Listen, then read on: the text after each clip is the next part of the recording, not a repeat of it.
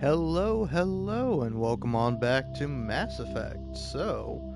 Uh, okay, yeah. Hold on, I'm having like a paranoid moment right now because last time I was playing Mass Effect, my internet cut out. I didn't go too far. Thankfully, my PlayStation was pretty on top of it and told me about a minute after I stopped live streaming that I was no longer live streaming, which I appreciate. But uh, I'm shocked. My internet isn't all that good. Whoa, this has never happened to me before in my entire life. But yeah. So anyway, I'm out here. As you can see, pretty much all of us have Phoenix armor. Even Tali can have Phoenix armor, but I've keeping her in this armor because I mean, you know, like it is very funny to have everybody matching with the Phoenix armor. But I do really like that armor for her. Black and red is just a classic color combination, and it's also really good. You know, I think for now I'll kind of stay on theme. Uh,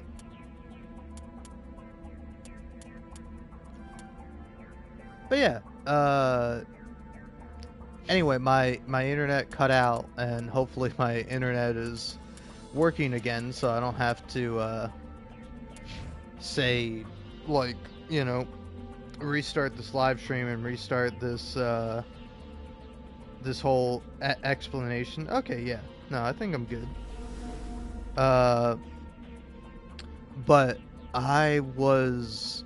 Oh yeah. So I was like, oh, okay, this kind of works out. I actually need to go do some yard work. I know a streamer doing yard work. Crazy.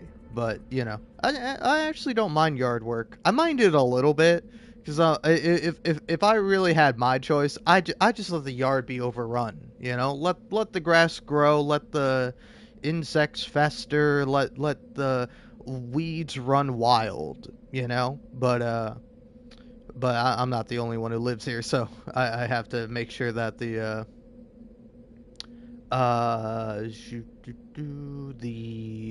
like that the yard's looking pretty decent, and I don't mind it because I don't mind like physical work. Like I like me some physical work. It's just when it's an overwhelming amount of physical work that I get like frustrated with it. Like I love being able to do something on my own time. Like if I was working like say like a landscaper job, I don't think I could do it. But like landscaping my own home, easy peasy. You know, I might get a little sweaty, might get a little tired, but it's like I can take a break for like 15 minutes and then go back out there if need be.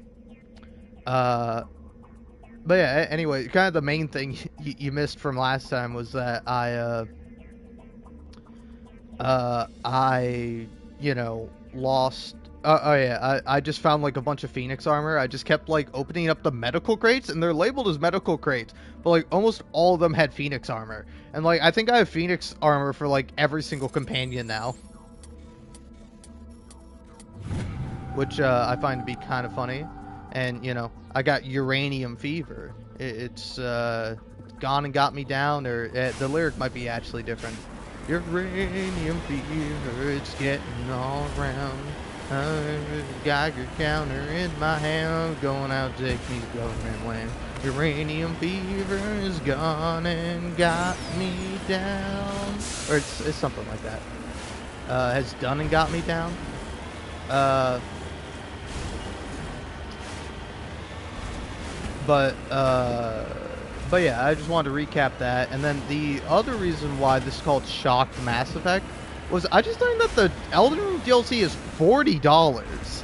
Like $30, I would have expected that, but $40? I mean, I like From Software. Bloodborne is one of my favorite games of all time, but $40 for a DLC?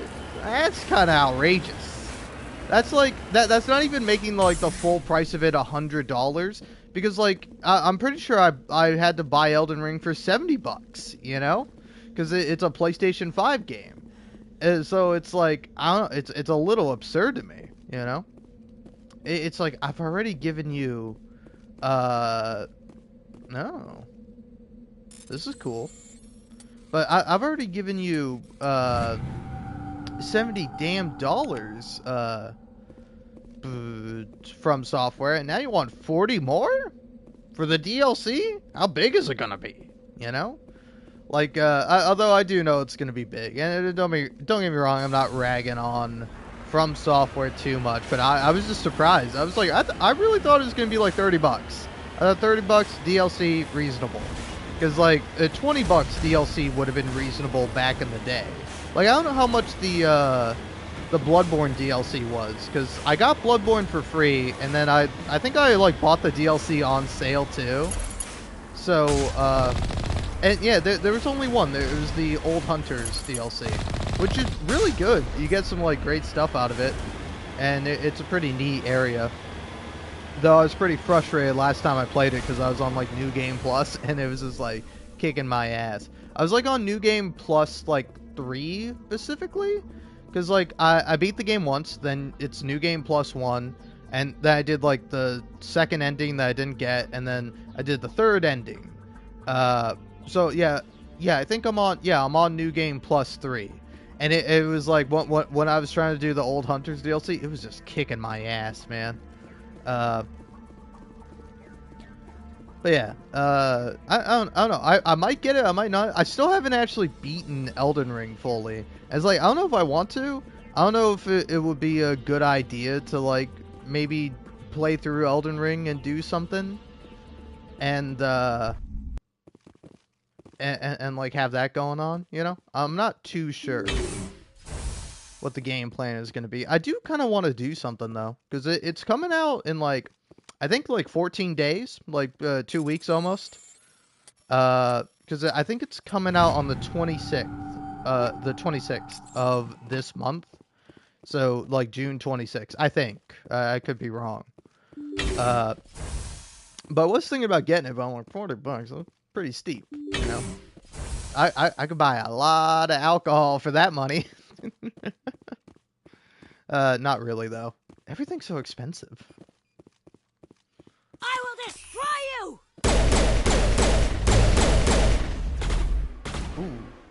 Ooh, they got me good. Help! They're getting me!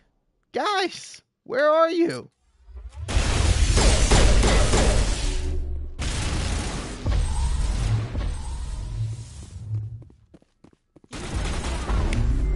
Alright, I'm gonna lift you up.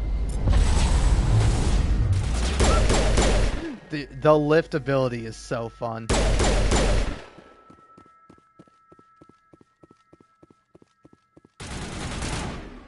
Alright. One last stop to make, Shepard. We owe Kahoku that much. Alright. All clear. Oh, damn. Ah.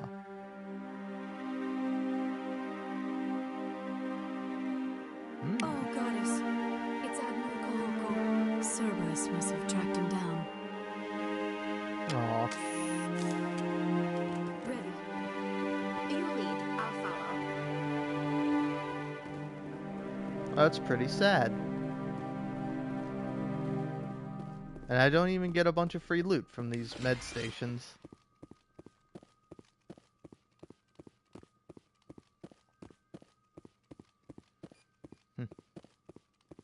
But yeah, I don't know, because I do have a playthrough that I did some live streaming of. I did some like video making of, and you know, it's like I don't know. I'm not too sure what I want to do. Either it'll be like it might be really funny to just sort of like pop back into Elden Ring and then like just pick up from where I left off. Because also I was like specifically making a thing of it to not use any guides. Like that I may have like looked up a guide here and there to like find out how to find a weapon. But like other than that, I did not look anything up for the game. But yeah. The last time I played Elden Ring was on stream 11 months ago. Yeah, June 25th. Oh, wow, really? Yeah, June 26th was the last time I played Elden Ring with Strange Hours Elden Ring. And Oh my god, so if I wait until the DLC comes out, it will have been like a full year before I would have actually played Elden Ring, you know? Cuz like yeah, I'm trying to see. Yeah, I did have a few Elden Ring videos here and there like 2 years ago, April 19th. And you got to keep in mind that's not when I recorded it, that was when I uploaded it. But yeah. Well, yeah, I have a whole bunch because I was like recording my Elden Ring footage. Like, if you go back far enough on my channel, yeah, I have like a bunch of like, just like Elden Ring edited gameplay, and it's like Elden Ring, a careful beginning. Well, I got a decent amount of likes on that. Yeah, I think kind of like one of my first videos to even go like a little viral, which is not much. It was like March 6th, 2022. Man, I was 21, freshly 21 back then. I'm 23 now. But yeah, honestly, I still really like this video. This video is really great, and I'm surprised it's fully monetized because I'm just fucking swearing about this stupid stone cat dog demon thing. I'm fighting like the very first like watchdog boss, and I'm just having a fun time with it, you know. Hold on, I want to open up that video. Oh, I wanna rewatch it again. Also, I feel like I shouldn't get ads on my own video. I know I'm monetized now, but don't show me ads.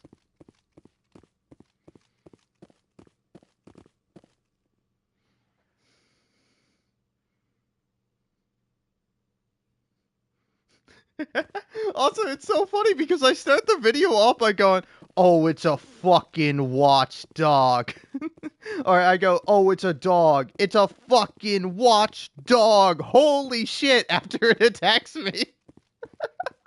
I'm just swearing up a storm, like immediately.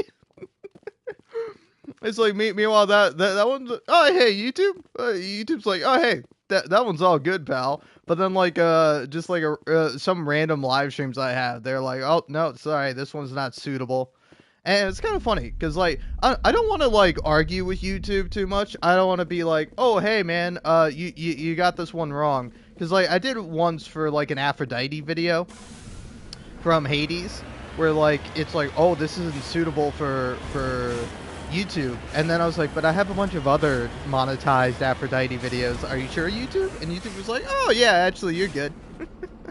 So I was surprised. So I it's like I'm currently 1 for 1 of getting like my videos like back to the green dollar rather than the yellow dollar, so I don't want to risk it. I don't want to be like hey could you make this video monetizable, but like some of them aren't worth it. Like my live stream, like this is why I'm fucking swearing every other fucking word on my live stream, because like it doesn't matter. You know like I don't give a shit about my live stream because on YouTube, in order to get like any kind of money at all, which if you get like 1,000 views you'll get like 16 cents, it's not a lot of money. Don't try to become a YouTuber. You can't, unless you're going viral, you can't make it a profitable job.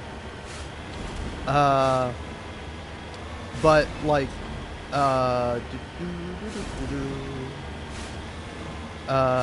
oh yeah, it's like it's not worth it at all for my live streams to be monetized, because like YouTube already like barely recommends live streams, and then also my live streams kind of suck, you know, like some of them are better than others. Like they're like I would really like at some point if either I or like like somebody else, either for fun or for me if I'm like paying them or something, would like go through some of my live streams and then like take highlights from them, because like I think that would be a lot of fun to see, you know.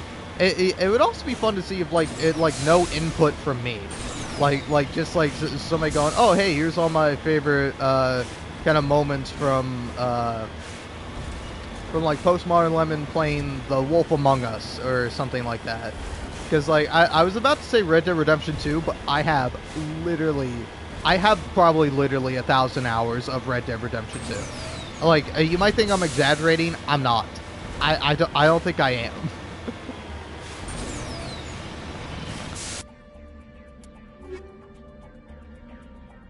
fuck?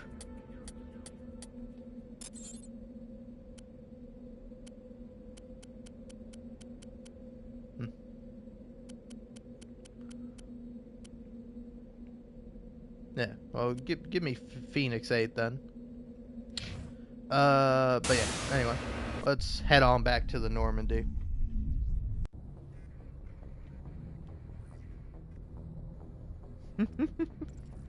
I don't know, maybe I just got around YouTube censors because instead of saying fuck like I normally do, I'm like, it's a fucking dog, man. This thing is clearly, or it's clearly not a fucking dog, it's clearly a fucking cat, man.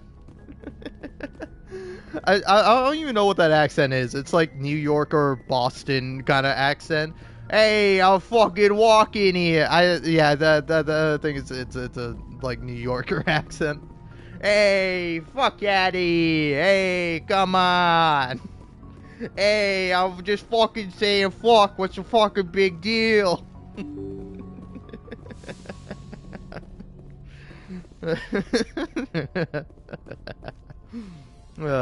And you see, this right here is exactly why I live stream. I live stream for me. Alright, I live stream to make myself laugh. Because, like, it is both, like, a good and bad thing that I didn't live stream when I was younger. Because I'm sure I would have been really cringe and probably been really stupid.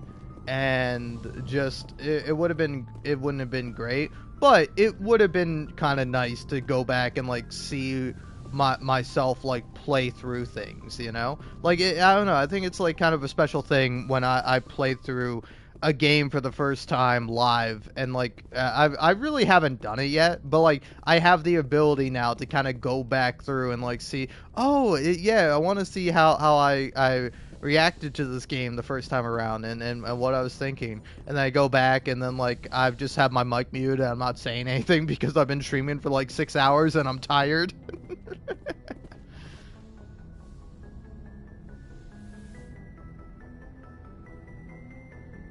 I get the feeling you want to ask me something, Commander. Nothing important.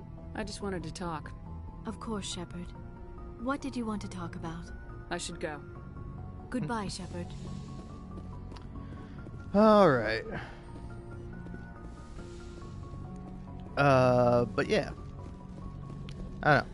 I'm in a interesting mood.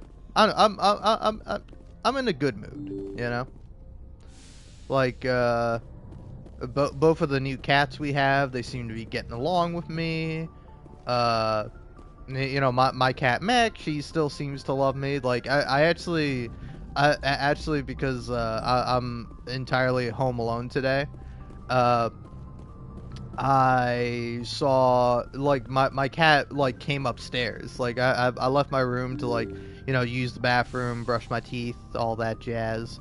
Because I'd like just woken up, and then like I saw Mac like hanging out at the top of the stairs, and I'm like, oh, hi Mac, you know.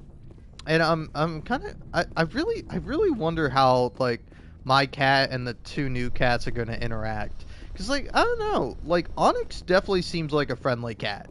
Pearl not so much, but who knows? Maybe Pearl will get along with Mac because they're both girls, or maybe they'll try to murder each other. I don't know. I'm not too sure. And then also I'm really curious to see how Onyx is with my dog Kip. Because, like, Kip is like a terrier Arendelle mix or something like that. He's like a pretty sizable dog, but he acts like a terrier. Like, he definitely comes from like a hunting dog. Because, like, anytime he sees anything, he wants to go after it. And he's very much similar in that way to my cat. But, like, inside, because he knows he can't really mess with my cat, like, the worst he'll do is he'll kind of, like, paw at her. Not, like, scratching her or trying to hurt her, but just, like, trying to kind of play with her. And then she'll, like, hiss at him and, like, and scratch his and, like, kind of bat at his nose, you know? I don't think she ever scratches him. But she kind of like, hey, leave me alone, mister, you know? So it's like, they have a very interesting relationship, and, like, it's so funny too because it's like it's like he is the personification of like those who are suspicious are usually guilty themselves. Because, like, every time my cat Mac goes near his food bowl, he's like, "Oh no, this is my food. You can't have this food." But then if like he can, uh, he will definitely go and eat Mac's food. You know, like he'll eat Mac's food without thinking about it. But like, his own food, oh, he's got to watch that with sharp eyes. And it's like, Kip, Mac doesn't give a fuck about your food. And it's kind of funny because it actually happened yesterday. Like, we were kind of having dinner, and like Mac was still upstairs in my room, and like I was like grabbing something out of the fridge, and then like my mom heard Kip like going for Mac's food bowl, and she like yelled at Kip, and it was right in my ear, man. It sucked. I was like, I appreciate it, Mom, with me. Next time you could not yell in my fucking ear. It really hurt. And it's funny, too, because, like, I don't know. Like, my dog, he barks a lot. And, like, occasionally I'll get tired of it. So I'll be like, Kip, enough. Like, I'll kind of give him, like a yell. And he'll, like, immediately, like, stop. But, like, I feel, like, less comfortable doing that around my parents. Like, if Kip's barking, my parents sometimes just let him do it for a little bit to get it out of his system, I guess, or hopefully whatever he's barking at just goes away. But, like, if he's, like, barking for, like, more than, like, 5 or even, like, 3 minutes. 3 minutes if I'm, like... 2 or 3 minutes if I'm downstairs and he's just constantly barking as loud as he can, I'm like, Kip, enough. Versus like if I'm upstairs and I hear him barking for I won't let him go over 5 minutes. Like 5 minutes is like, okay, you've done enough barking, buddy. I'll just go downstairs and I'll be like, Kip, enough. And he'll do the sad dog thing of like, oh, I'm sorry. And it's like, dog, I love you, but you gotta shut the fuck up, okay? It's fine. I don't care that there's a cat in our driveway. I don't care if there's a little bunny going around. I don't care. I don't care that there's a car at the end of our street, not even in our driveway.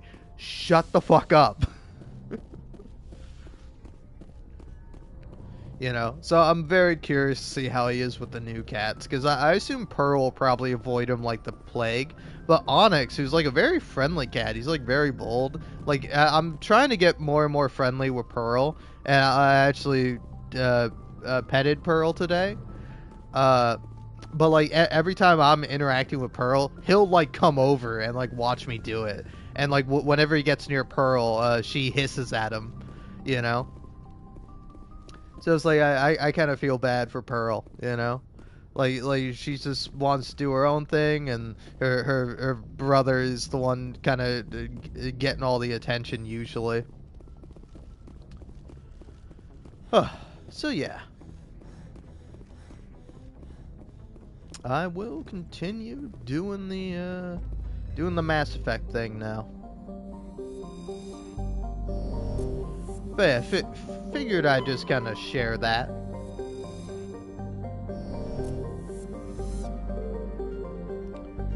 Cause like, yeah, I don't know. I'm hoping he's gonna be like okay with him. I'm even kind of hoping that like he'll end up being like friendly with Onyx. Cause like Mac very much wants like nothing to do with Kip. Like she'll kind of tolerate his presence every now and then, but like for the most part. Okay. So this is a new area. Good to know. Because I wasn't too sure. I was like, have I been down on this planet already? I mean, I already have, because they reuse the same environments and everything from planet to planet.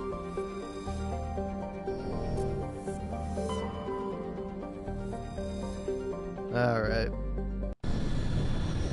Take me down, baby. Of course, I'm gonna bring along my gals.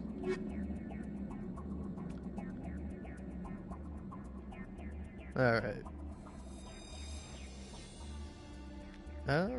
Okay, yeah. That sounds alright. Do I sound too loud? I don't know. Let's see when I travel to another system. Okay, yeah, I think I sound good. I think I'm at a good level.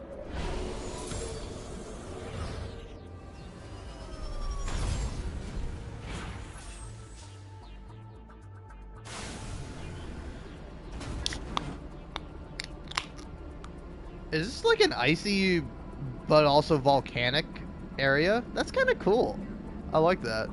I don't know. Maybe I just like misread something when I was like kind of skimming through the description of the planet, but I thought it was gonna be like another lava planet.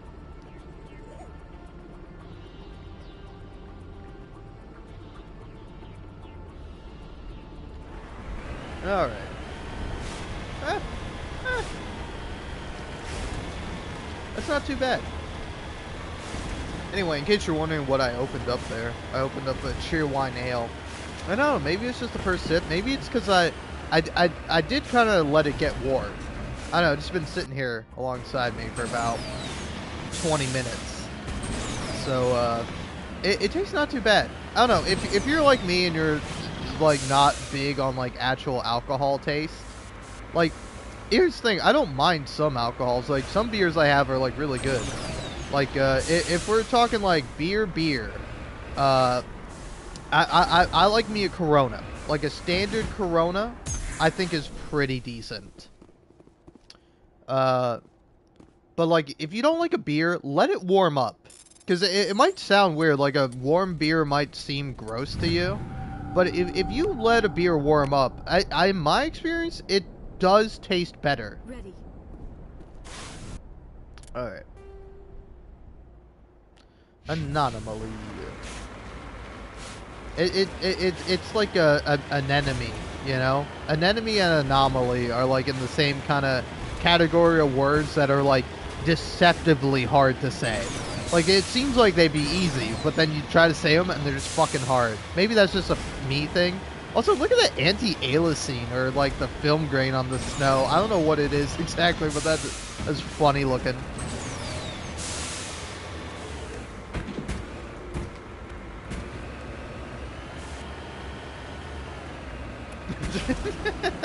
Nice.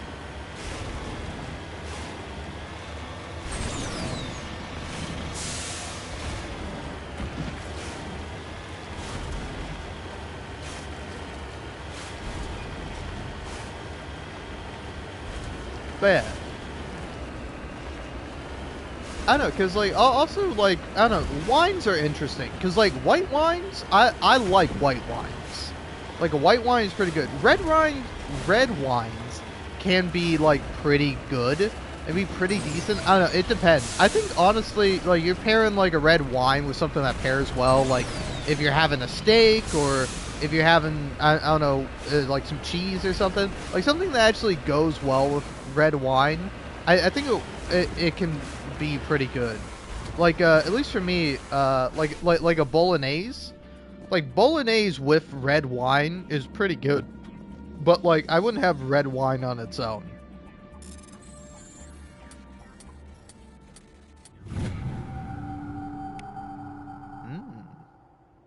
Ah.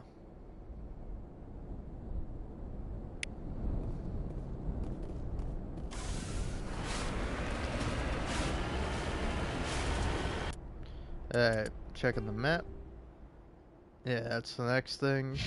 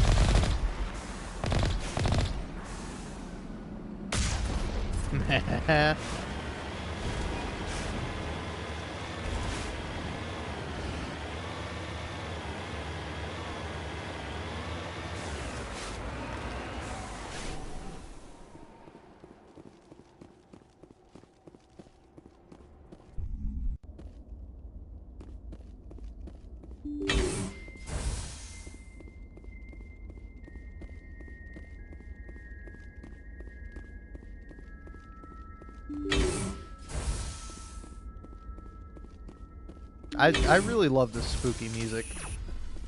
I'm on it. Oh, are you?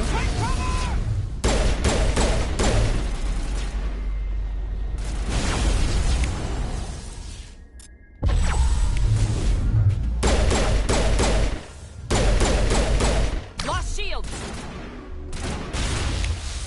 Dramatic.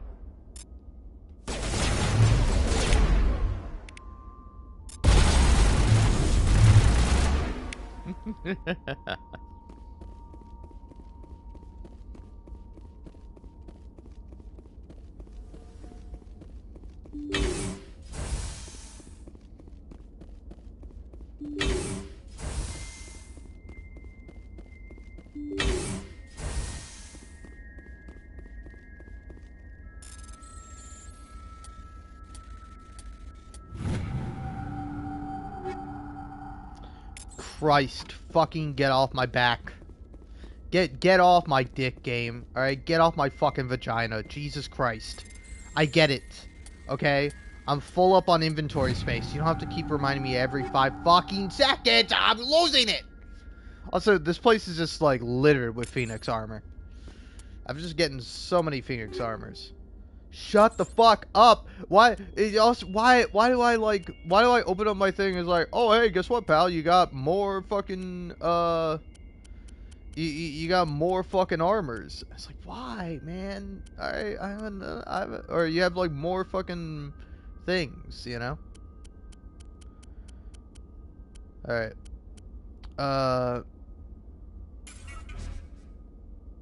Yeah, okay.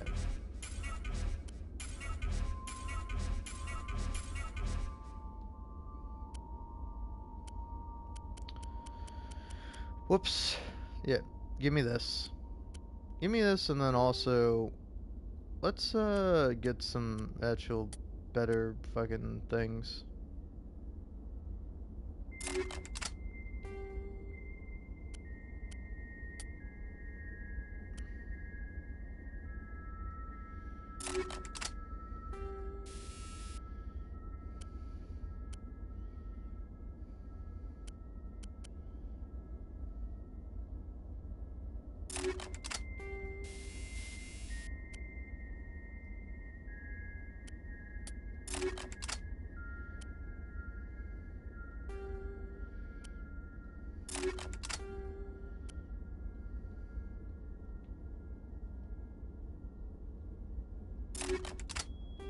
God damn it.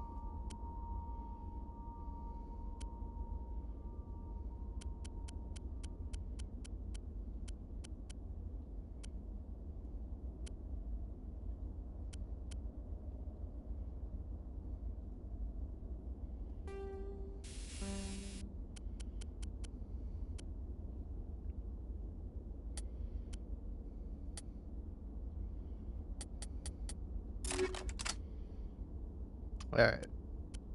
Honestly, I fucking hate shit like this. I hate when there's like, you know, a million billion different fucking things in your inventory to worry about. Like, I just want to worry about nothing, man. Can we bring back having fun? I want to go back to having fun. Oh my god, this is a fucking nightmare.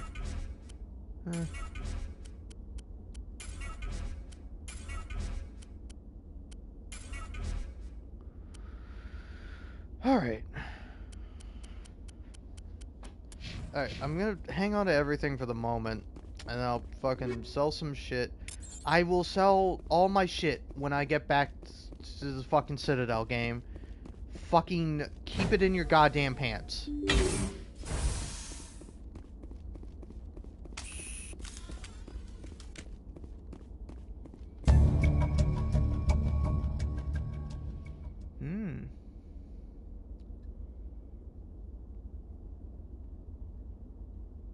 Ooh. Damn.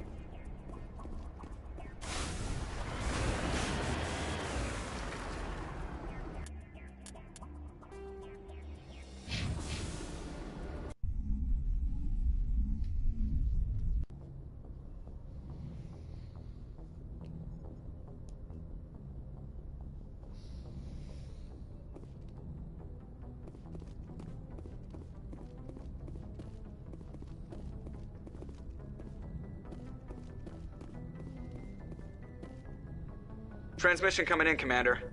I think you're gonna want to hear this one. Alright. Greetings, Commander Shepard. I represent a party interested in obtaining information on Cerberus activities. Who are you, and who do you represent? Who I am is inconsequential. Suffice to say, I am an agent for the Shadow Broker. You see, Admiral Kahoku contacted my employer looking for information on the location of any Cerberus facilities. We provided that information on the promise that he would turn over copies of all files gathered from the Cerberus systems to us. Did you have anything to do with Admiral Kahoku ending up dead? We had no reason to harm him. He was going to provide us with information about Cerberus. Information that is now in your possession. You must have some connection to Cerberus. How else could you tell Kahoku where to find them? Information is our business, Commander. Through our contacts, we were able to determine that the Cerberus group was active in the Voyager cluster. Unfortunately, that was all we were able to find out. That is why we are so interested in acquiring copies of the files from you. Yeah, real question. Why do you know that I got the files? Like, what? How do you know? These are classified Alliance files. I'm not handing them over to you. Be reasonable, Commander. Cerberus was operating outside Alliance jurisdiction. You don't owe them any loyalty. The Alliance is just going to file this information away in some archive. But no secret stays hidden forever. Eventually, someone somewhere will deliver it into our hands. Might as well be you. Transmit the files to us and you will be well compensated. What are you gonna do with this information? Information is a commodity. It can be bought, sold, or traded. Why my employer desires this information is not my concern.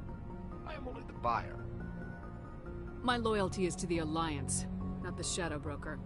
That is unfortunate, Commander. My employer will remember this the next time you need something from us.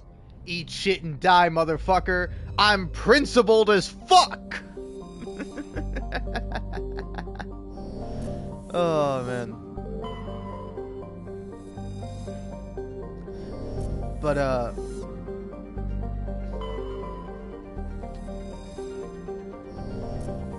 yeah, no, it's, oh, yeah, exit for the moment. Because, yeah, hold on, let's check my stats. Yeah, look at that. I'm almost there to maximum Paragon. Cause yeah, I want to check that trophy I just got. Whoops. Oh. Okay. Oof. Panic. For a second there, my controller wasn't responding. But yeah, okay. Mass Effect 1, accumulate 75% of total possible Paragon or Renegade points. That's cool, man. Okay, something is going on with my PlayStation right now. Am I live streaming?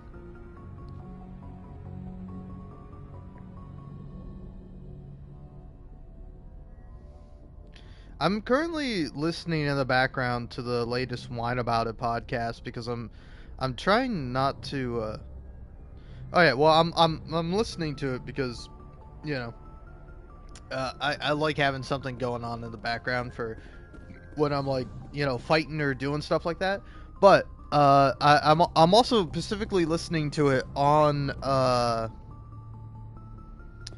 like cellular data because I don't want my phone internet usage to be affecting my my PlayStation internet usage, and it seems it was all for naught. Because like I don't know what's happening with my PlayStation right now, but like the trophies. Okay, yeah. I don't know. When I'm trying to check the trophies on this game, it's not having a good time with it.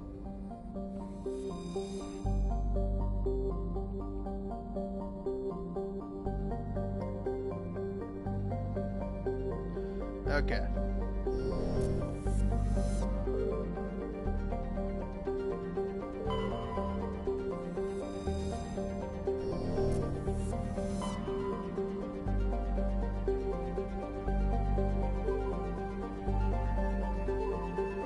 Okay, yeah, I think I've been to Amazon before.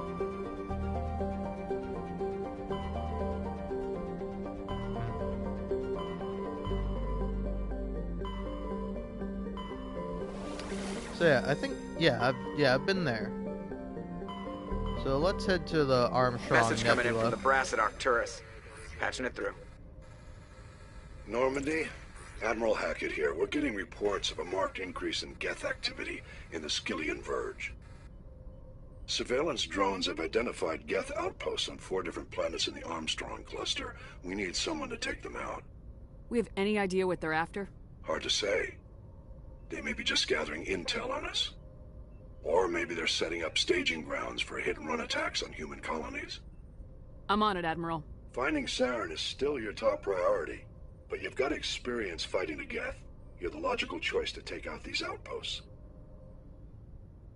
We're transmitting all the locations of known Geth outposts in the Armstrong cluster to the Normandy now. Admiral Hackett out.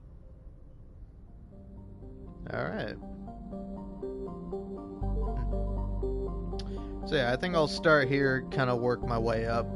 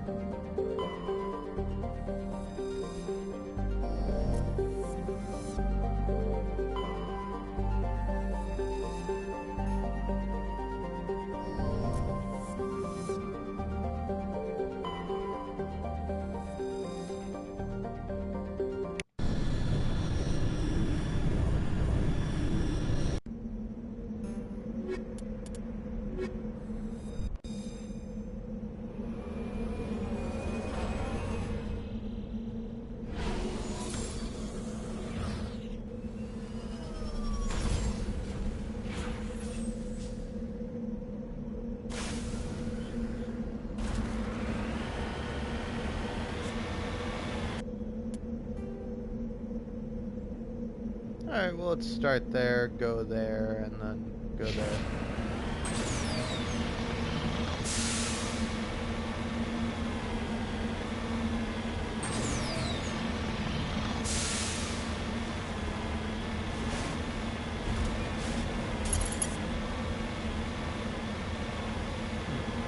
I wonder what that is. 'Cause that definitely looks like something. Yeah, it's probably that.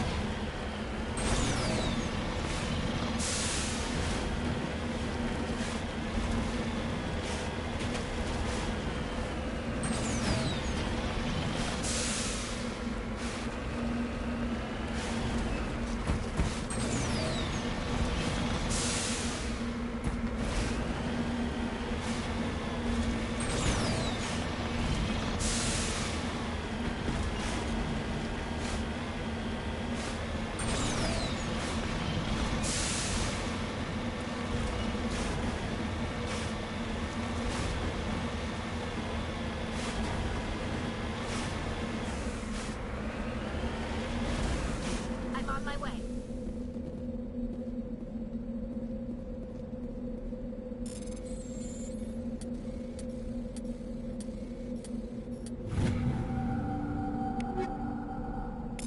Fuck! Fuck! I should've gone to the fucking Citadel! Damn it! Fuck! I'm fucking, oh wait. Okay. Once I'm done with this, I'm gonna go talk to my requisitions officer and I'm just gonna sell him a bunch of shit. Ugh, fuck. I'm fucking losing it with this game, man.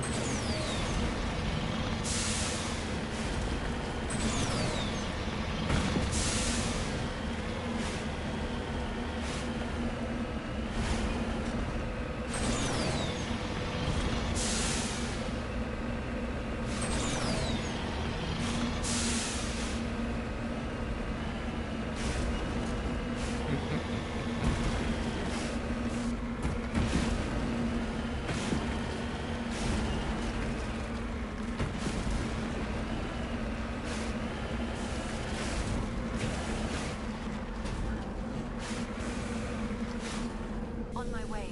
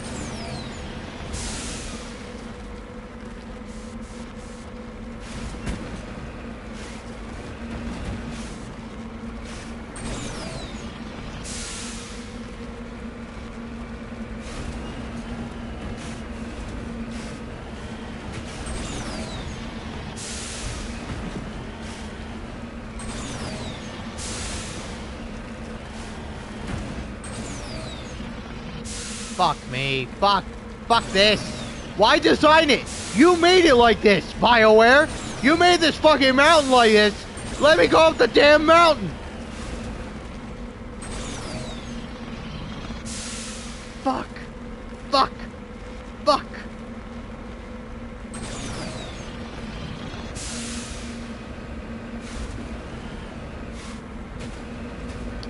Also, by the way, Wine About It is an interesting podcast for me to listen to, because if you don't know, it's with Cutie Cinderella and Maya Higa, Cover me. I believe. Or Maya Alvarez? I don't know, she runs like Alvarez Sanctuary, like she does a lot of stuff with animals, and she has like her sanctuary, and like it's really neat. But yeah, it's just it's Cutie and Maya, and they're both like really interesting. And but like almost every podcast I listen to of mine, I'm like, thank God, like thank the non-existent God, thank like my certain genetic code or whatever, like. You know, shout out to my dad. The only good thing he ever did for me was giving me a Y chromosome, because god damn, I would not want to be a girl.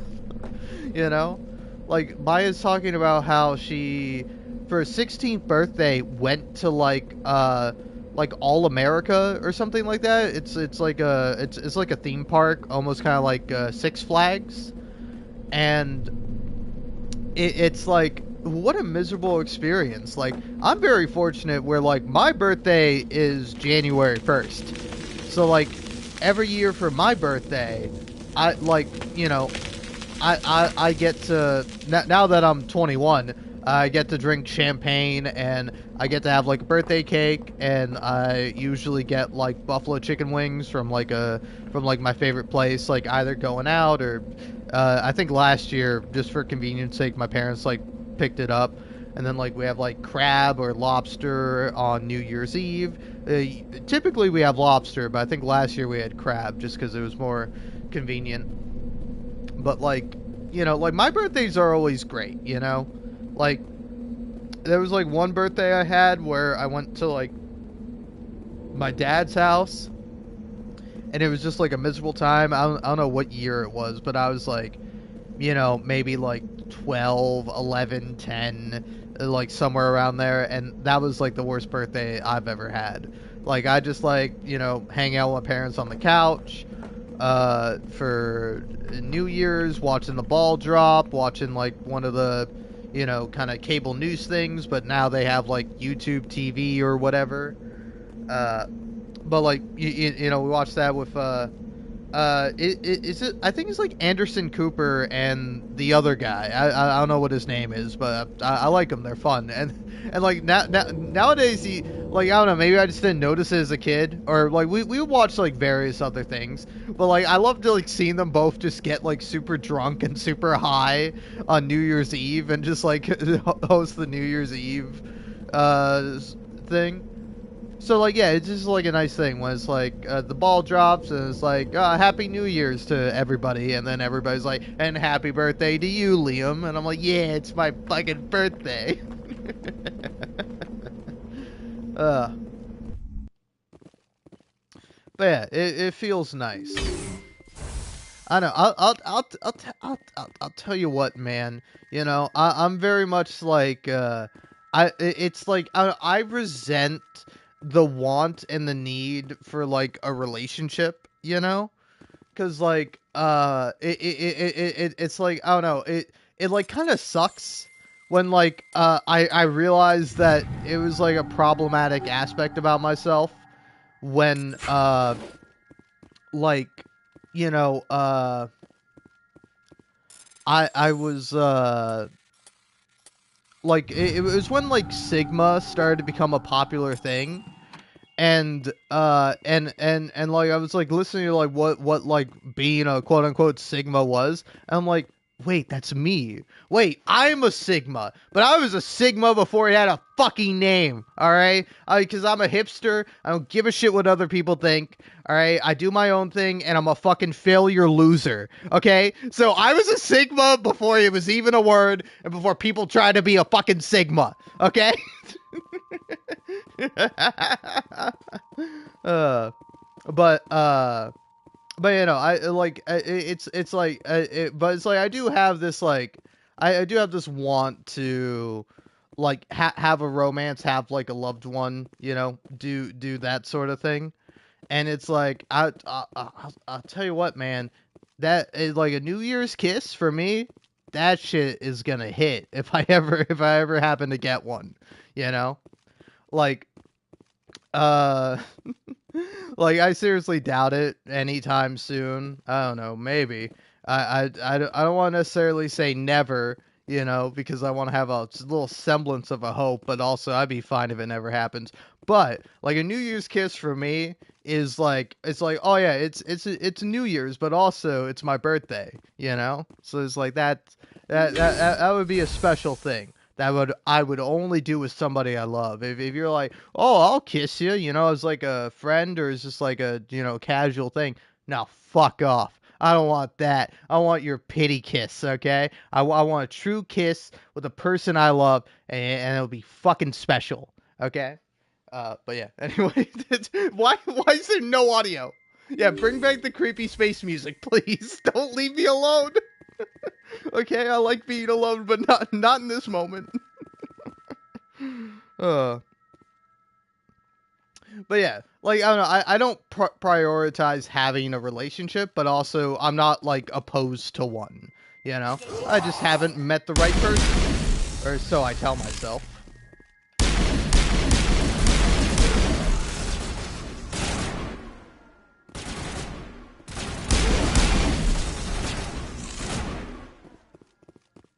Because, like, I mean, also the thing is, I seriously doubt that this would happen, but I have yet to kiss somebody.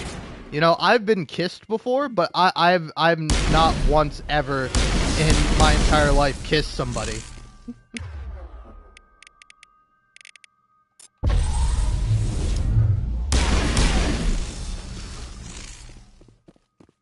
But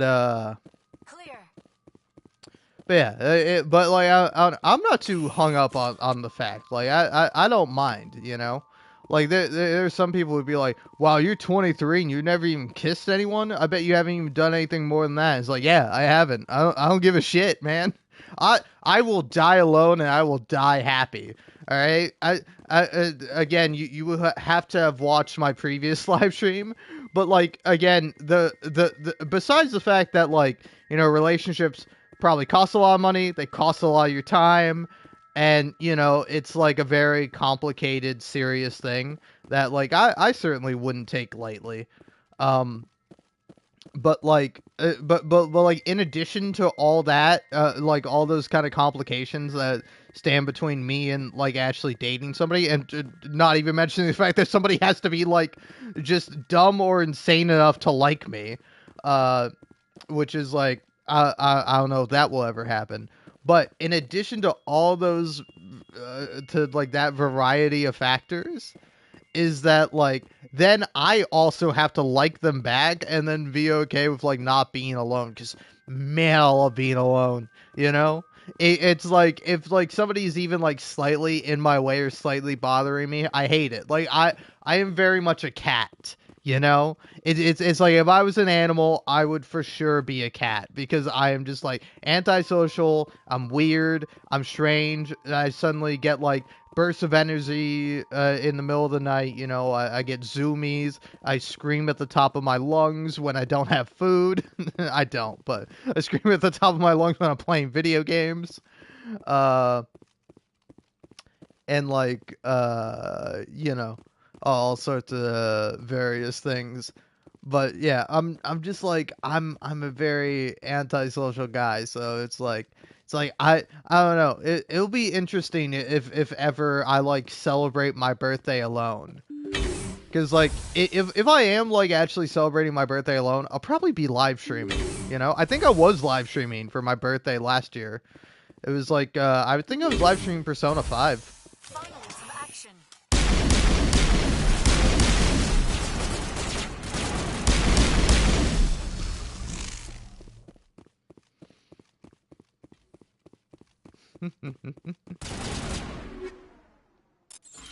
God, shut the fuck up, game.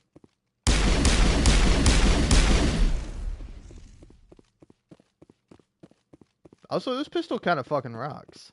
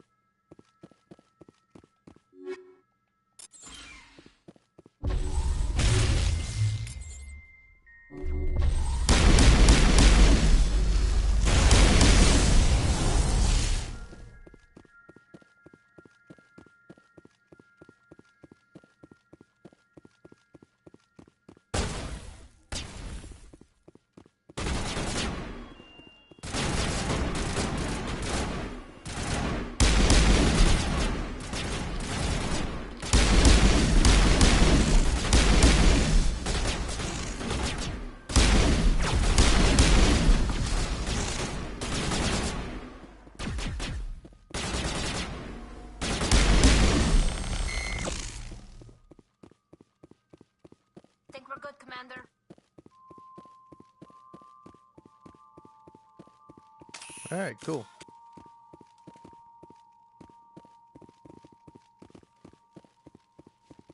So I don't know if there's actually anything for me to grab. Whew.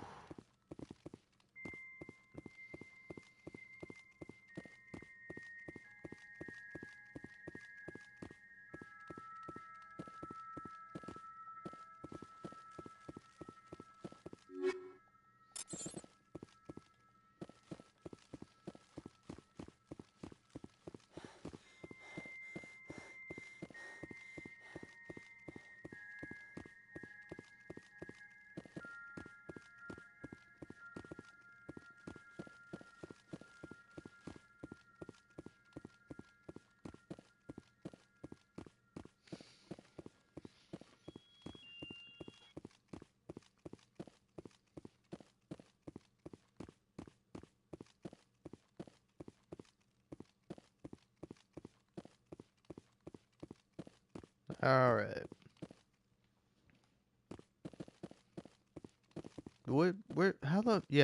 How the fuck am I gonna get out of here?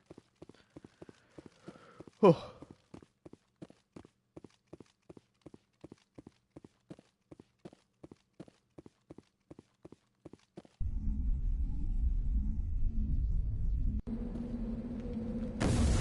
Oh shit.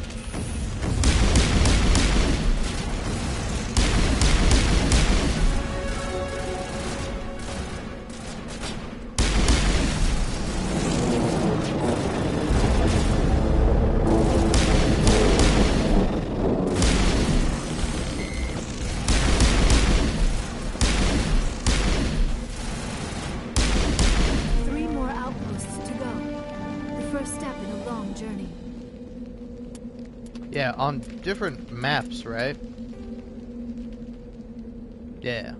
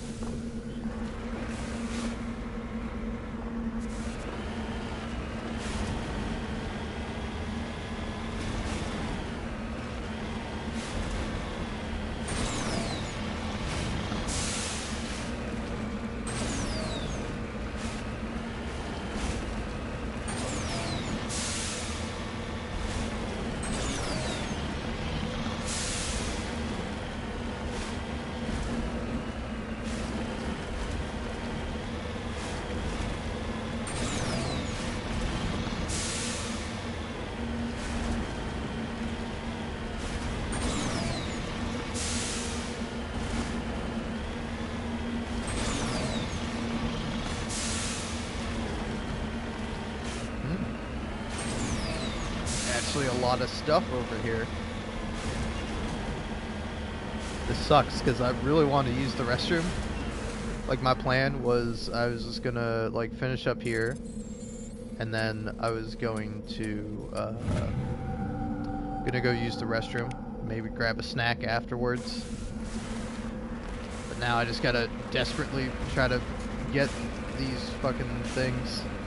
Also, this thing should go as fast backwards as it does forwards. It doesn't make a lick of damn sense.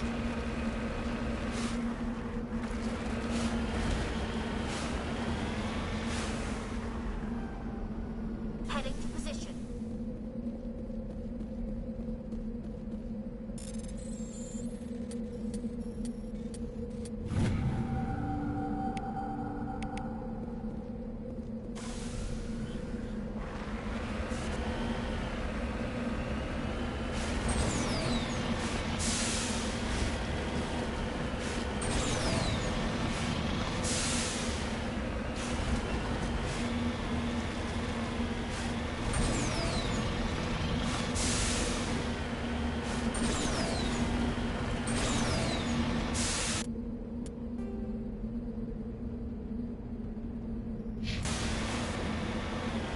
I saw another thing.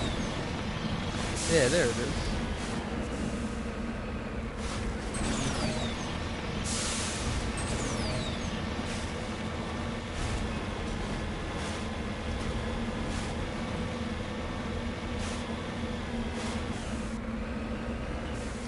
Securing point. God, Jesus, game. Alright, cool. All targets eliminated. Cool. Let's just get the fuck out of here.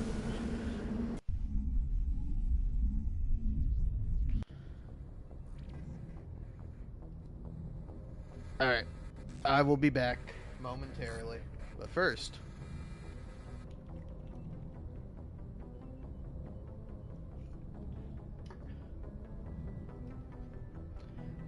Huh. I don't know if it was just that one, but I really didn't like that. I'm drinking the Cheerwine Ale. I first opened it on previous Mass Effect live stream, and I didn't like it. But that one was much better. And I don't know, just because I let it warm up, but pretty good. Alright, anyway, I'll be back.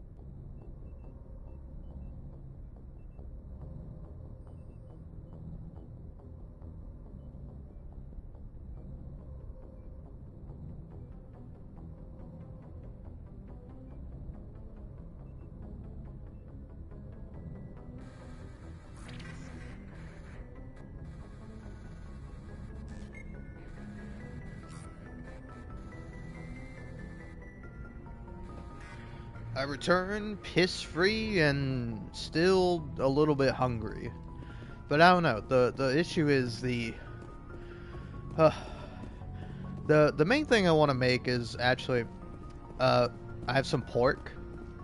Not like pulled pork. It's like classic kind of cut up pork. And I want to make a pork sandwich, but I feel like it would take too long to make, so I'll just wait until I'm done live streaming. And sorry, I am simultaneously both out of breath, and then I had the last little bit beer that was stuck at the bottom of the Cheerwine ale I was drinking. But yeah, I don't know. I just want to shout out specifically this content creator I really like on TikTok, Amber Flannery, Flannery Field, because she has a really interesting video that I think she like just posted. Yeah, it was like probably like 4 hours ago. Talking about like specifically lesbian bars, and like I do find that to be kind of interesting.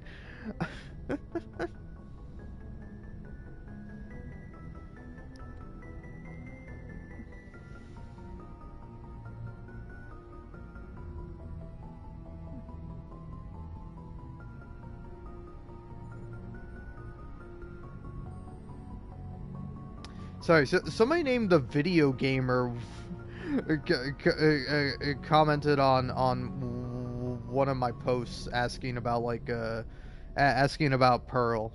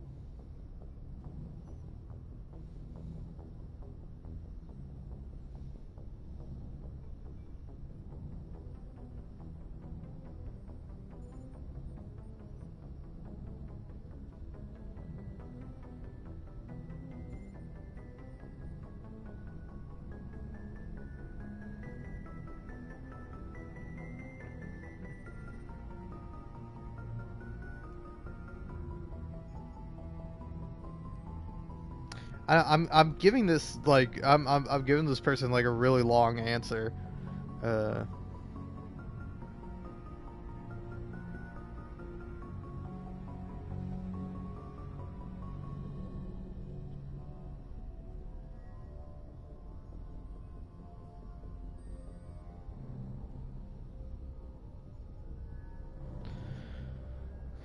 But yeah. Anyway, I really like Amber. Her videos are always like really interesting, and I don't know. I was surprised to see one of her videos because I saw like kind of open parenthesis on her name, like I'm back. So she's been gone for TikTok for a while, and to be fair, so have I.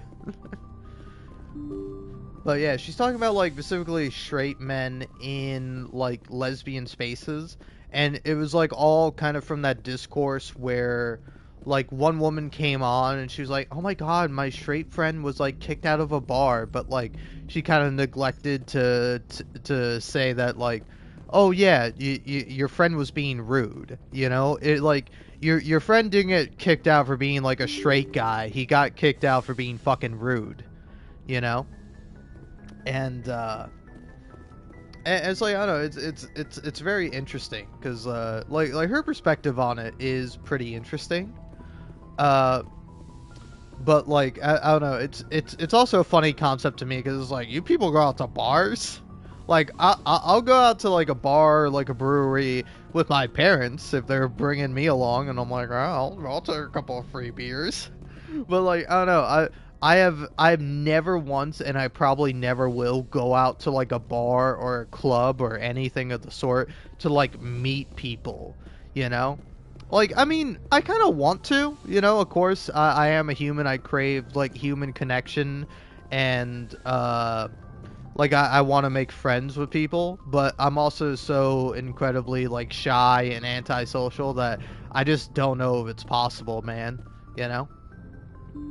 Because, like, some people are friendly, but I'm also very distrustful of, like, friendly people. I remember one time when I was working as a delivery driver, like, there were, like, these guys who, like, I think I ended up at their building by accident. Like, well, one of them was kind of, like, looking at me through the window, and he saw I was kind of, like, looking around confused. And then I was like, oh, yeah, hey, man, I'm trying to find, like, this place because I'm delivering food here. And he's like, oh, yeah, you're going to want to go over there. And I'm like, oh, cool, thanks, man. And so I like, deliver the food. I come back, and, like, as I'm coming back, he, like, sees me again. He's like, hey, man, you want to come inside? You want to smoke some weed? And I'm like, I'm working right now. But sure. And so I forget if it was just him or it was, like, him and his girlfriend. And he was just talking about his girlfriend a lot. I don't remember his girlfriend at all, but she might have been there. But, like, it kind of like something was like, oh, yeah, me and my girlfriend are, like, new to this area, and, you know, we're looking for friends. I'm like, oh, yeah, that's cool, man, but, hey, I gotta go. Thanks for the free weed, though. And I just fucking left. Because, like, I didn't trust this guy. I was even uncomfortable kind of, like, smoking weed, but, you know, as a... you know, like, nondescript age teenager, I'm not gonna be turning down for free weed because, you know, you do that shit and it's like, wow, this is pretty great. I'm kind of addicted to this now, you know? It's not a very proud period of my life, but, you know. Like, I don't know, I very much, like, again, I don't want to, like, extol the virtues of vaping, but, like, I don't know, because I can, like, vape THC, and like it's like I do it less almost. Like, I don't know, I think it's part of like getting older and getting better and like actually having like some passion and being able to like focus on something that I want to do, in this case live streaming Mass Effect, but also like editing videos and doing stuff like that where it's like better done when I'm not high. It's not like it's impossible for me to edit videos while I'm high, but like I would prefer not to, you know? And like I'm fine being sober, you know, like pretty much at any time I've done psychedelics, at some point during that trip, I'm like, I gotta quit doing drugs. Like I always have that conclusion, like no matter what. At one point, I'm like, I gotta quit doing drugs, no more drugs, you know. And now it's kind of funny because I am partaking of a little bit of alcohol, but you know. There's a difference between like my mental addiction to weed and like just I like drinking every now and then, you know.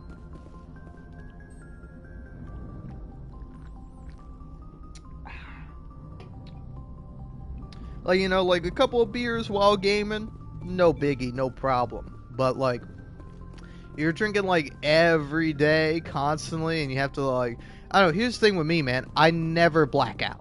I've never blacked out. I never want to black out. Like, if I drink too much alcohol, I get sick and I'm throwing up, you know? So I always limit myself in that case. And, like, that's the funny thing with weed, is you can never overdose on it. So it can be, like, a deceptively kind of dangerous thing. Because you can't get physically addicted to weed. Like, it might seem like you are. And, like, I have, like, quit weed before. And usually it takes like a week of like an adjusting period where it's like, oh man, I'm fucking miserable, I fucking hate life, this all sucks, but like I kind of call it the hump. Once you get over the hump, you're fine, you know. And it's like a very similar thing, well, and no, it's sort of similar with nicotine. Like nicotine, it's like you are constantly craving that, and at least me, I'm very much more prone to anger. Like, I remember my mom, when she was quitting cigarettes, like, she scared the shit out of me, because, like, I'm just, like, a kid, and it's like, I don't know why my mom's so irritated all the time, and it's because she was quitting cigarettes, you know? And, Well, you know, it wasn't like all the time, but it was like when she was quitting cigarettes, it's like she was very volatile, very like prone to anger. She never did anything bad, you know. It's not like she hit me or my sister during this time, I don't think. But like I remember like one morning we were like running a little bit late, like no more than usual, kind of getting ready for school, and she like screamed at us, and then like I was at the point where I was like sitting in the front seat. And then like I ended up like sitting in the back seat, you know, because I was old enough to sit in the front seat with like next to my mom, because like my mom would carpool us and like to drop us off at school. You know, well like you know, she would go in the carpool lane and drop us off there for school, and I like sat in the back, and then she like started laughing about it, and like, you know, I think it was like half kind of a coping mechanism, but like as a kid, that was fucking terrifying to have your mom go from like screaming at you to the point where it's like, I don't feel comfortable sitting next to you, to now she's like laughing about it in the car. It was fucking scary, man. But you know, it's like it was fine, and now like with my brief kind of dalliances with nicotine, I get what my mom was going through. I mean, not as bad or extreme, because you know, she smoked cigarettes, and she smoked cigarettes like most of her life. You know, it was like a big thing for her when she was starting to quit. You know, and I was like, wow, that was pretty amazing, because like, I don't know, my stepdad is very much different when it comes to cigarettes. Like he doesn't like them. He doesn't like the smell. His mom used to smoke a lot when when you know, he was a kid and growing up. So he was like, I'm never doing cigarettes. You know, he kind of had his own feelings about it.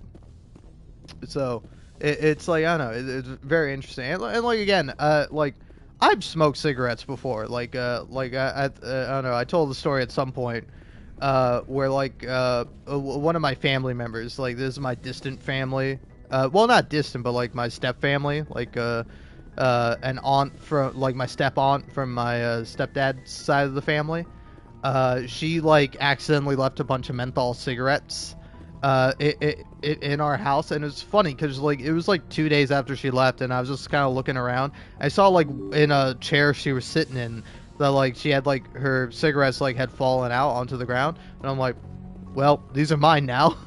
And I would just like smoke them whenever I got drunk, because again, not an endorsement, but cigarettes hit pretty good when you're drunk.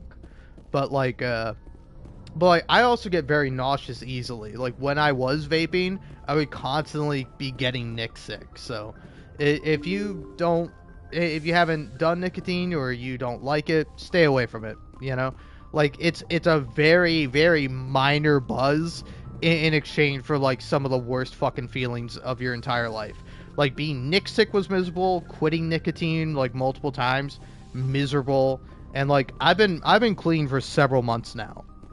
Like, I don't know how long exactly, because like again, I did lapse a little bit with those cigarettes, but there's a difference between me like having a cigarette versus being addicted, and that is a slippery slope. But like here's the thing with me, I will never buy nicotine. I'm not buying any more nicotine ever for the rest of my life. Like if somebody's like, hey, you want to hit my vape? I might be like, sure, man, I'll hit that, you know, and do a very light hit, but like, I personally am never gonna buy nicotine because I'm already poor and broke, and I can't really afford buying shit. But on top of that, you know, it's like I don't want to get addicted again. I'm not getting addicted to nicotine, you know. So it is a very like interesting balance, because like again, I don't know, it's a very interesting thing with like my vape now, where it's like I've been doing vaping less and less THC. Where like I have much more of a handle on it, where it's like, you know, at some point in my life I would wake up and I'd hit like a vape pen, or I would you know, go out and like smoke a bowl or something like that. And it's not good for you. Like you should not be doing that, you know. But it's like, I don't know, there are times where it's like, you know, I didn't have to do it, of course, but like when I was working as a dishwasher, like, good luck trying to be a dishwasher and not being high all the time. Like, I mean, you know, again, you can do it. Like, you can do it. You don't have to. But like for me, it's like if I came into work and I didn't have like a little bit like when I got there, I would be fucking miserable. You know, I'd be miserable. I'd be irritated because it's a pretty miserable fucking job. Like it. Like, even if I had, like, even if I worked at, like, a decent place that, like, actually provided me with the tools I needed and, like, maybe there was, like, a second dishwasher to actually help me out, I would have been much better off, and I wouldn't have had to get high every day, but, like, I was just, you know, like, in the back constantly. Like, there was, I didn't get to take fucking breaks on that job. Like, it was very rare that I got to take breaks, and whenever you would take a break, you come back and it's just, like, a pile of fucking dishes. So it's miserable, man. It's miserable. But yeah. So again, if you're a dishwasher, you have my full respect. You know, that's a hard fucking job. Don't let anyone tell you otherwise. You know, it's a fucking hard job, and you get no appreciation. And yeah, it depends on where you work too. You know, but it's like where I work, I got fucking zero appreciation, man. You know. Like people would like be in the back and be like, "Oh, hey, you done with the dishes? Or you doing this?" I'm like, I'm fucking constantly doing dishes, man. Like I'm doing my fucking best here. But yeah. Anyway, but before I actually, oh yeah, I gotta sell all my shit. So yeah, as I'm selling all my shit before I actually get back to playing Mass Effect. The other thing I wanted to talk about is that, like, sometimes I fucking hate, like, swearing censorship, you know? Like, I was watching this, like, cute little animation, called, like, Cowgirls or something. It's, like, two kind of girls having, like, a casual conversation, as they're, like, doing, like, a bounty hunting job. And it's, like, a nice little animation. But, like, at one point, like, one of the girls, like, shoots a guy's leg off. Like, the bounty target is, like, trying to get away, and she, like, loads a shotgun and, like, blasts his leg off. But it's, like, cartoony, you know? It's not, like, gory or extreme or anything like that, but it's, like, pretty fucking wild. But then, meanwhile, they're, like, censoring out shit and damn and, like, fuck one time. And it's, like, what the fuck are we doing here, man? Like, oh, fuck, man, somebody said the fuck word. Fucking get that guy. But, like, oh, somebody shot somebody else? That's A-okay. That's fucking fine and dandy in my fucking book. What the fuck, man? You know? And you know what this is? Puritan and Christian fucking bullshit, man. Alright? Fuck God, fuck Christianity, fuck all these fucking goddamn nonsense bullshit, stupid fucking Christ almighty, holier than thou motherfuckers that fucking are like, oh, you can't fucking swear, it's fucking bad. I feel uncomfortable when you fucking swear. Well, I feel uncomfortable when you fucking oppress people and you believe in a fake fucking God and you use that to justify your hatred and bigotry. How about that? How about that, motherfucker? Did you think about that? You fuck? But swearing is fucking fun, man. I've been fucking swearing since I was 6 fucking years old. And you might go, wow, you sound really fucking unnatural and you fucking swear, you fucking piece of shit. And I would say, fuck you, man. I fucking swear like I fucking oughta. Alright? I oughta fucking kick you out of the damn airlock. Metaphorically, you piece of shit, bitch. Alright? Fucking pussy dick prick bitch. I fucking hate you, you fucker. Alright? Fucking genuinely, man. Alright? But yeah, I don't know, it's kind of funny, because, like, obviously I'm exaggerating, because, like, I can just sort of pivot into fucking swearing every other fucking word if I fucking really want to, but I don't fucking want to all the fucking time, you know? Fucking sometimes I just want to fucking not say fuck all the fucking time, but fucking sometimes I want to say fuck every other fucking word, and what's the fucking big deal, man? Oh, fuck, man, the guy fucking said fuck. Oh, fuck, somebody fucking kill me. Like, oh, look at all the shit coming out of my mouth. Like, what a fucking shit-heel shit person I am. I'm such a fucking shitter, man. Like, somebody should fucking take me out back and shoot me in the fucking head, because that's what I fucking deserve for fucking swearing, man. Fuck me, you fucking swore? You don't fucking deserve human rights if you fucking swear. I'm kidding, of course. Everybody deserves human rights. But, like, that's how it fucking feels sometimes, you know? And then it's like, I don't, you get like a big fucking criticism in like the animation space, like when like adult animations fucking swear, and people are like, oh well, dude, you're fucking swearing. What was your dialogue written by fucking VisiPop? Get a new fucking joke, you fucking puritanical little bitch. Oh fuck, somebody fucking said the fuck word. Go fuck yourself, alright? Why don't you let somebody fuck you in the ass for once, and you can have a fucking prostate orgasm, and you can fucking finally understand what it's like to let somebody fucking take charge. You know? Like, oh, fuck, man. You know, you can't fucking swear. I wasn't allowed to swear when I was a kid. Yeah, you weren't allowed to drink alcohol when you were a fucking kid either. You know? Like, some things are good and some things are bad. You also weren't allowed to be fucking queer when you were younger, but it's fucking cool to be queer. You know? Now it's cool. Now straight people get bullied for being fucking straight. They don't, but, you know. It's just fucking the way of the world, man. The fucking way of the world. It's kind of interesting because actually Patricia Taxon, they have like some really great video essays, and I really like their work, and like they have like they make music too, but she's like really great, and like she has a second channel that has I forget what it's called. But she makes like the really short little videos on there, and she made one about like this Twitter discourse with like Jojo Cat, I think is the guy's name, but he's essentially like a straight guy who, like, you know, it's like I'm not gonna knock him, you know, like personally I watched one of his videos, I found it to be incredibly cringe, but like that's just me, like it's not a crime to be cringe, man, you know. But it's like, it's specifically a cringe where it's like, it's like, he made a video that was something along the lines of like, oh man, I like girls, I like all kinds of girls, you know? Or yeah, I think that was like his most popular video, and then, he made like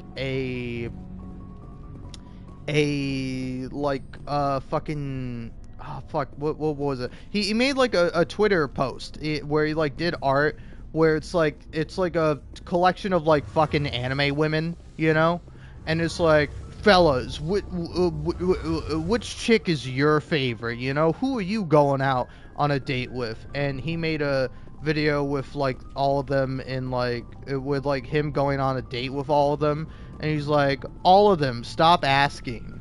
And it's like, I don't know, it's like, I get it. It's like, I don't know, maybe this is like the way puritanical Christian society has affected me, because I feel very much ashamed of my sexuality. Like earlier at some point, as I was like playing through the game with like some of the outfits that like Shepard has, I'm like, damn, the fucking camera angle is perfect. You get to see ass whenever you want, and that's a sweet ass.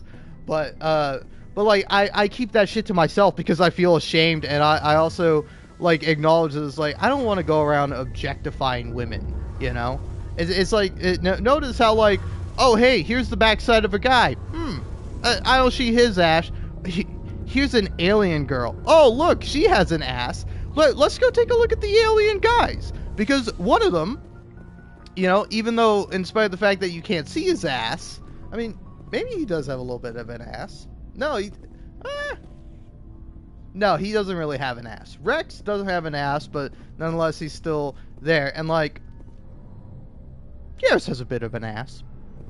But like, you know, it's like most of the time, it's like women are sexualized much more than men are, and it's like, I tend to kind of avoid that, you know, because like I don't know, I feel uncomfortable sometimes, like like watching something, and like, damn, Caden, alright, you know what, hey, putting the work in, my man, putting the work in, and we all appreciate it here at home.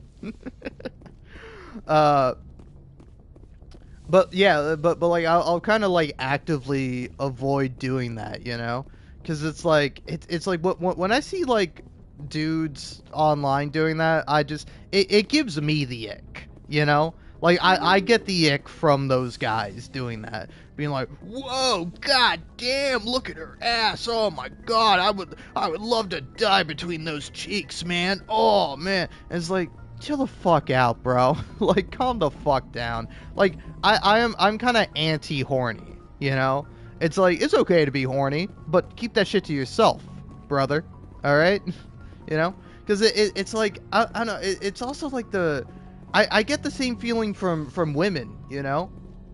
Because it was kind of funny, because, like, I fucking hate whenever I like see a post from, like, a particularly, like, hot or attractive woman, and there's just, like, people thirsting over her in the comments, and then, like, I'm like, oh, man, this sucks. But it's like, you don't really see it with a man.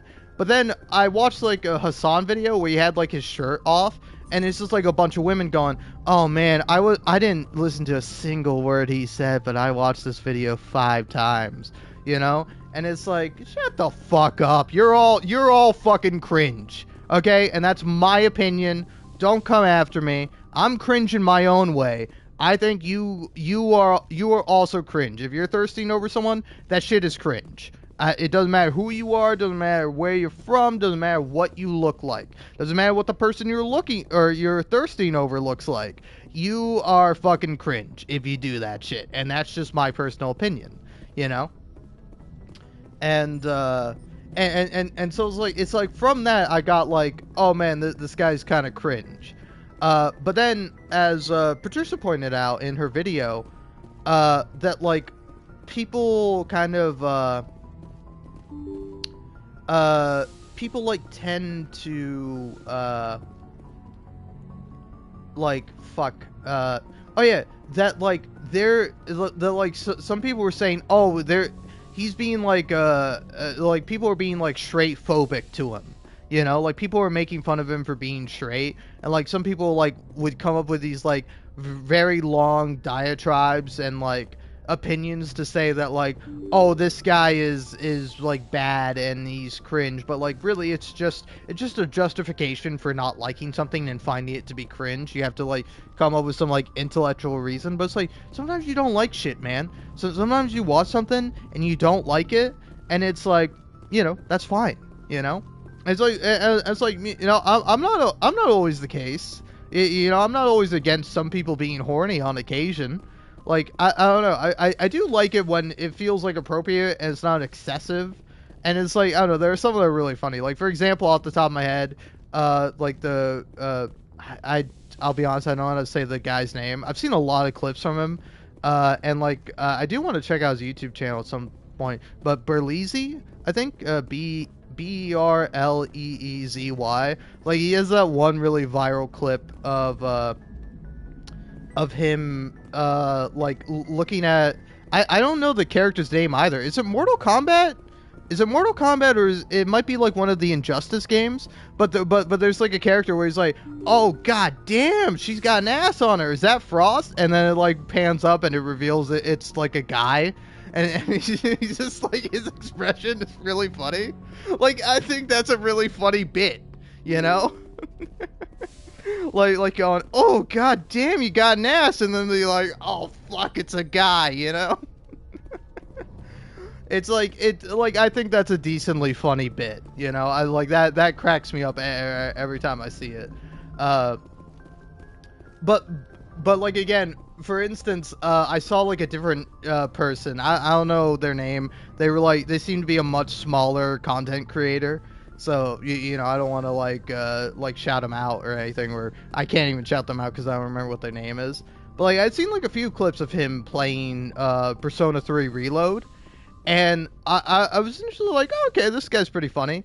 But then, like, he's, like, so, like, fucking happy to be romancing Chihiro in Persona 3 Reload, and I'm like, relax, buddy. You know, it's like it's like there are times where I'm toning myself down because like Allegra Clark could fucking do anything to me, and I thank her profusely. You know, but like I make a distinction between like Allegra Clark and like Mitsuru, who's like a high schooler. You know, like it's weird being like, man, these high schoolers are so fucking hot, man. Like, relax. You know.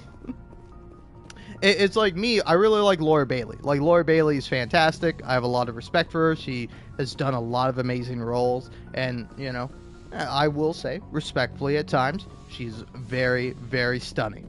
You know, and very hot in just the way she'll deliver things sometimes, and like various things. But like, you know, that doesn't mean I like Rize from Persona 4.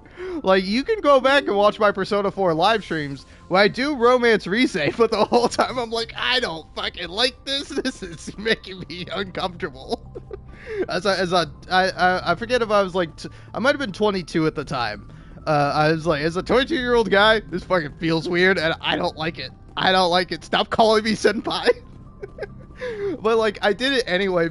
Like, I romanced Rize because it was like funny, you know. It was like funny for me to do, and I'm like, I'm doing this because I like Laura Bailey, but like, I don't like this, you know. Same thing also with Troy Baker. Troy Baker, hot as fuck. All right. You know, but like Kanji, that's like a different case. But like Kanji's cool. Like, I love Kanji in Persona 4. You know, but like, I wouldn't say like, oh, Kanji's hot, bro. But I'd say like Troy Baker's Higgs in Death Stranding, hot.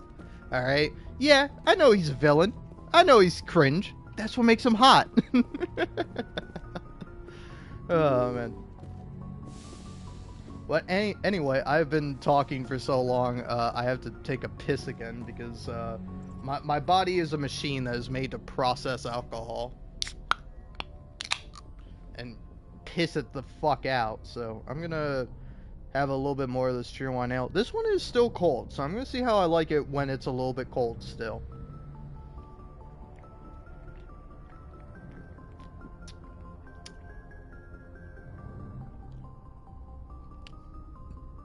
Honestly, that gets better. That has gotten better for me. Like, initially, I really did not like it, but I don't know. Maybe it's just because I already had, like, a little bit of alcohol before, but, like, it's really not bad.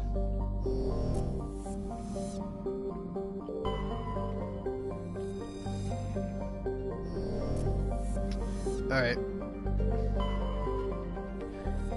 I will say, though, I do desperately have to take a piss, so I'm gonna move on to this system, and then I'll be back, and I'll go ahead and do that.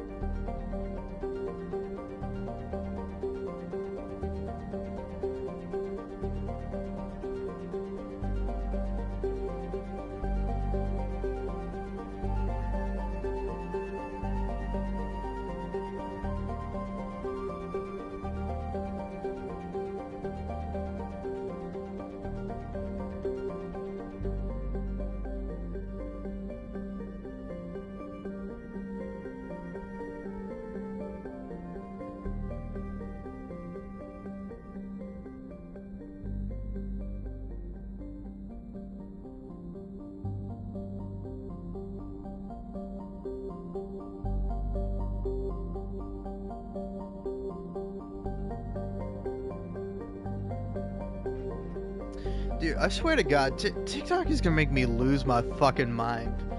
Cause like, again, I just like, I was talking about earlier, I saw Amber's post where she's like, kind of talking about this like discourse of like straight people in like queer spaces, and like, you know, she comes from it from a very empathetic perspective, you know, and she's also really funny.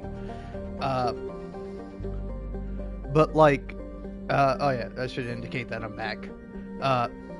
But yeah, so like, I really like TikTok sometimes, but then I like scroll down, and what do I fucking find? What do I discover? I discover like some fucking chick with like a velociraptor kind of sound, where it's like, oh man, when F1 drivers take their fucking helmets off and they still have the mark on their face, and it's like supposed to be like, oh, this is really hot and attractive. And it's like, first of all, I've never liked anything relating to F1 racing. Second of all, I have to keep constantly telling TikTok I am not interested in these fucking videos of just some fucking white bread girl fucking staring into her camera as like a song plays and she gives a very mild fucking opinion. I do not fucking care. I fucking hate it with all my heart, man. I fucking hate it, man. It's like, this shit like this is why I delete fucking TikTok. So I want takes from people, you know? I want to hear like different perspectives, you know? I want to hear like trans people talking about an issue. I want to hear like black people talking about an issue. I want to watch some fucking video game shit. I want to watch somebody just being fucking funny, you know? Like, I think actually Northern Lion was talking about a clip where somebody was like making fun of like the band the 1975 or something like that. And like, it's like actually a jam. And like, I saw like the original TikTok. I'm like, that's good. That's a good fucking TikTok. Why doesn't TikTok show me that? Why does it show me somebody being like funny and talented and cool and awesome, but instead just shows me some fucking white bitch just fucking sitting there on her phone, giving the fucking blandest take of the universe, man? It's so annoying every time. It's always some fucking white, probably blonde chick just fucking being like, oh man, it's fucking, man, you know, I fucking love, like, I love eating white bread, and it's like, oh, that's fucking great, honey. I don't fucking care. I don't fucking care. What is TikTok fucking, like, do I get possessed by like a fucking cis woman every now and then TikTok's like, oh, hey, you want some content that's for like a cis woman? No, I'm a man, TikTok. All right, show me video games, show me people fucking actually like intellectually discussing something and having a fucking interesting conversation and debate. And it's like, you know, show me people who aren't white all the time, you know? Like, I want to hear from other people, because I'm a white guy. I don't know shit. I'm a fucking idiot, you know? It's nice to hear a perspective from somebody else where it's like, oh, okay, all right? Because, you know, it's better to understand things and to have empathy for other people who may be different than you, you know? Like Muslim people, like Hispanic people, you know?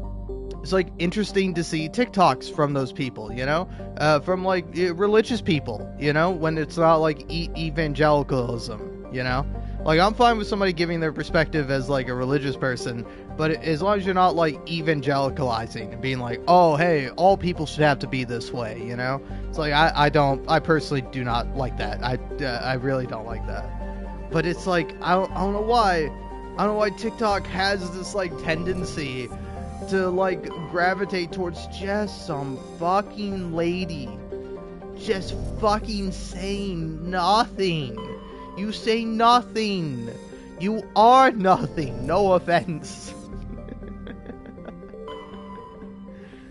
Oh man.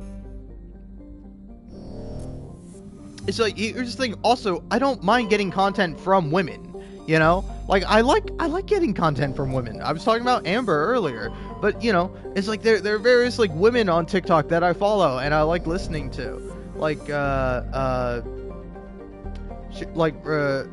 Ryanster?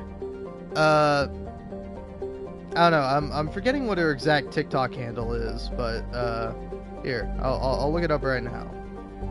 But I'm pretty sure her name is Ryan. Now we don't want to. Yeah. RYNN star. 1.2 million followers. But yeah, she's like really great, and I really like a lot of her stuff that she posts. And it's like I like stuff like that, and it's like there are women on TikTok that I follow who are like really funny. There's like Chloe Longname. Like I sometimes her videos are really funny, and then damn, I can't remember this guy's name, but I don't know, again, I don't want to just describe him by his physical appearance, but he has like burn scars along like one side of his face and his arm, and he's like a really funny guy. Like the most recent videos I've seen of him are like him talking to like an evil gnome, like named Jeffrey or something. And he's like, Jeffrey, we can't just murder people. And then Jeffrey the gnome was like, oh, but I like murdering people. Murdering people is fun, you know? I like getting their social security card or their social security number and ruining their life. I was like, no, Jeffrey, you can't do that. But I forget what that guy's name is, but I think I'm following him. But he's really funny fucking guy. But yeah, I like following like interesting people who are funny and are trying, and then it's just like I don't want some fucking no offense, basic bitch who isn't trying and fucking only has people watching their shit because they're attractive. Okay?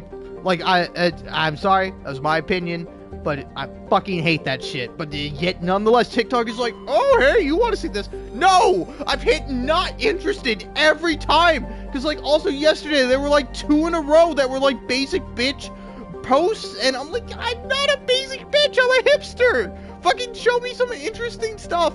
Like I really liked it the other day when I was scrolling through on TikTok and I got like fucking like 10 likes. You know? Like fucking like nothing likes, you know? Like, I want to see cat videos, man. I want to see some fucking lady fucking giving the most mundane, boring take you've ever seen. I hate it. I hate it. I fucking hate it, man. Oh, God. It fucking kills me, man.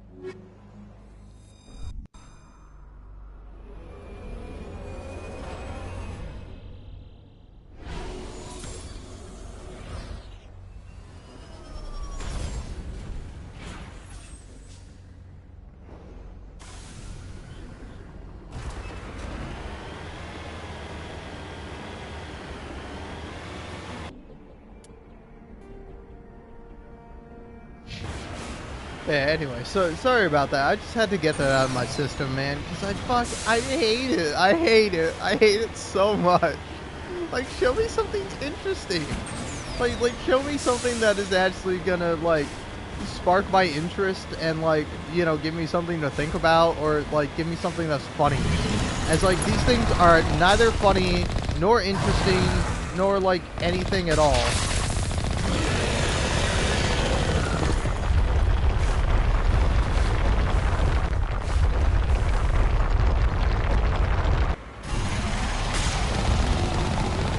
That's scary.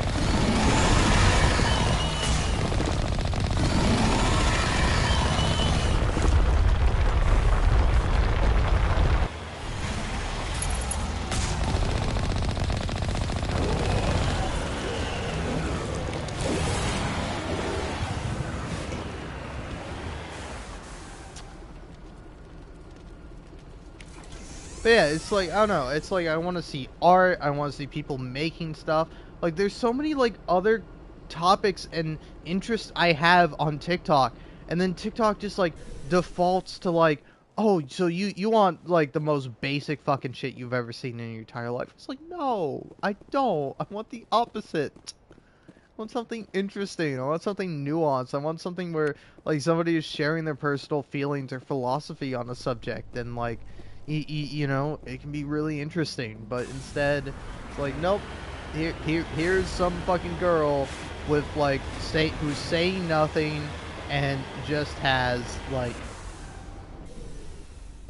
and just has, like, some random sound in the background. It just has text on the screen that says the most basic take you've ever heard in your entire fucking life, man. It drives me nuts. Oh, shit. Alright, do it again. I'm sorry, TikTok's got me all fucked up. It's got me in a real tizzy. Because here, let's open up TikTok right now. Alright, I'm gonna share with you my my TikTok For You page. So, I got a clip from Kathy's Last Resort, animation from 1988.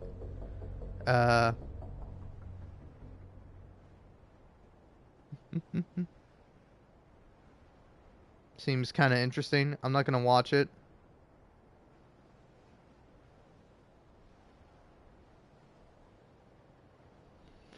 Okay. Here's like a thing about American tourists.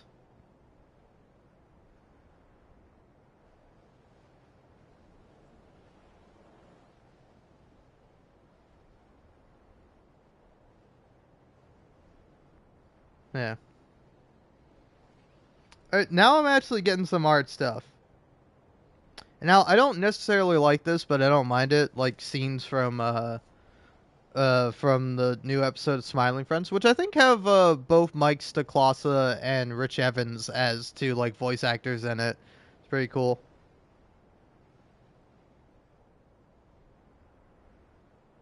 What is... Yeah, this is The Quarry. I'm like, what game is this? Then there's like an SNL joke swap sponsored thing.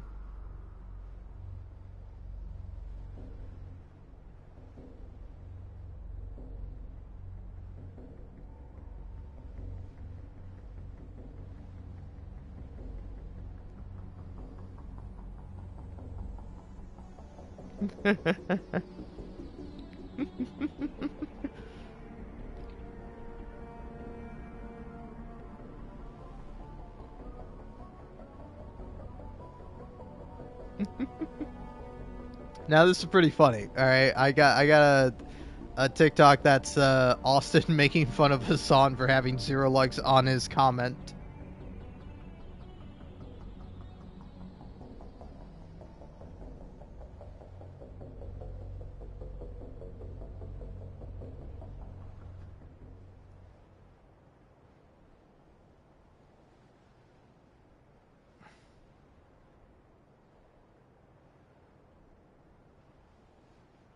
Yeah, man, I'm getting cool art. I'm getting like Curb Your Enthusiasm clips.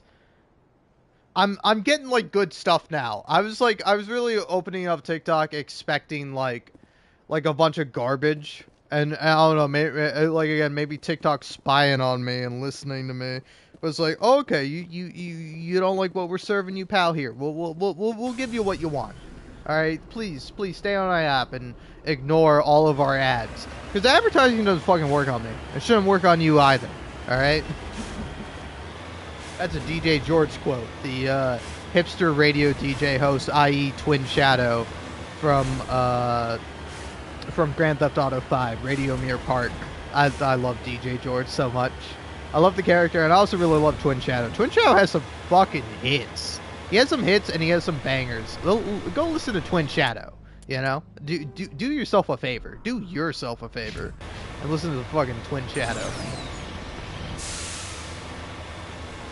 But yeah, it's just like, it's like, I don't know, man. It just sucks sometimes. It's when I open up TikTok, it's some fucking annoying shit that I hit not interested on, and TikTok is like, oh, are you sure? It's like TikTok is testing me. It's like, I know you said you were not interested, but it's like, you interacted with it. It's like, yeah, I interacted with it by saying I'm not interested in it. Stop showing me content like this. Because, like, it happens with, like, other kinds of content, too. You know? It's really annoying, man. Next time it happens, I'm blocking whoever the fuck. Alright? I'm just gonna block anybody I fucking see a video of theirs and I don't like. You know? Because, like, sometimes I will do that. Sometimes I'll read a comment.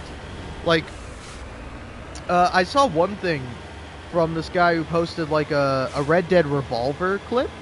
And it was kind of funny because I was looking at one of the hats one of the characters had. I'm like, oh, that's a hat that's in Red Dead Online. It's like part of the bounty hunter outfit. Oh, that's neat that Rockstar took like a hat from like their old game and they put it in the new game. It's like it's a nice cute little thing. It's like a nice little moment for me to be like, oh, oh, that hat is from this game. That's cool. And I had that moment, and then I go in the comments, and then like people are like talking about the graphics of the game because obviously the graphics are really old.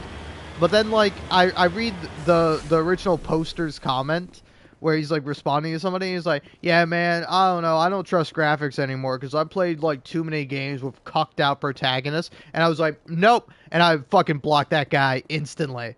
I was like, I didn't even like the TikTok. I was just like reading the comments because I was curious what people had to say. But like immediately, as soon as you start talking about like main characters in games being cucked, you're cooked, brother. You're done. All right. I don't want to hear a single fucking peep out of your mouth. All right. Listen, you can enjoy being single, while more likely than not, the love of your life or the future love of your life is getting fucked way better than she'll ever be fucked by you. What, is the Geth attacking me? What's happening?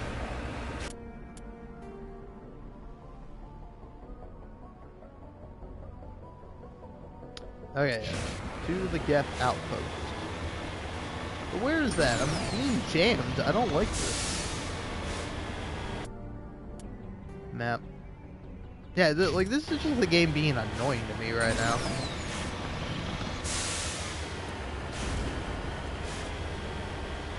But yeah, like that's also like a fine line you have to walk on TikTok, you know?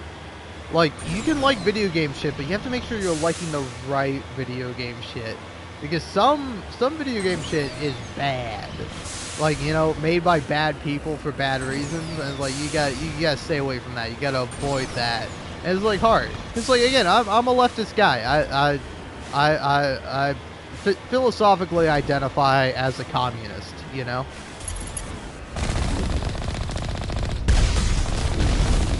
And so, like, sucks sometimes when, like, you like, see somebody who, like, fundamentally misunderstands, like, Red Dead Redemption 2 or The Last of Us. It's like The Last of Us is, like, a game about love and, like, growing and changing and trauma. And it's like, here you are, fucking making a post about, like, oh, man, who would win in a fight, Arthur Morgan or Joel Miller? Like, fuck off.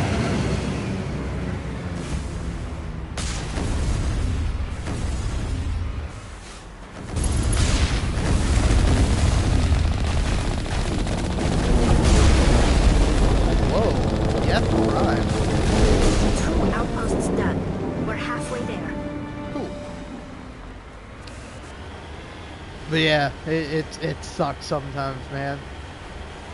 Because it's oh yeah, another person who's great, Lucky Lefty. I've talked about them before. Like, she makes fantastic videos on TikTok, and she's recently been talking about The Boys. And it's like really cool to see, you know. I really like Lucky Lefty. And you know, it just sucks because like she'll have like some really interesting stuff. Like I'm trying to remember what was the last thing she was talking about. She was talking about like some video game, like I forget if it was like Mass Effect or Dragon Age or something along those lines. It was like a story-based game where she was like kind of getting into it, and it was like really interesting because I really love her videos. But yeah, it just kind of like it's sad to see sometimes, you know. It's like TikTok can be a really wonderful space, but it can also be an awful space. It's like I don't get the same thing on YouTube. Like, I'm never like recommended shit I don't care for on YouTube, you know. Like, sometimes YouTube doesn't recommend me anything good or anything I want to watch, but it's never like, oh, this is egregiously bad. Like, it's very rare, but sometimes it does happen where I have to be like, don't recommend me this channel, or I'm not interested in content like this, you know? Let's see what you got. You bet, Commander.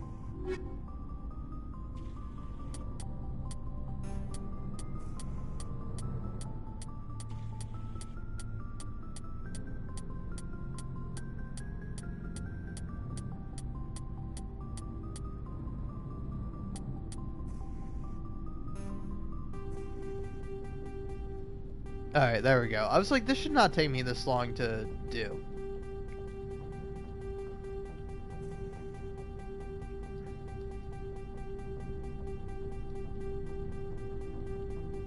Alright, I don't care anymore. If it's under level 5, even if it's level 5, I'm selling it.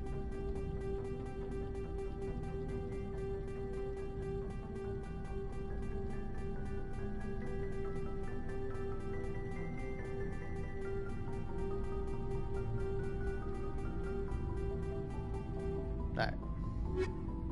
Looking for supplies? Let's see what you got. You bet, Commander.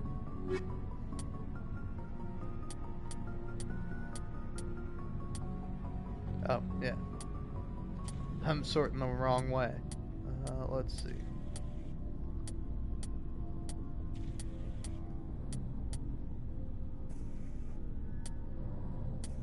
Oh, yeah. Nothing too interesting here.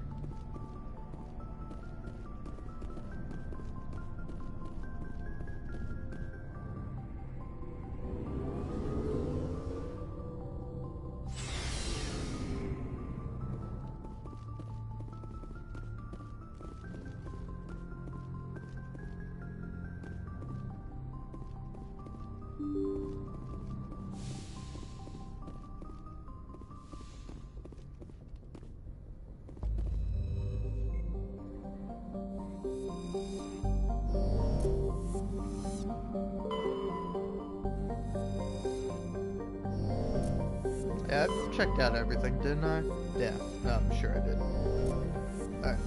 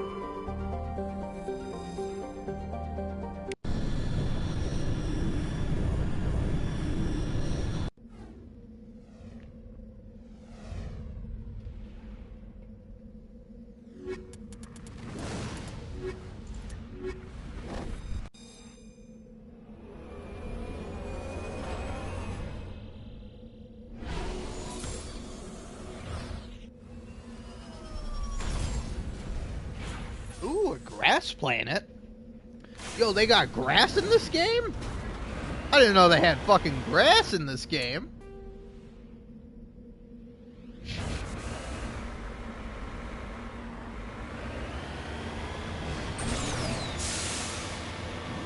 Cool.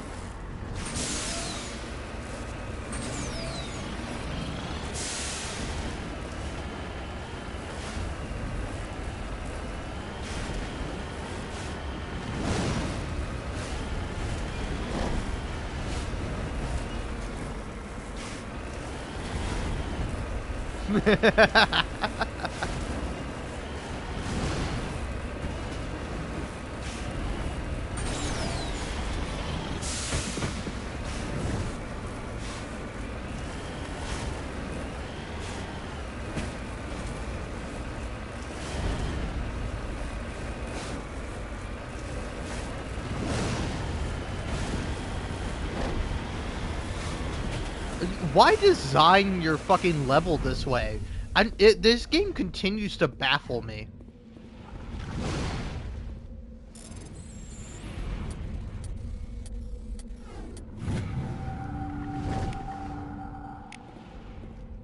Alright, cool.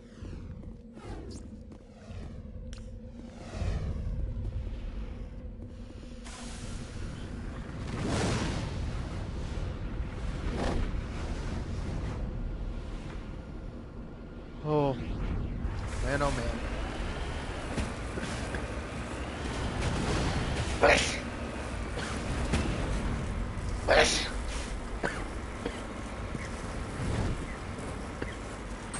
Oh man, those are some violent sneezes.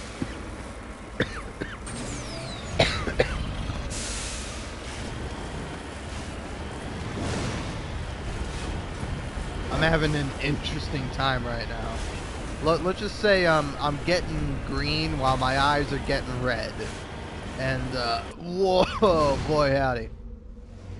Boy howdy, it's hitting me hard. Alright, that's the Geth outpost, so I think I'm gonna go there and do all this shit first.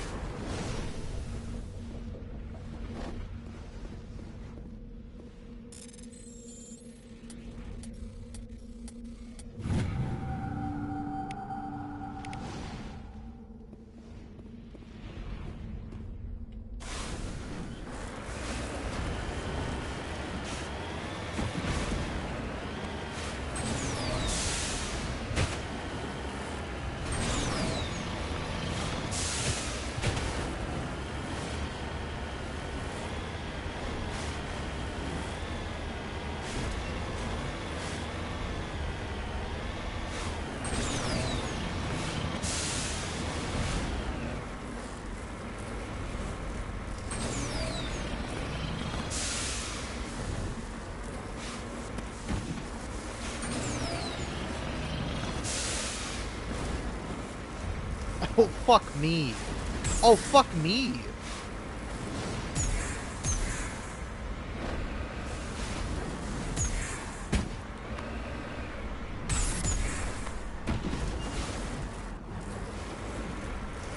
Alright.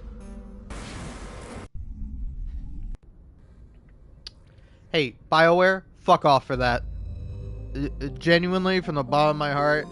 Guys, stop trying to fucking design shit. You can't do it. Alright, just stick to fucking corridors. Like, do you know how much better this game would be as, like, a linear game? Instead of fucking putting all this time and effort into the fucking samey bullshit dumb fucking planets, if you actually put the time and effort into, like, writing the characters, having them be more reactive, giving you, like, actual, like, dialogue options, you know? Because it's like, yeah, you have dialogue options, but it's usually, like, you have 2 or 3, and when you have, like, 2 dialogue options, you really have 1. Well, you don't have to pretend. You don't have to make pretend and be like, oh, we have dialogue options, but then, like, I reload a save and I choose a different dialogue option, and, oh, what do you know? Commander Shepard says the exact same fucking thing. It doesn't fucking matter. Holy shit, guys. Fucking get it together. Holy fuck.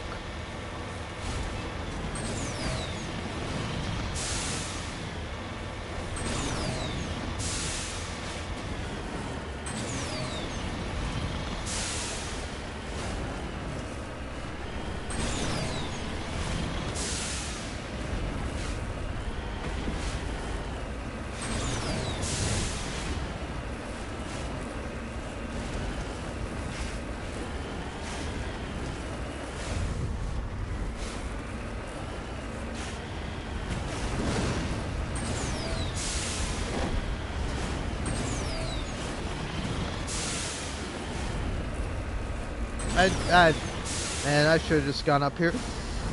Relax, relax. Okay.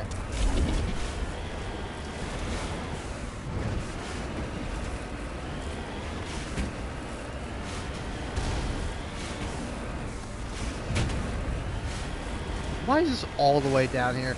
Holy shit, the fucking developers were psycho. They're either like so far up their own ass they can't see the fucking light of day, or they know what they're doing and they fucking designed this shit so poorly and so like sinisterly, like vindictively. Like, I'm sorry I'm playing your fucking game, BioWare. Like, I'm sorry I wanted to fucking play Mass Effect. Fuck, I'm sorry.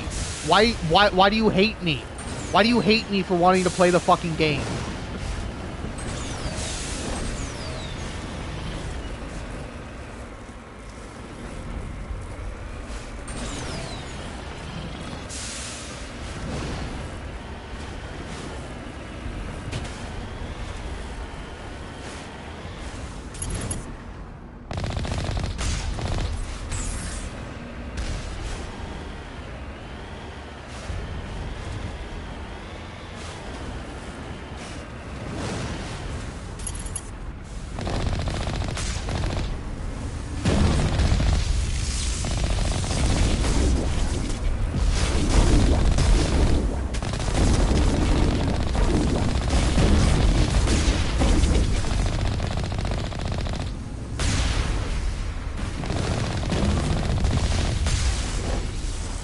Again, BioWare, I'm sorry I wanted to play your game.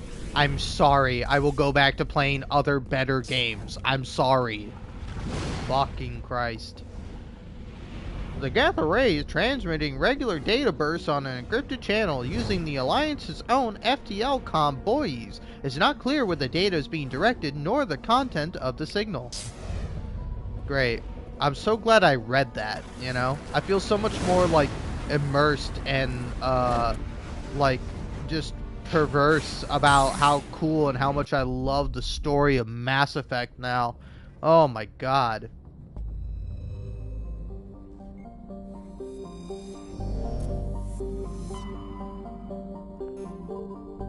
The fact that you have to do this 4 fucking times is too much. Also, stop making it the first planet. Make it the last planet for once, one time.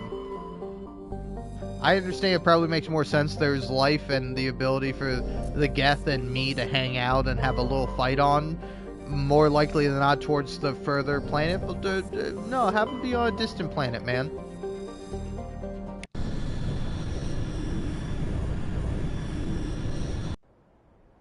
Alright, Liara, Tali.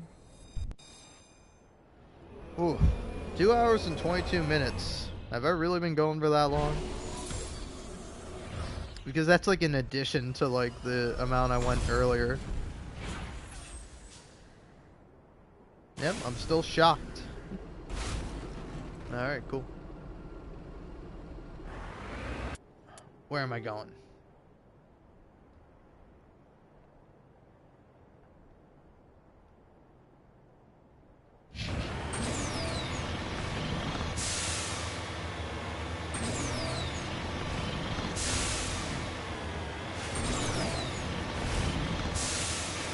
This is so tedious.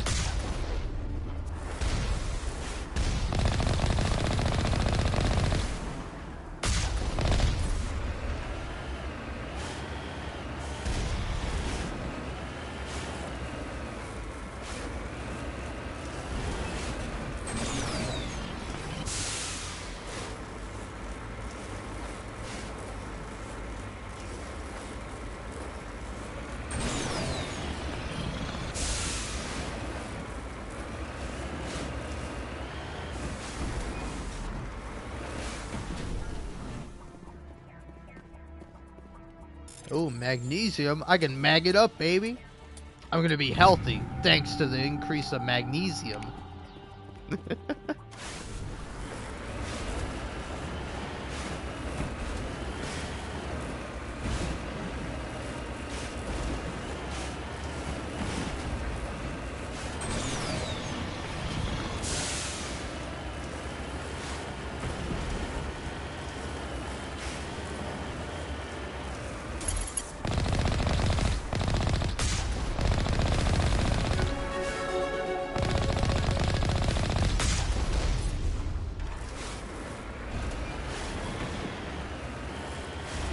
I just say magnesium is kind of a funny thing, because, like, at least if you know it from Disco Elysium, it kind of heals you psychologically, you know, which I think is kind of like a funny thing in and of itself.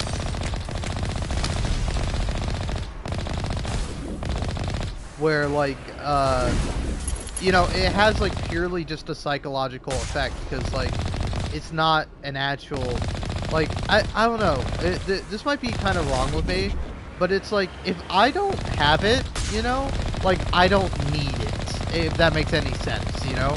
Like, there's gonna be no, like, miracle, Just mineral, one more outpost left. or, what, wait, one more? Wait, one more? We're not done? I thought that was it. I thought we were done. Did I, like, not finish off the other one? Is there another one on here?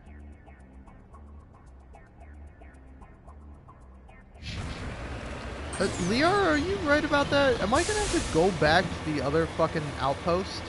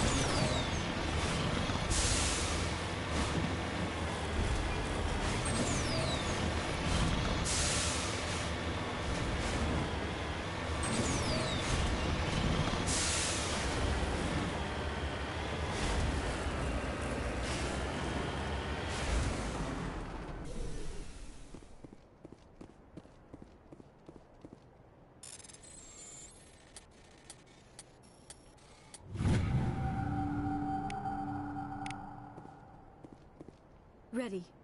On your order, Shepard. I'm just trying to get back in my fucking car. Because again, I'm in the moment where, like, the last two stories on Whineabout are both just like, I can't believe other people would do and / or believe this. I don't want to get too specific because I don't want to get mean. But like, it's just like, it's just a vastly different lifestyle than the one I live. You know. All right, I'll tell you one of them. One of them was Cutie talking about like like asking Maya, if you ever have like a premonition or a dream of me where I die in some way, you have to tell me. Like, if I die via taxi, just to tell me to avoid taxis. And I'm like, I can't believe you put that much stock into dreams. Like, I described my dream earlier today, and it mostly consisted of me having to find a bathroom to piss in. Like, that was just my whole dream. Alright, cool.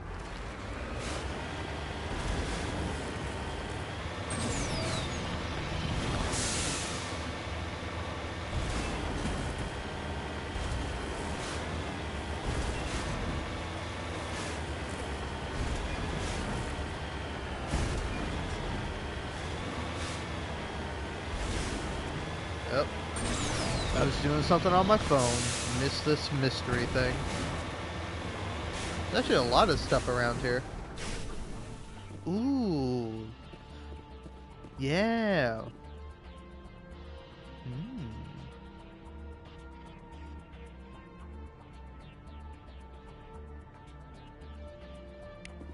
Oh. Maybe this was like a Prothean. Or something. Ooh, that's cool. See, give me more stuff like that. Give me cool, like, weird alien bones that have never been discovered before. You know? Fucking interest me. God damn it.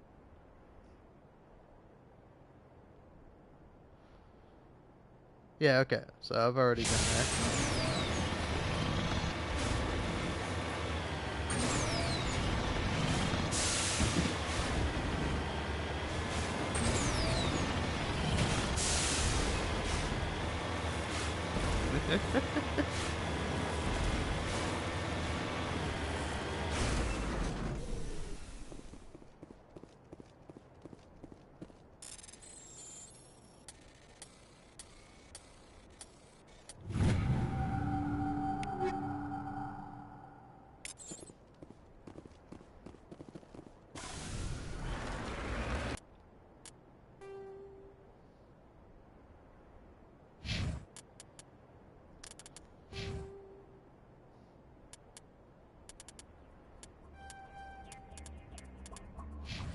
Real.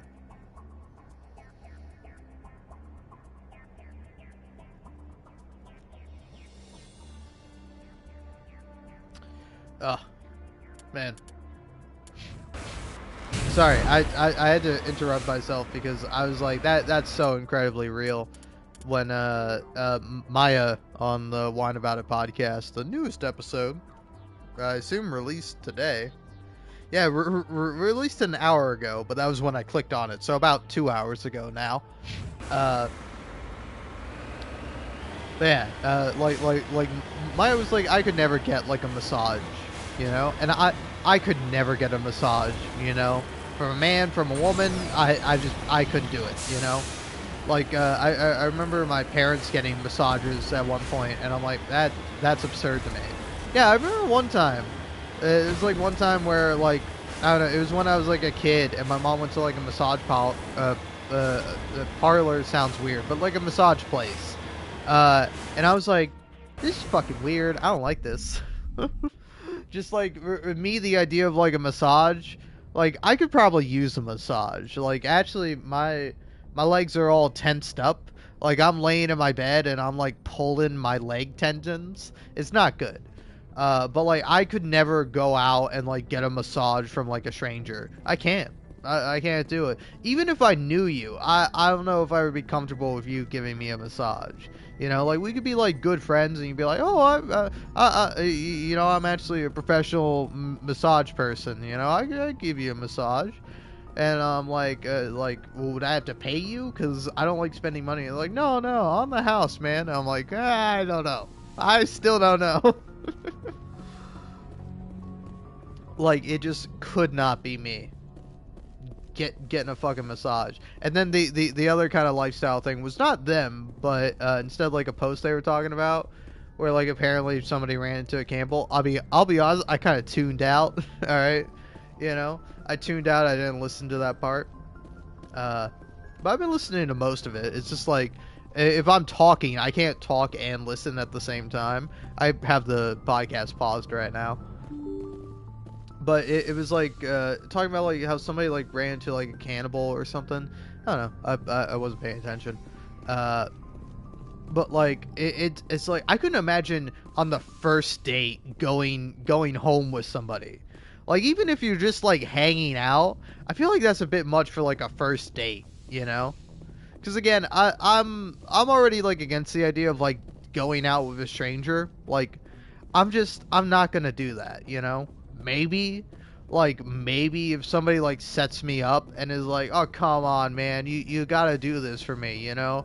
This is a theoretical situation where you have like a friend and I'm your friend and you have to do this for me as a favor. I'd be like, okay fine, I'll do it. I'm not gonna be fucking happy about it. I'm gonna be actually quite pissy about it. But I'll go on this date and I will just you know, go on a date. I will do that. But I'm gonna be fucking real pissy about it with you, my friend, who has done this to me. You did this to me. Oh man. Am I making more sense or less sense now that I'm distinctly more red-eyed? I'm probably making less sense. I don't, but that is kind of like the interesting thing. I was working on this as like a bit. I like thought of this bit while I was in the shower, but I was like thinking about like, oh man, like what if you Like, what if you did this, like... Alright, hold on. Journal. Yeah, Geth incursions. In the Gargan... okay.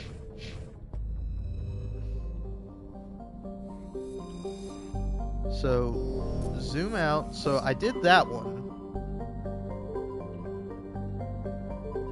Yeah. Okay, so yeah. Okay, do I have to do this one again? Did this one not count because I left?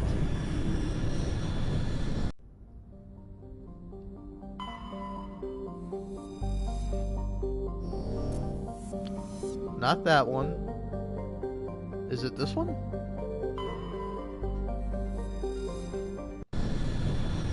I guess let's go here. But yeah. I don't know, I was, yeah, I don't know, I'm just, like, incredibly, like, I'm, like, antisocial, you know? That's sort of my deal. Because, like, antisocial also makes it sound like I'm extreme about it. Like, no, I'm fine going out with people and talking to them. It's actually fun. It's like a treat for me. But at some point, I will be like, I don't want to talk to people anymore. I want to sit in my room and I want to play video games or watch something and just be by myself. You know? Like, it's genuinely like a valuable bit of time for me.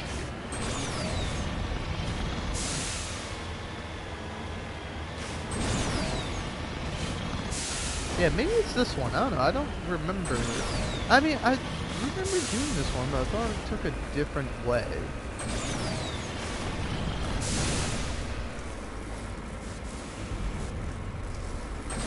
God, I fucking hate this level. I hate this planet.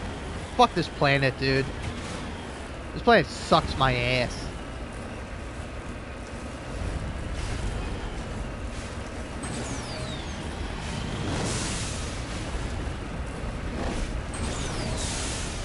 Okay, yeah. This is it. So there were 2 on this planet.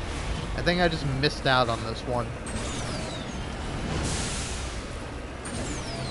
Alright, well this is good to see. Good to know.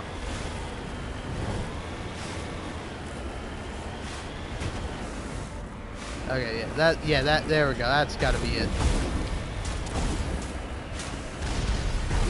Yeah, whatever. Shoot me all you like.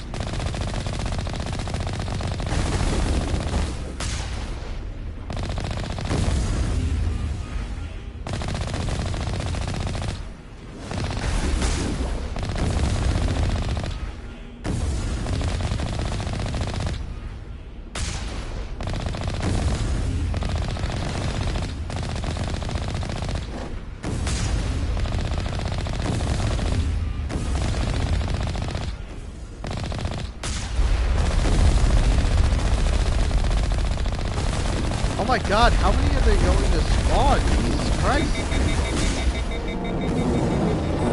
This is cool. I would have expected one of these outposts to be a main base of operations for the Geth incursion into this region. Hold on. This receiver's picking up some kind of transmission. Based on the signal strength, I'd say it's coming from inside this star cluster. It must be a message from the primary Geth base. We can use the signal to lock onto its location and eliminate them. Cool. Wow. Okay, that was fucking funny. Oh man. Alright, cool. Oh man, that was glitchy.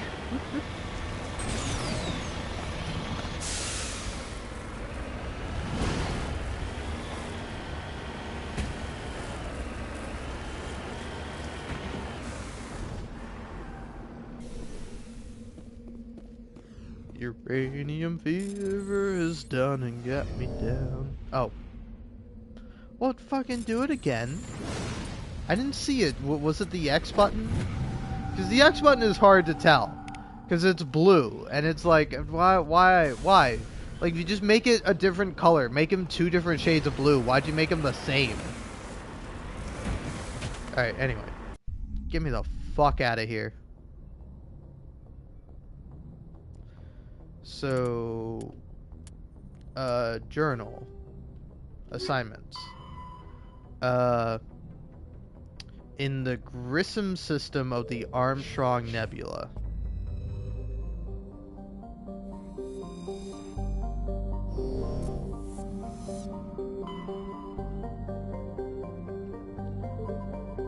Grissom. Oh, okay. New area. Going to a new system, huh? Hot damn. Oh, finally, the first planet is the one I land on. Nice. Oh, it's gotta be the one with the little moon. That's gotta be the one. That's a cool looking moon, too. Okay, yeah, there's only 3. Oh, yeah, okay, so, yeah, the moon is where I go. The planet is next to the moon.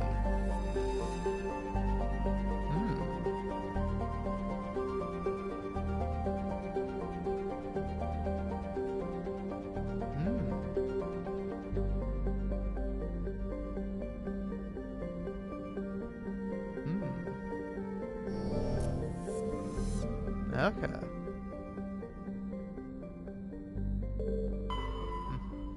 Alright. Well, you have to give me a minute. I'm gonna use the restroom. And then I'm gonna come back and I'm gonna do this. How long have I been going for? 2 hours and 42 minutes.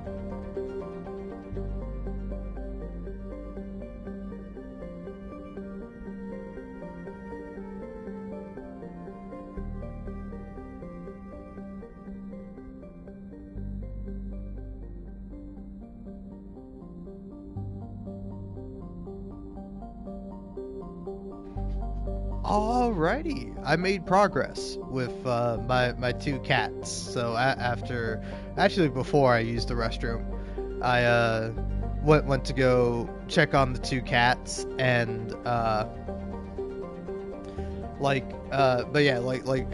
I left, I like walked past him. I saw like Onyx was like laying up against the pillow on the bed, and I'm like, oh, that's really cute. And then like I bend down and I like get Pearl's attention because she's hanging out underneath the bed, and it's like kind of funny because like Onyx noticed her before I did, where I was like checking on Onyx, and he's like on top of the bed, and then he like goes over to the edge of the bed and looks down, and I'm like, oh, is Pearl there? And I bend down and she's like there, and then she comes out and she lets me pet her and she's purring, and then she eventually went over to her food bowl and started eating, and I was like, oh, that's really nice, you know. I'm glad Pearl's getting more comfortable with me. Yeah, the cats are super cute. If you want to see what the cats look like, you should go check out my TikTok. Because I just posted a video on there, and I posted a video earlier, and I meant to post a video like before, but it was like too long, and TikTok was being like shitty, so it didn't end up uploading. But I will upload that. It's like a much longer, like it's like 4 minutes long of me just kind of like hanging out with the cats. I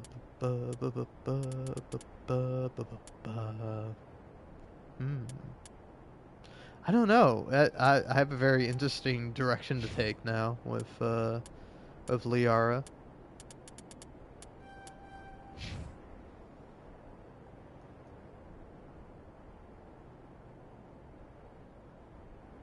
All right.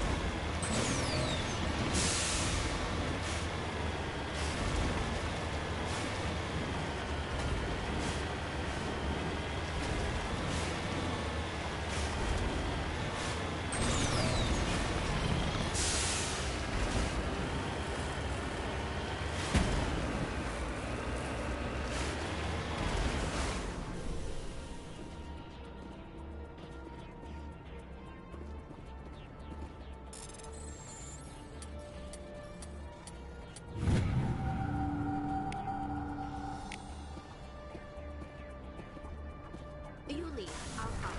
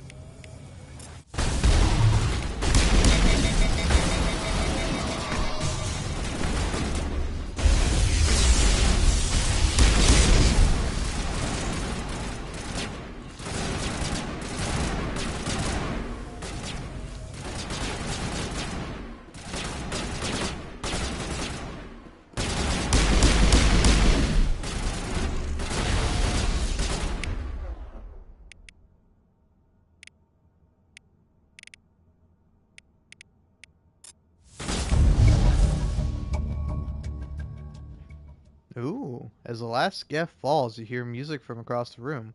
On the monitor, a Quarian stands before a hushed crowd, warbling a mournful cappella of words and innocence lost.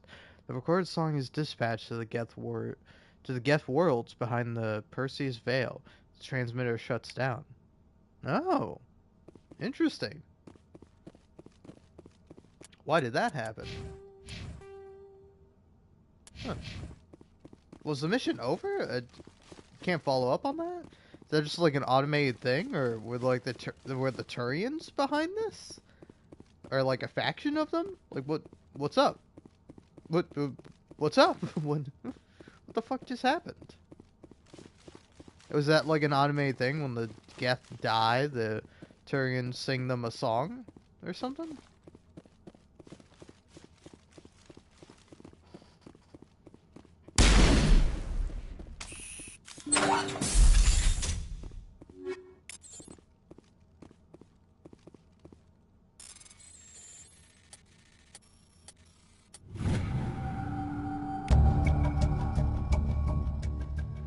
Ooh. Ah, okay, interesting. Good thing I grabbed that.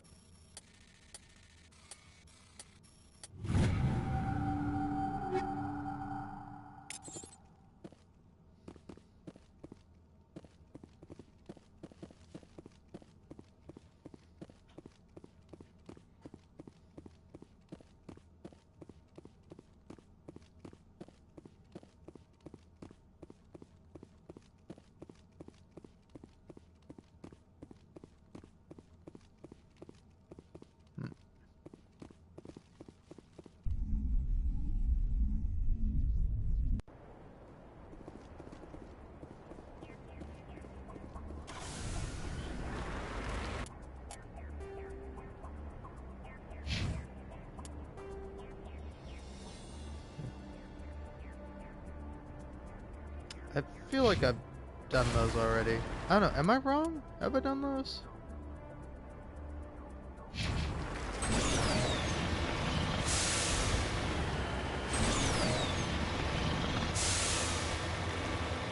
Fuck it, I don't care.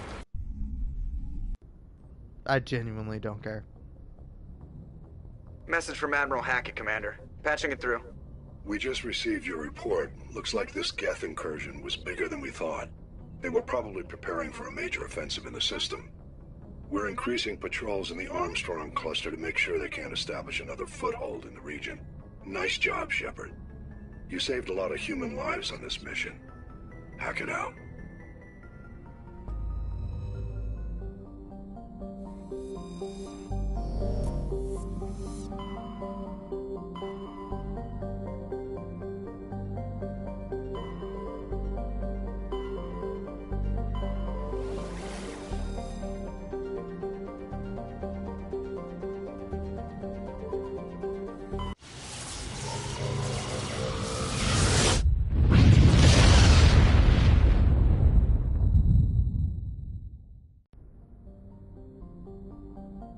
Alright, I will be back in due time.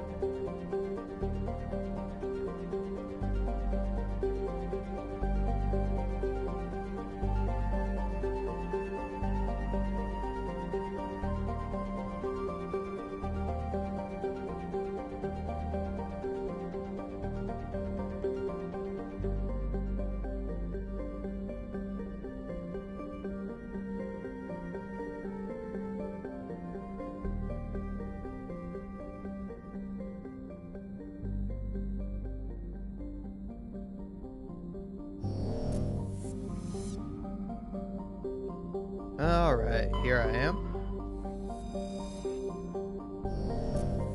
Back again.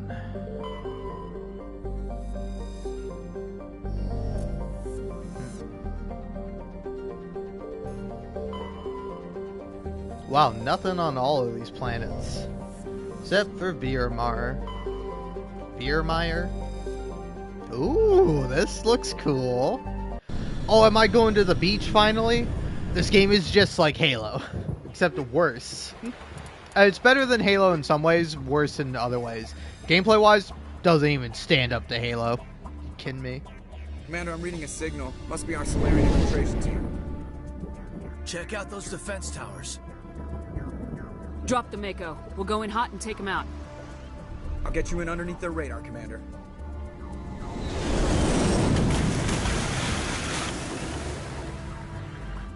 You've got a clean drop, Commander.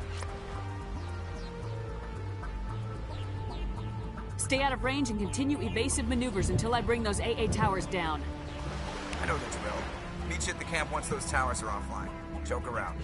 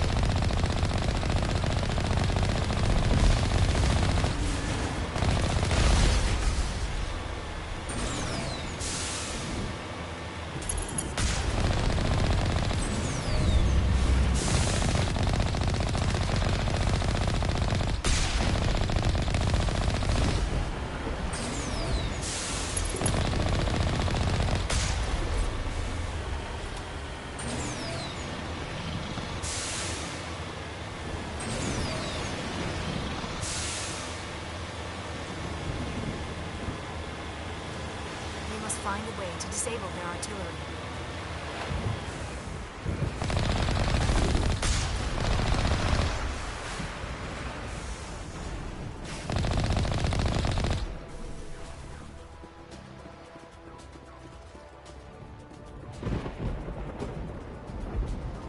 We must find a way to disable their artillery. Alrighty. I gotta say, the Colossal things are really fun to run into. And then, it's like, was the thing I was shooting at with my pistol, was that like, that had to be one of the tiny ones, right? Maybe it was the Colossal, but I think it was like the Armature. Oh, here we go. This is how you save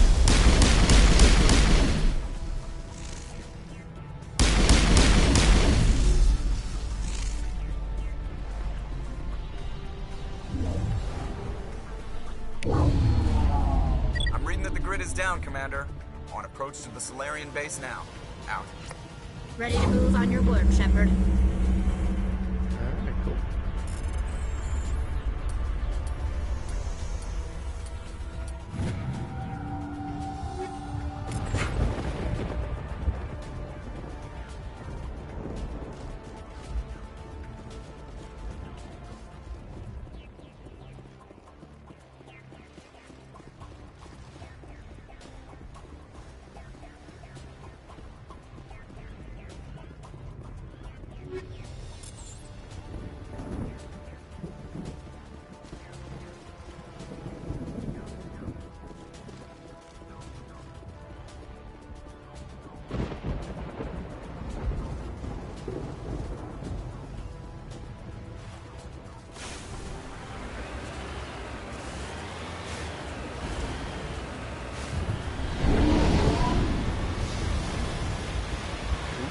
Is that the Normandy?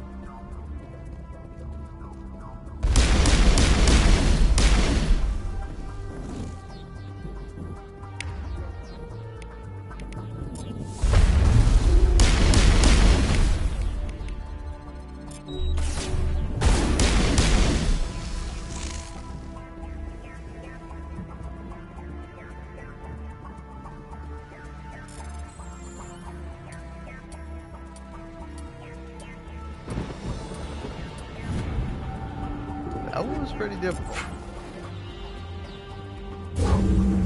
That was the final gate. Our path to the Solarian camp should be clear from here.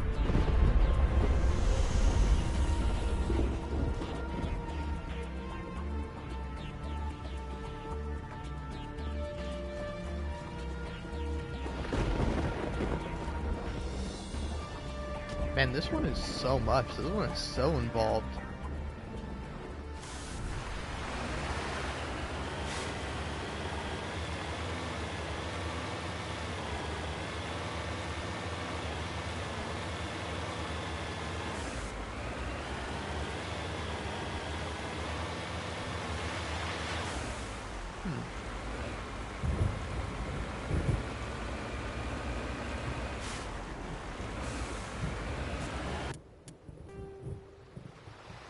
Okay, Solarian camp. So yeah, I'm going that way. Can I go this way though?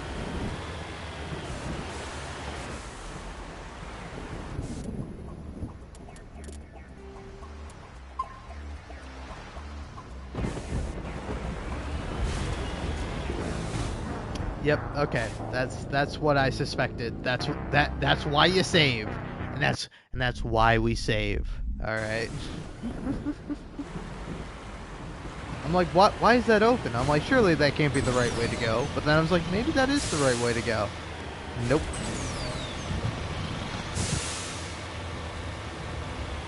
Commander, Normandy's touched down at the base, but it looks like we're grounded.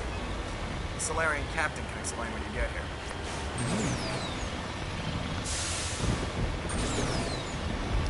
This is a really cool area. I don't I do like everything being green, but like, come on, have some different colored plants. There is the Solarian camp.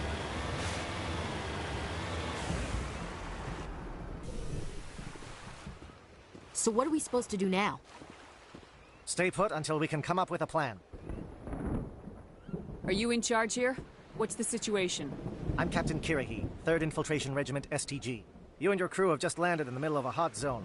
Every AA gun within 10 miles has been alerted to your presence.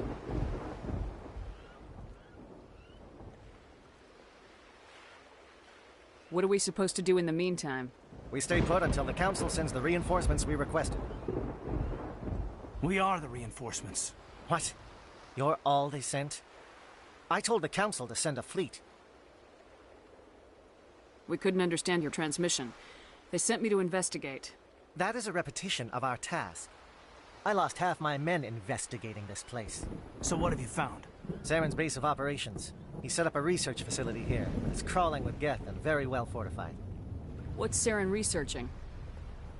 He's using the facility to breed an army of Krogan. How is that possible? Apparently, Saren has discovered a cure for the genophage. What's so important about curing this genophage? It was the solution to the Krogan problem. We introduced the genophage to the Krogan population after the uprising, to quell their numbers. Without it, the Krogan will quickly overrun the galaxy. And these Krogan follow Saren. The Geth are bad enough, but a Krogan army. He'd be almost unstoppable. Exactly my thoughts. We must ensure that this facility and its secrets are destroyed. Destroyed? I don't think so. Our people are dying. This cure can save them. If that cure leaves this planet, the Krogan will become unstoppable. We can't make the same mistake again. We are not a mistake. Is he going to be a problem? We already have enough angry Krogan to deal with. But it's okay. He'll be fine. I'll talk to him. I'd appreciate that, Commander. My men and I need to rethink our plan of attack. Can you give us some time? Go ahead, Captain. I'll come back soon. We won't be long, Commander. In the meantime, if you need any supplies, you can talk to Commander Rentola. He's in one of the tents nearby. Looks like things are a bit of a mess. Yeah. I wouldn't be so worried if it wasn't for Rex. Looks like he's gonna blow a gasket. You think I should go talk to him? It wouldn't hurt. Well, it might, actually. Just do it carefully. I'll be careful. But be ready, just in case. I'm always ready. What is with this? I fucking hate this right now. Like, again, I've tried my best to make Commander Shepard, like, a good guy. Or good girl. A good gal. But, like... I've been on this mission far too long. My brood won't even recognize me. Hey, Rex. It's okay, man. We'll get the cure for you. This isn't right, Shepard. If there's a cure for the genophage, we can't destroy it. Yeah, I understand. Calm down, Rex. I'm not the enemy here. Saren's the one you should be mad at. Really? Saren created a cure for my people. You want to destroy it. Help me out here, Shepard. The lines between friend and foe are getting a little blurry from where I stand. This isn't a cure, it's a weapon, and if Saren is allowed to use it, you won't be around to reap the benefits. None of us will. That's a chance we should be willing to take. This is the fate of my entire people we're talking about. If you can't give me a better reason than this to destroy the hopes of my people, then I'm done with you. Whoa. Don't make me choose, man. I can't let you jeopardize the mission. So that's it. All this time, and that's all I get from you. How can you not see what this means to the Krogan?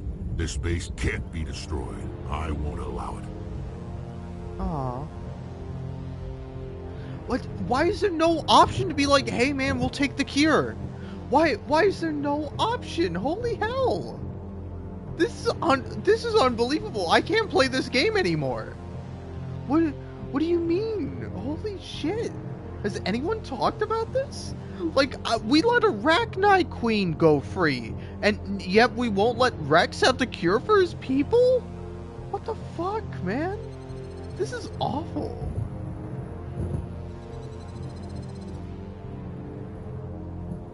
I feel so bad about this. I think I need to take a little break. You know?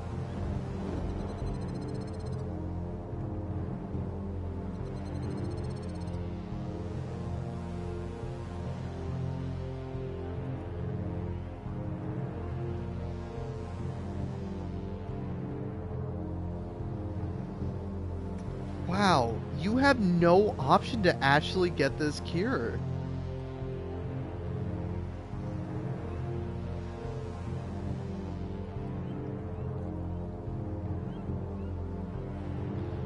I feel awful. I have to take a little break.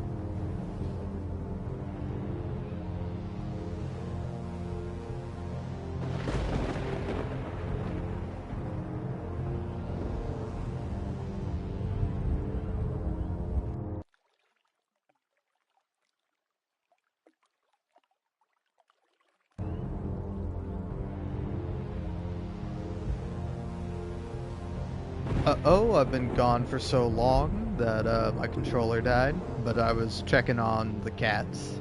These Krogan are slaves of Saren, puppets, tools to be used and discarded. Is that what you want for your people?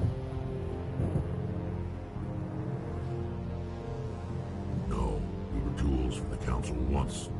Thank us for wiping out the Rachni, they neutered us all. I doubt Saren will be as generous. All right, Shepard. You've made your point. I don't like this, but I trust you enough to follow your lead. Just one thing. When we find Saren, I want his head. Wow. If we're doing this, let's go. Oh, Liara is here. Hi, Liara. Your ability to calm the Krogan is impressive. Alright. I'm surprised you were able to reason with a Krogan. Of course you guys are all being major pricks. Alright?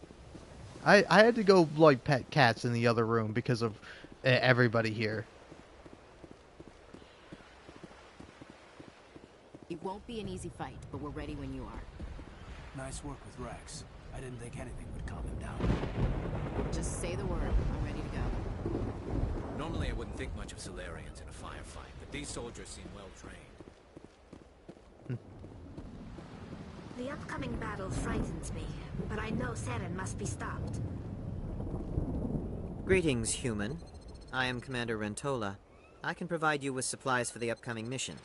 For anything else, I suggest you speak with Captain Kirrahe. Alright. Let me see what you have. What little there is.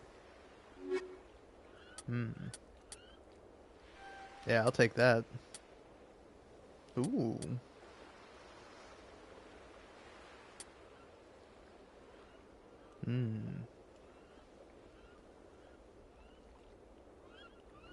Yeah, I don't know if this is better than what I already have.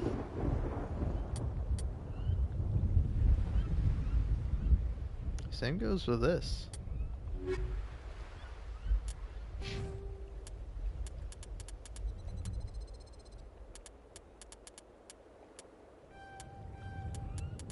What does warp actually do?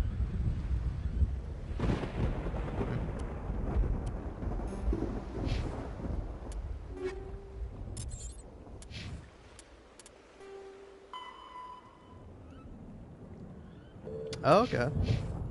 Hello again, human. If you need supplies, I suggest you take them now. Just tell me what you have available. We have limited reserves. We requested a fleet to destroy Saren's base. Instead, they sent you. Your request never came through. We'll just have to make do. That much is clear. I should go. Goodbye, human. Speak with the captain when you're ready to go. I will fight with fire for you, Commander. Aww. These Solarians are willing to die to stop Saren, and so am I. Aw, you're not gonna die, Tali. You're never gonna die. Rex's mood has changed since you spoke with him. Yeah, of course it has. The upcoming battle frightens me, but I know Saren must be stopped. I will fight with fire for you, Commander. Aw. With all these defenses, Saren must be hiding something big. I can't believe you were able to calm Rex down. I hope these Solarians can fight. Nice job with Rex. He's totally changed his attitude. Yeah. These Solarians seem pretty tough. I just hope they hold up under pressure. We're close, Commander. Saren can't hide forever. Alright. Hi, Rex. I'm going to tear this place a new one. Saren's base will be nothing but dust when I'm done. I'm ready, Shepard. Just say. This facility is well protected. It must be very important to Saren. Taking the facility will not be easy, but I am sure we will succeed. These Solarians are some of the best trained anywhere. We will need their help. Your ability to calm the Krogan is impressive.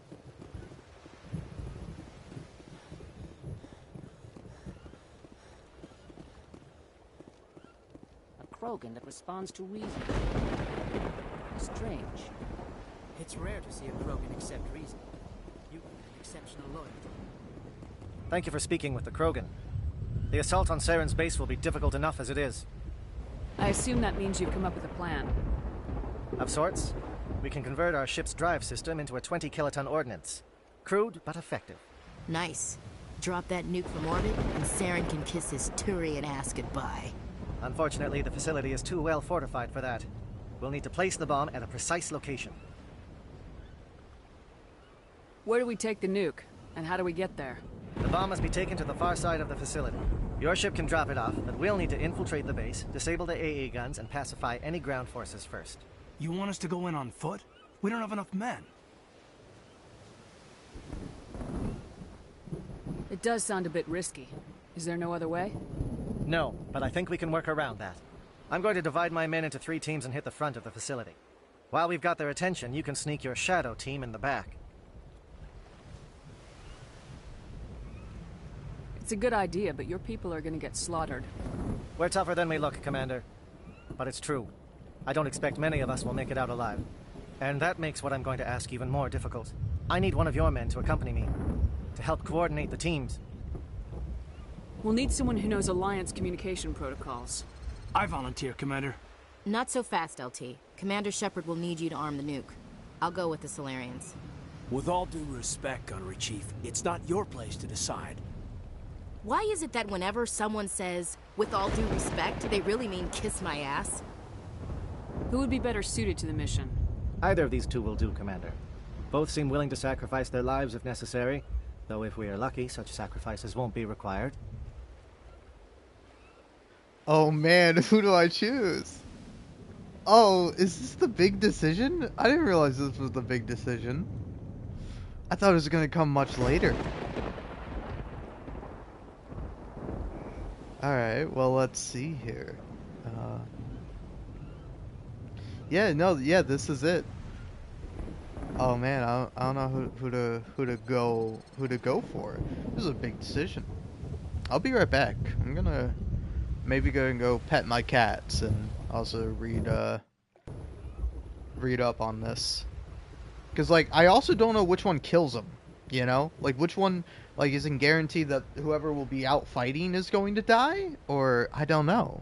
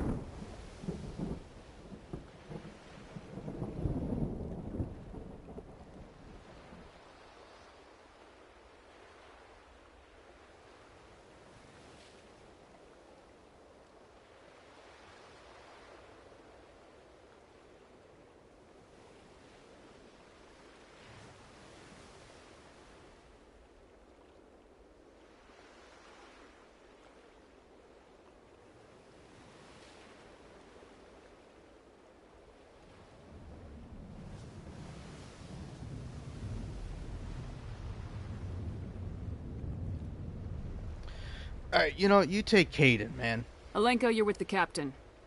Keep it simple. Understood? Aye, aye, Commander. I will have the ordnance loaded onto the Normandy and brief your crew on its detonation sequencing. Do you have any questions before we go, Commander? The Normandy's picking me up. How will your teams escape the blast? We will engage the Geth as long as possible. Once the bomb is in place, we will fall back to try and escape the blast radius. If we move quickly, we should be able to escape with acceptable casualties. If not, then our memories will live on as martyrs to a greater cause. You talk like this is a suicide mission. I won't lie to you, Commander. There is a chance none of us will survive this assault, even your team. But we do what is necessary. Shadow seems clear enough. What will the other teams be called? Aegor, Manavai, and Jaeto. They were the initial settlements on our first 3 colony worlds. They are at the heart of Solarian territory to this day. These names will remind my men what they are fighting for.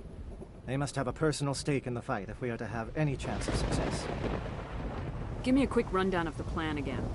You are Team Shadow. We will create a distraction while you infiltrate the base. Make your way to the breeding grounds at the heart of the facility. Disable the AA guns so the Normandy can land and deliver the nuke. If we get that far, we'll try to help you with guns, but don't count on it. Once you have the bomb, place it next to the geothermal taps. Then get out before it detonates. I want to know more about the bomb. How reliable is it going to be? Its reliability depends on the person arming it, but it will do the job. The drive system is highly impervious to damage from external sources. Once it has been armed, very little can stop it. The key is getting it into place and armed before the Geth can stop us.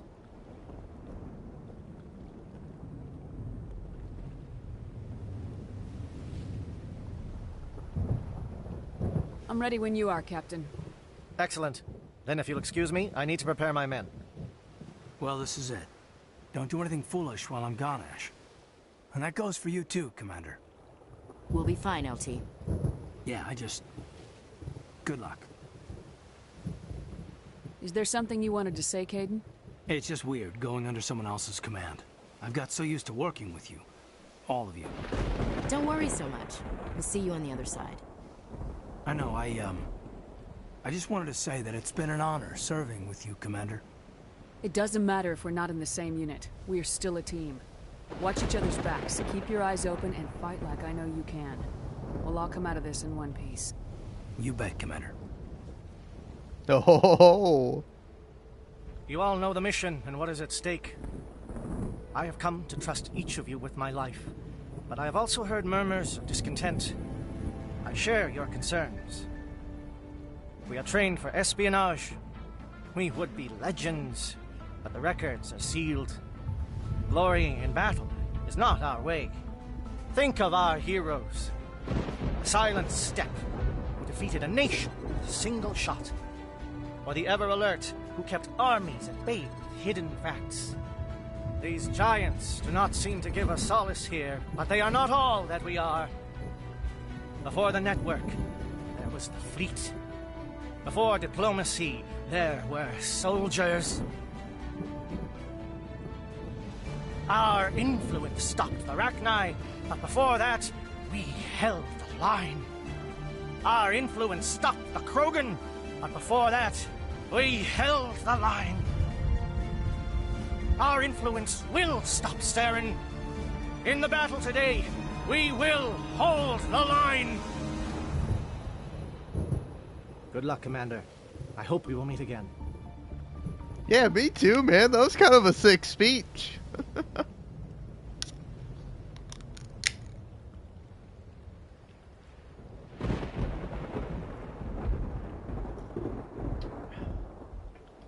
Alright, well, obviously I'm bringing along my gal and my other gal.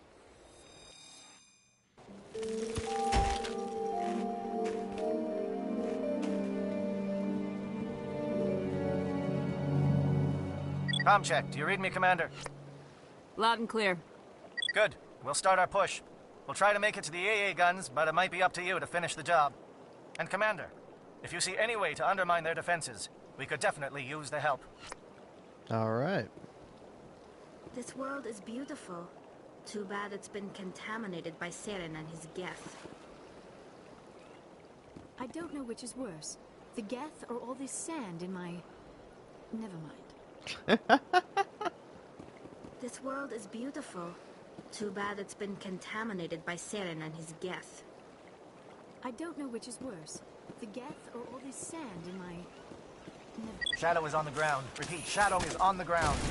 Lieutenant Alenko is your team. Manovai, Diego, move. Time to get some attention.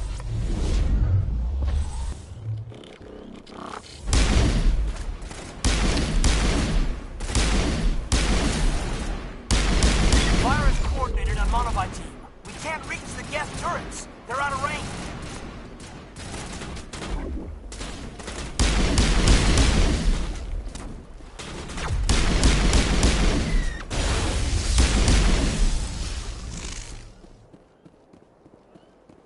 Think we got him, Commander.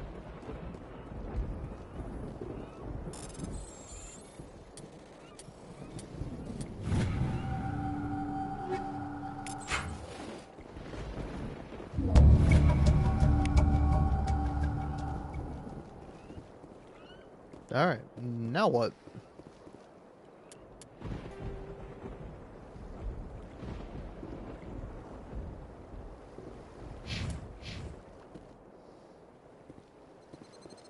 I guess that was like an optional thing to do.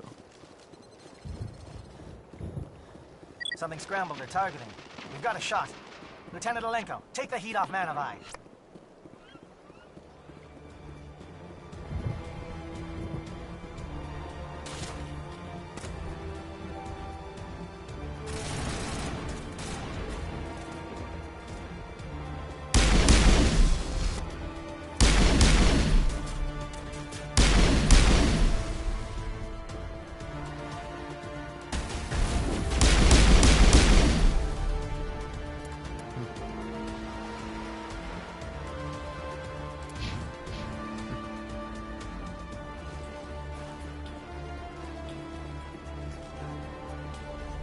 I do wish I could sprint for longer.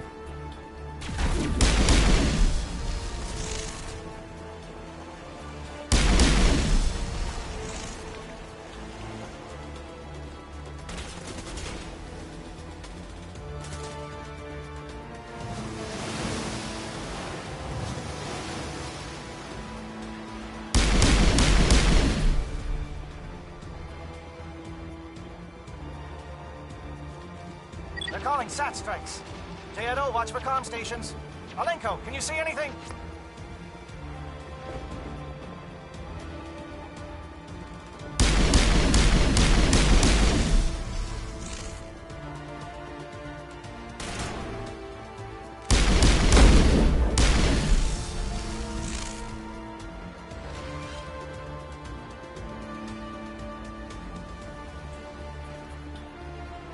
Is the thing like underground or something? Oh, it's up there. Okay, I see.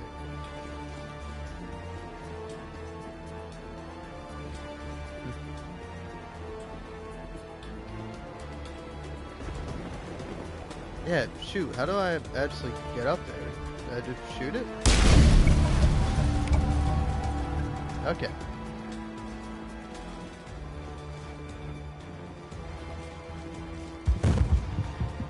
Aircraft heading to perimeter stations to recharge. Bunker up before they come back.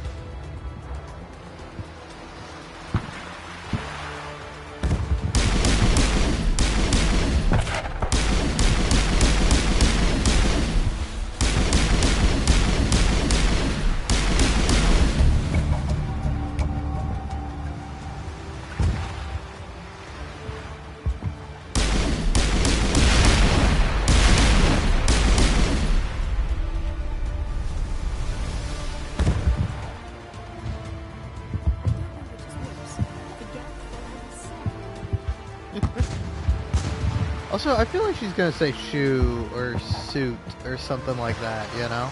I don't know why like cut her off, because like I think it makes more sense if she cuts herself off, because she's like, oh, I'm kind of complaining about nothing, you know? But instead, I think it's supposed to be like, oh, where does she have the sand? I don't know. Maybe I'm wrong. We may be getting some help from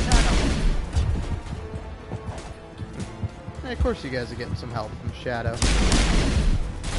Shadow's the name of my cat. I know that Shadow the Hedgehog movie is coming out. And then isn't there like a Sonic Shadow game too also in the works? It's like kind of like Sonic Generations, but it's Sonic and Shadow.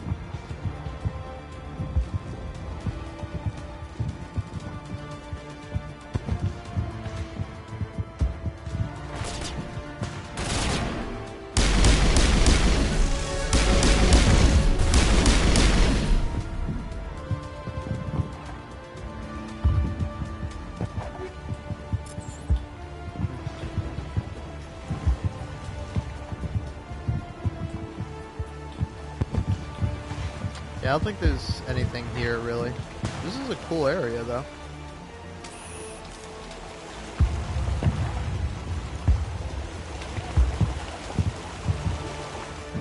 Come on, everybody. Let's take a photo on the beach.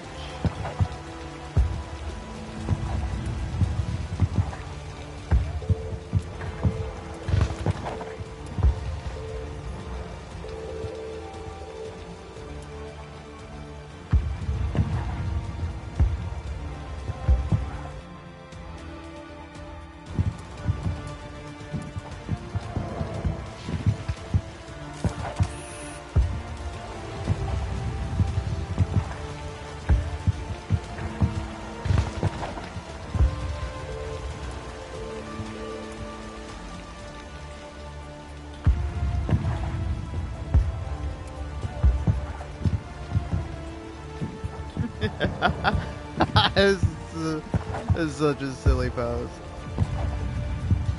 Alright, you do this. Yeah, focal length.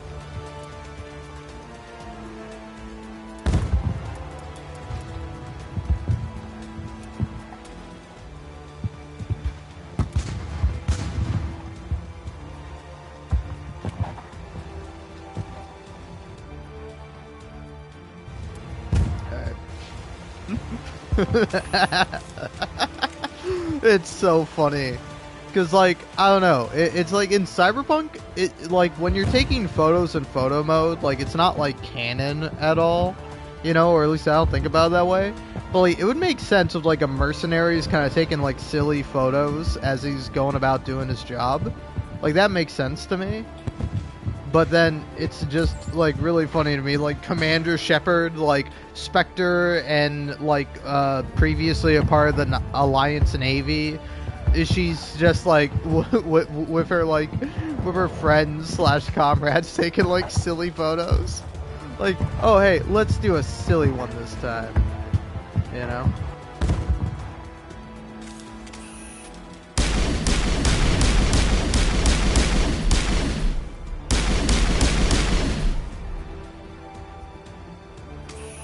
Alright, let's go.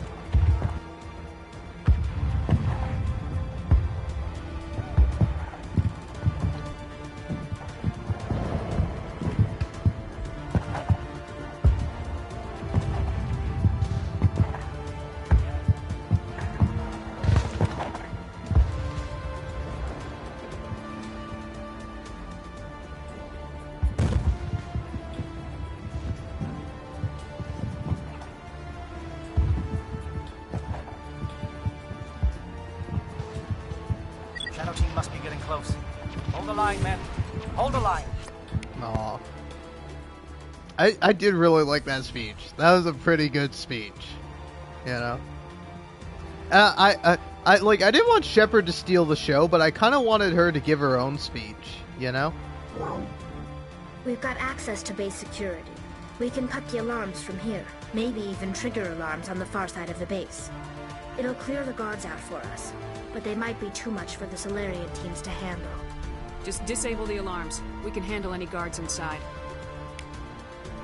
Yeah.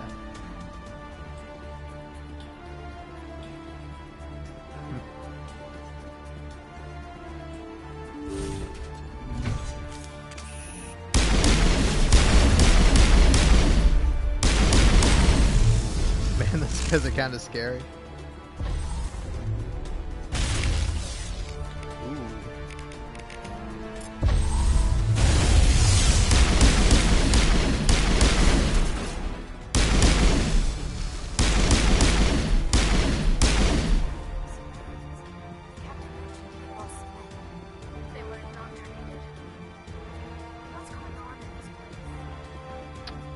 Well, we kind of already know because we talked to Venezia and she mentioned how she was. Ooh, okay.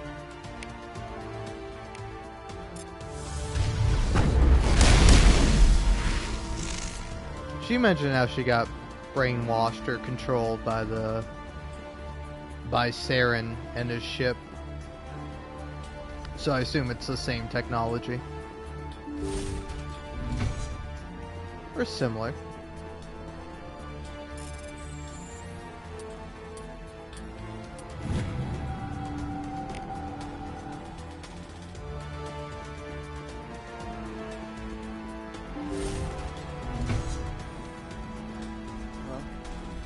Is someone out there? Oh. What was that noise? What's going on?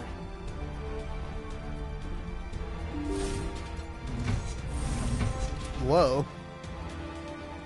That door just lead to nowhere?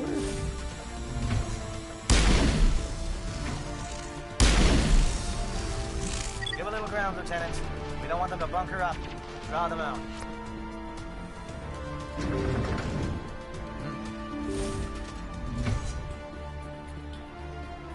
Yeah, let's not take the elevator. This ain't Final Fantasy VII, where the only difference between taking the elevator and the stairs is a funny cutscene and having to go up like so many flights of stairs.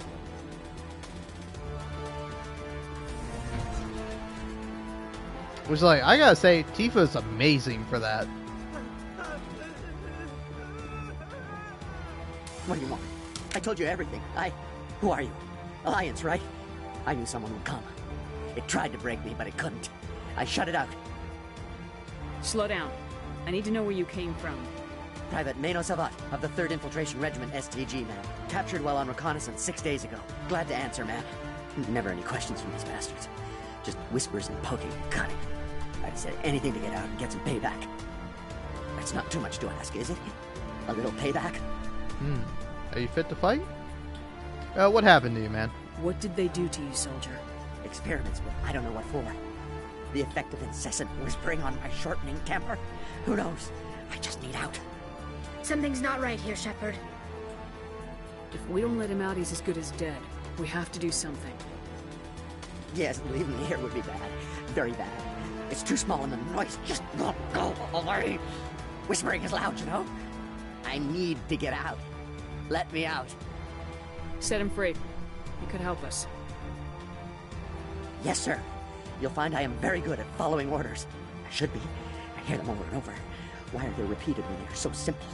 So damn simple!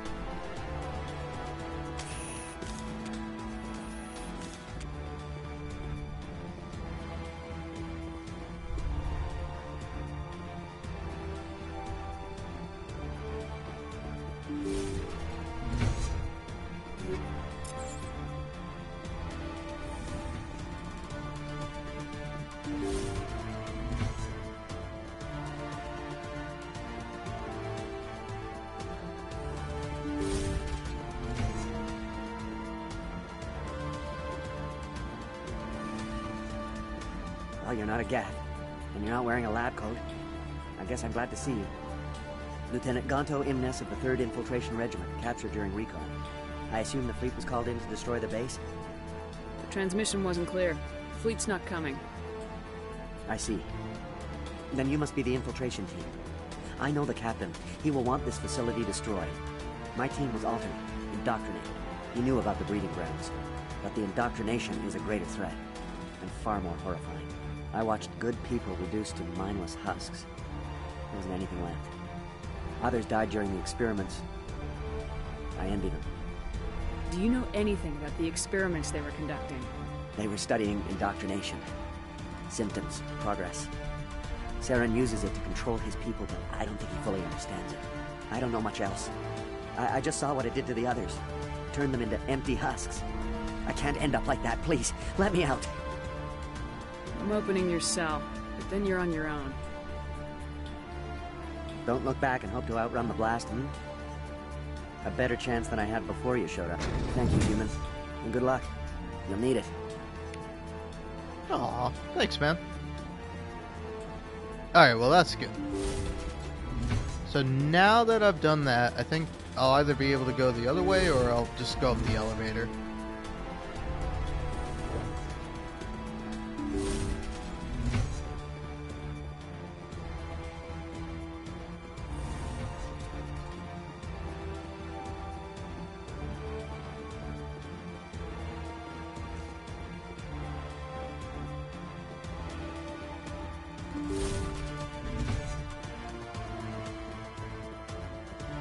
Yeah, no, this is locked. Okay. Well, I guess I'll come back after I take the elevator. Or maybe not. Maybe I missed my chance. Damn, this game really makes me want to play Halo Combat Evolved. I just want to play the original Halo so bad right now.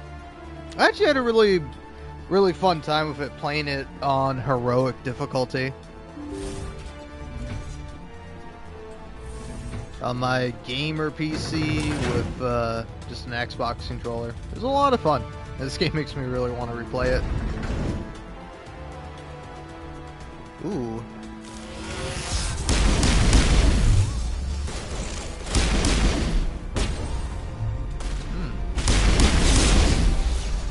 Sorry, Doctor.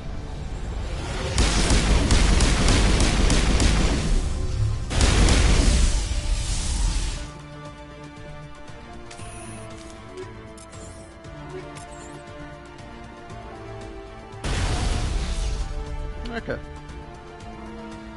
But yeah, I will say sometimes the Paragon choice is like interesting because like I don't know, I got 8 for like freeing the guy I didn't know if he was like an actual hey, look at me.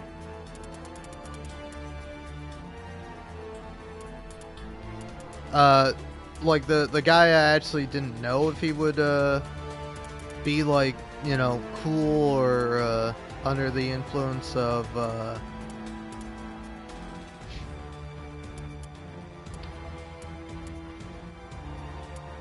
like the Geth or whatever.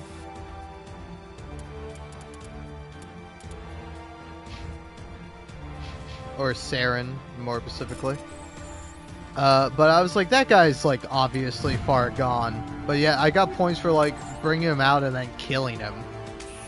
It's like, I feel kind of bad about that.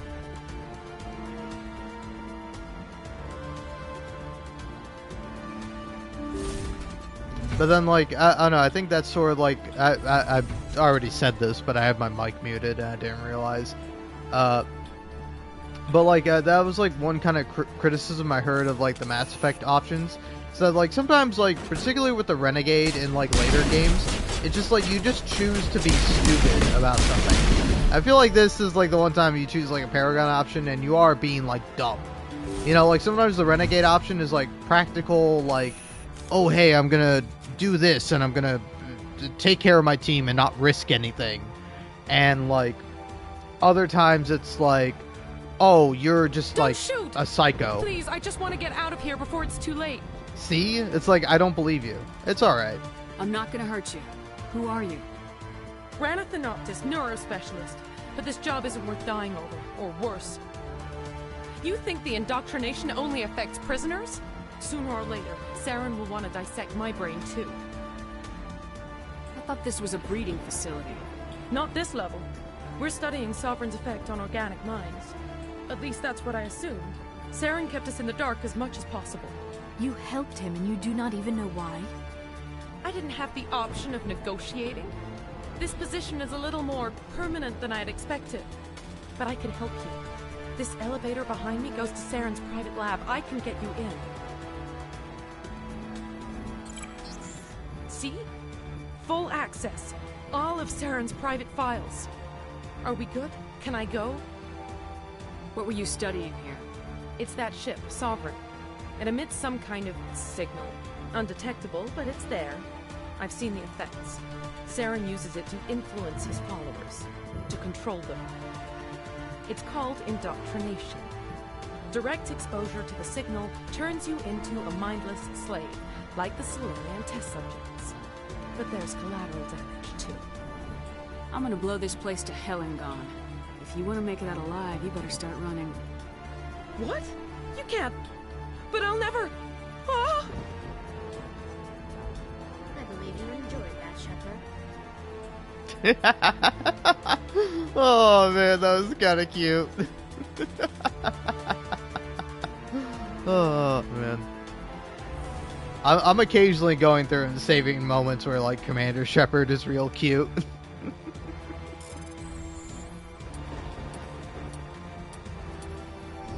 Ah, fuck. Do it again.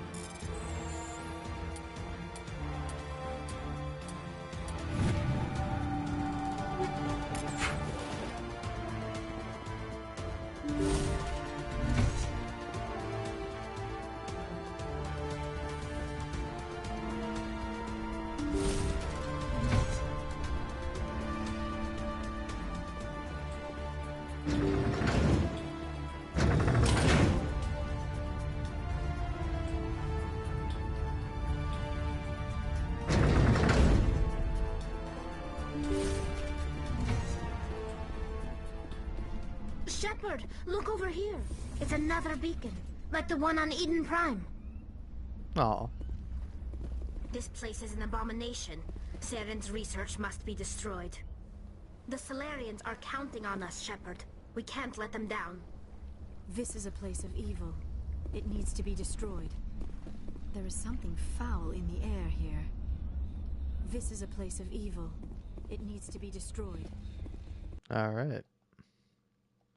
That was a really cute moment from Tali.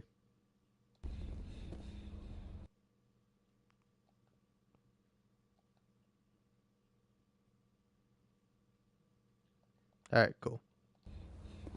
Let's investigate.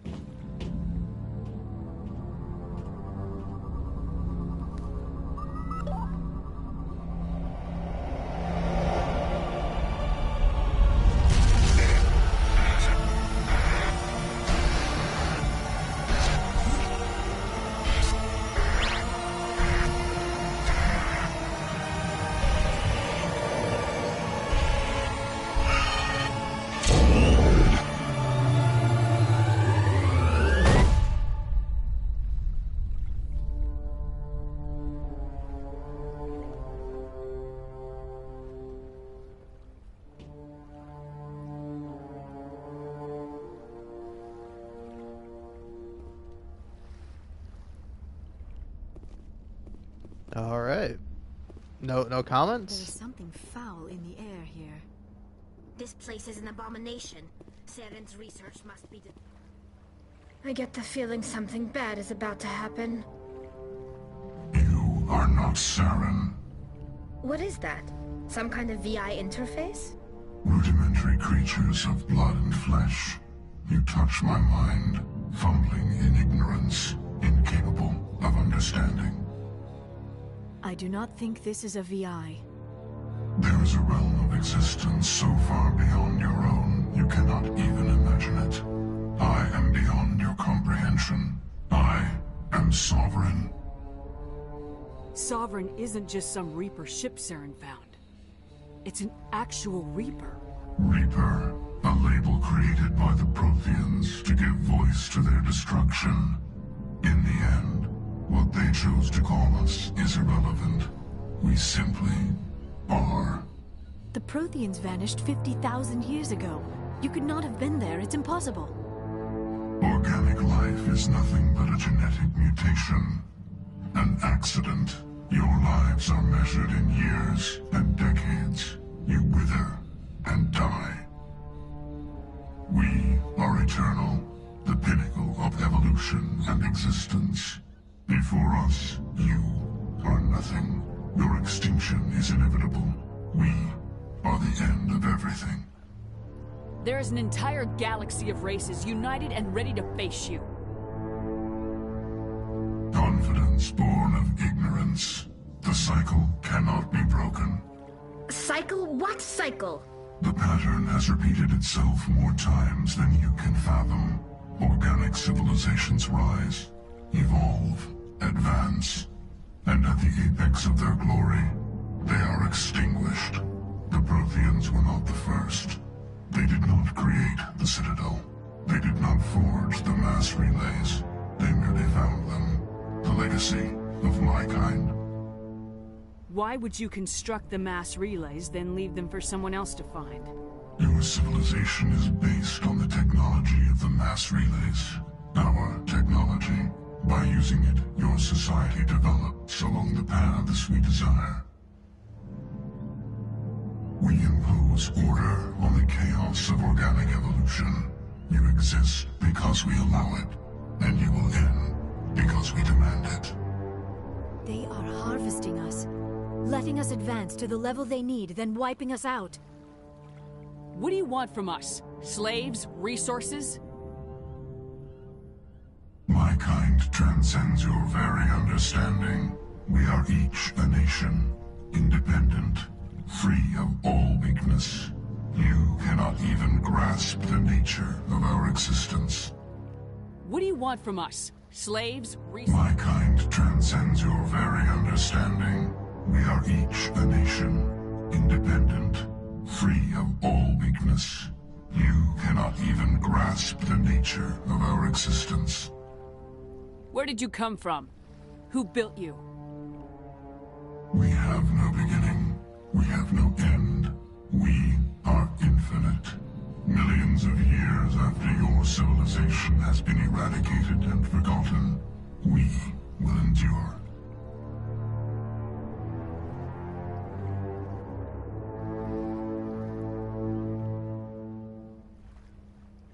Where are the rest of the Reapers? Are you the last of your kind? We are Legion. The time of our return is coming. Our numbers will darken the sky of every world. You cannot escape your doom. Oh man, I will say, these guys are like terrible and they're awful, but they are also cool as shit. Like, are you kidding me? Just like, oh, we are I don't know, you got a cool voice. I mean, I will stop you eventually, but first I gotta go use the restroom.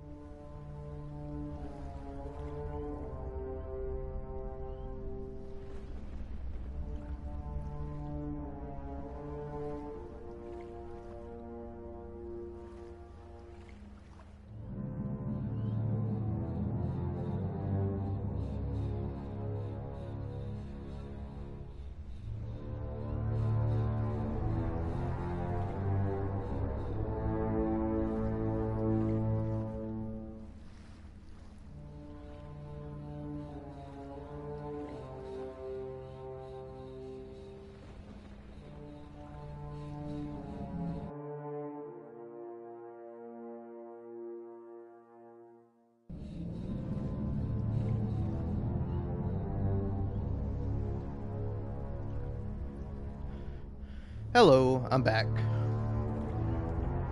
Where did you come from? Who built you? We have no beginning. We have no end. We are infinite. Millions of years after your civilization has been eradicated and forgotten, we will endure. Where are the rest of the Reapers? Are you the last of your kind? We are Legion. The time of our return is coming. Our numbers will darken the sky of every world. You cannot escape your doom. What do you want from us? Slaves? Resources? My kind transcends your very understanding. We are each a nation, independent, free of all weakness. You cannot even grasp the nature of our existence. You're not even alive. Not really.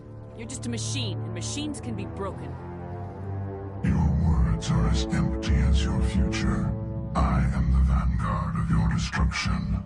This exchange is over.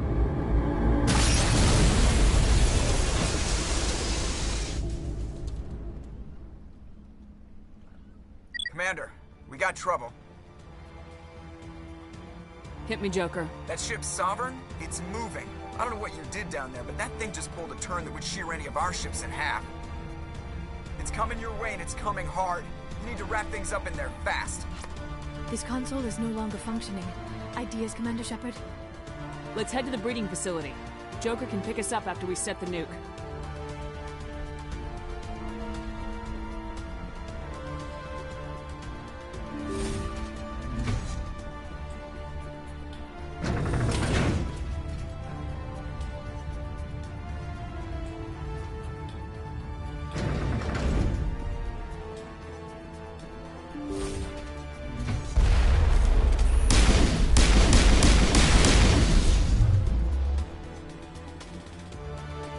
They're turning from your position, Diego. Looks like Shadow picked a sensitive spot. Alenko, head them off. Hold them.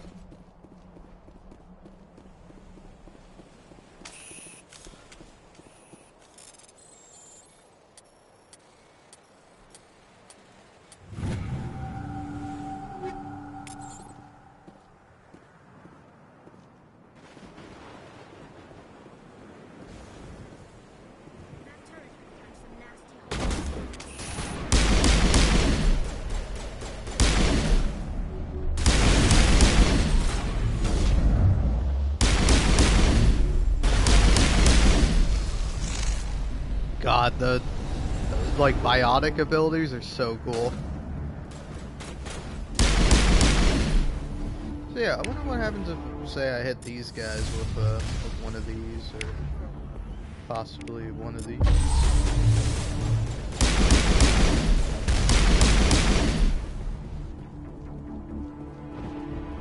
Damn, I ate all my tater tots. I thought I would have more of them. I took a decent helping.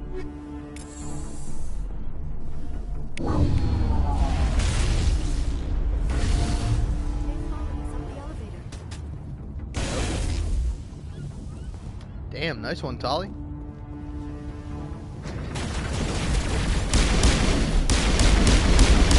work on the gun, Shadow team. Now it's our turn. Alright.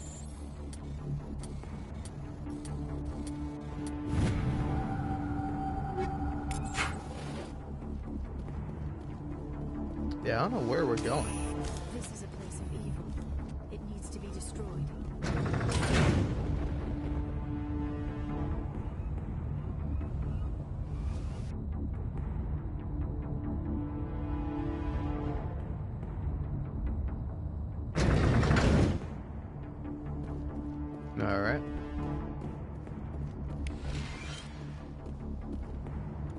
That's it. We need to clear the gate and set those charges.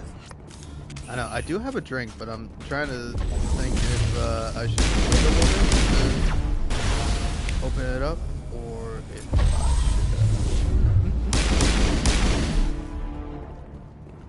I should just open it now. Because I am a little bit thirsty, but I also do want to save it for a nice moment. Set. Everyone bunker down. Bunker down.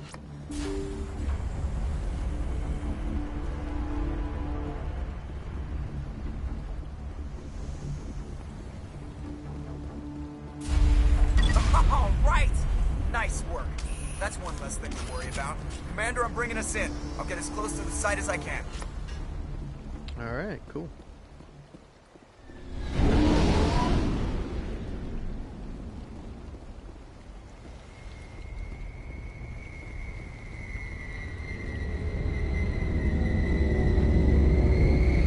Yeah, that's our pilot Joker.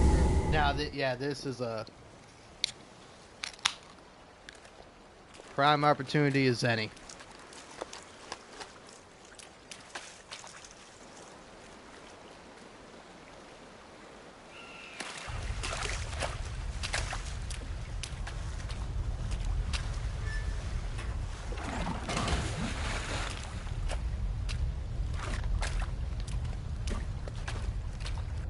Bomb is in position. We're all set here.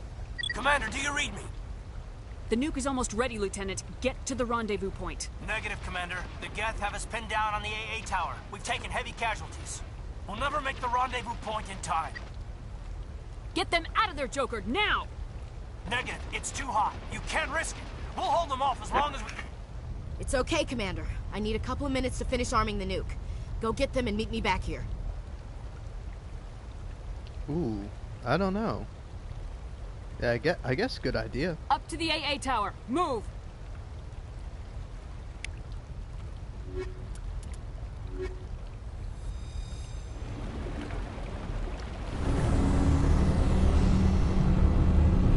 So, where are we actually moving to?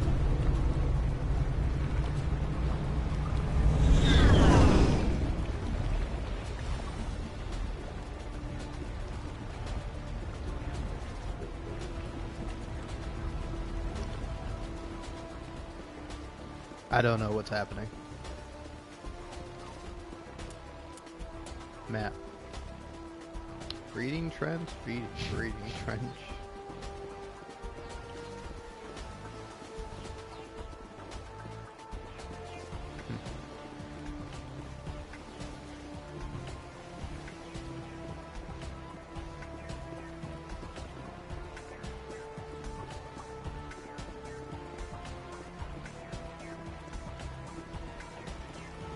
I don't know what's supposed to be happening is happening right now.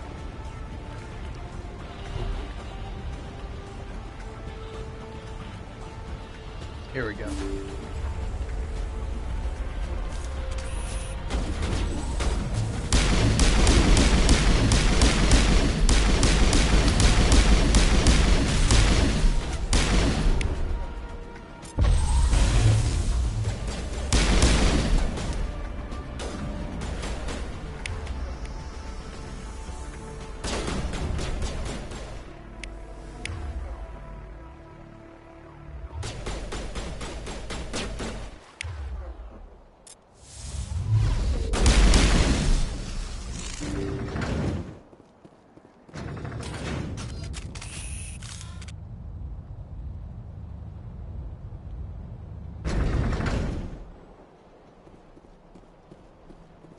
All right.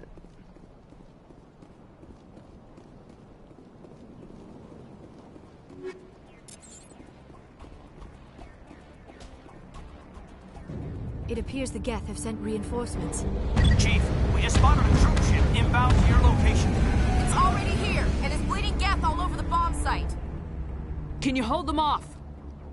There's too many! I don't think we can hold them! I'm activating the nuke!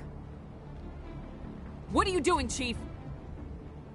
Making sure this bomb goes off, no matter what! It's done, Commander. Go get the lieutenant and get the hell out of here! Belay that. We can handle ourselves. Go back and get Williams. Oh, here we go. This is the decision. Oh, no. All right. Williams, radio Joker and tell him to meet us at the bomb site. Yes, Commander, It's the right choice, and you know it, Ash. I'm sorry, Kaidan. I had to make a choice. I understand, Commander. I don't regret a thing. Damn, I'm gonna cry. Oh, I got 2 Paragon for that. I assume it was because I apologized.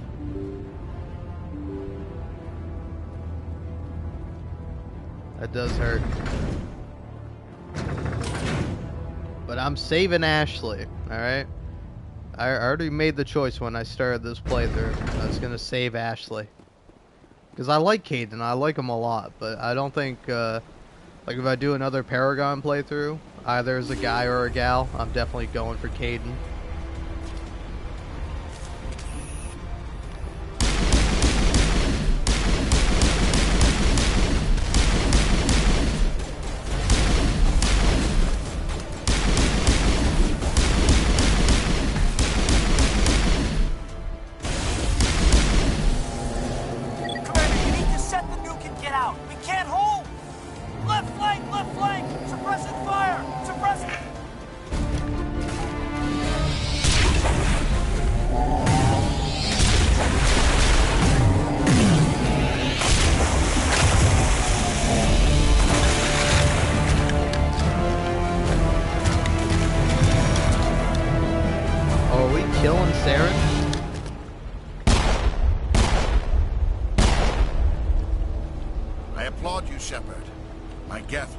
Convinced the Salarians were the real threat.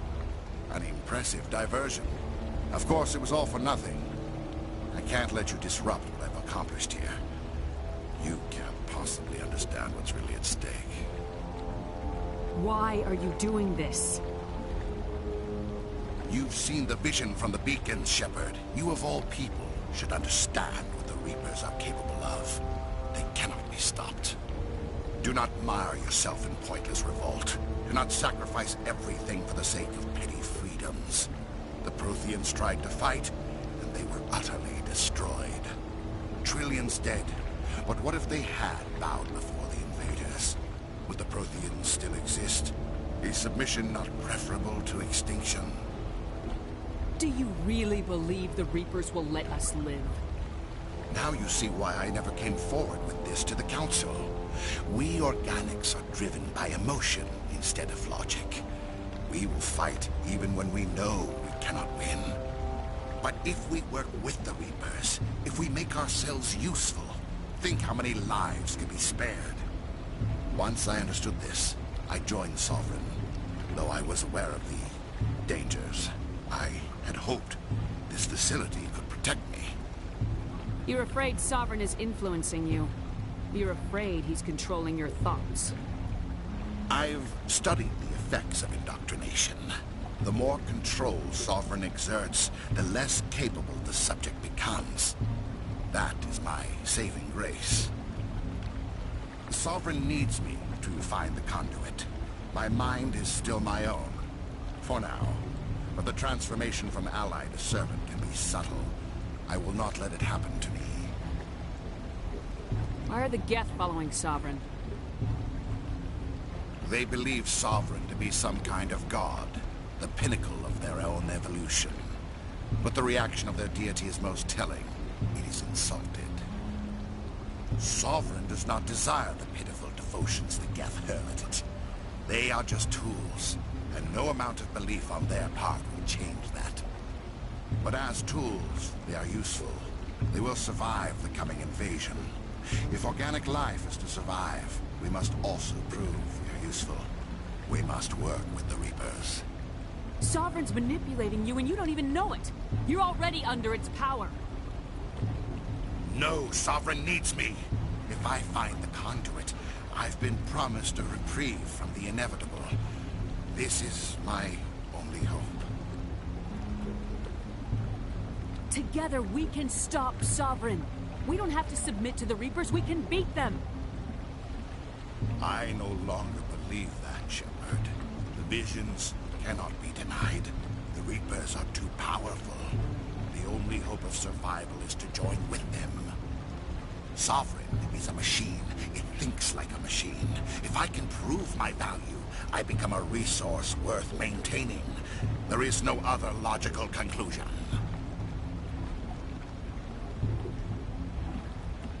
You were a Spectre. You were sworn to defend the galaxy. Then you broke that vow to save yourself. I'm not doing this for myself. Don't you see? Sovereign will succeed. It is inevitable. My way is the only way any of us will survive. I'm forging an alliance between us and the Reapers, between organics and machines. And in doing so, I will save more lives than have ever existed.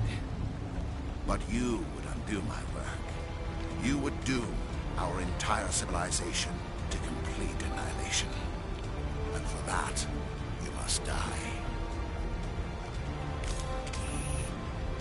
Oh man, I gotta say, I gotta feel for Sharon. Because, like, I don't think he's a bad guy.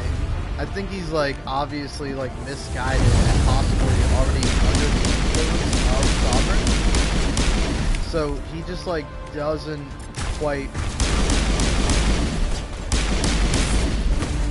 get the fact that, you know, he's, like, under control.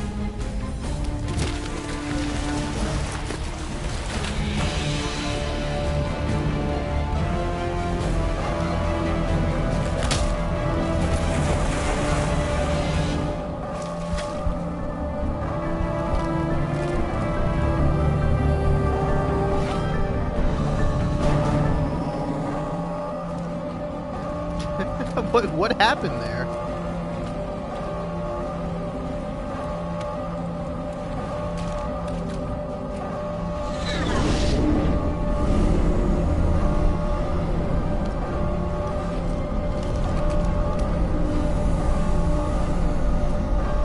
All right, everybody, hang on. That's kind of cute.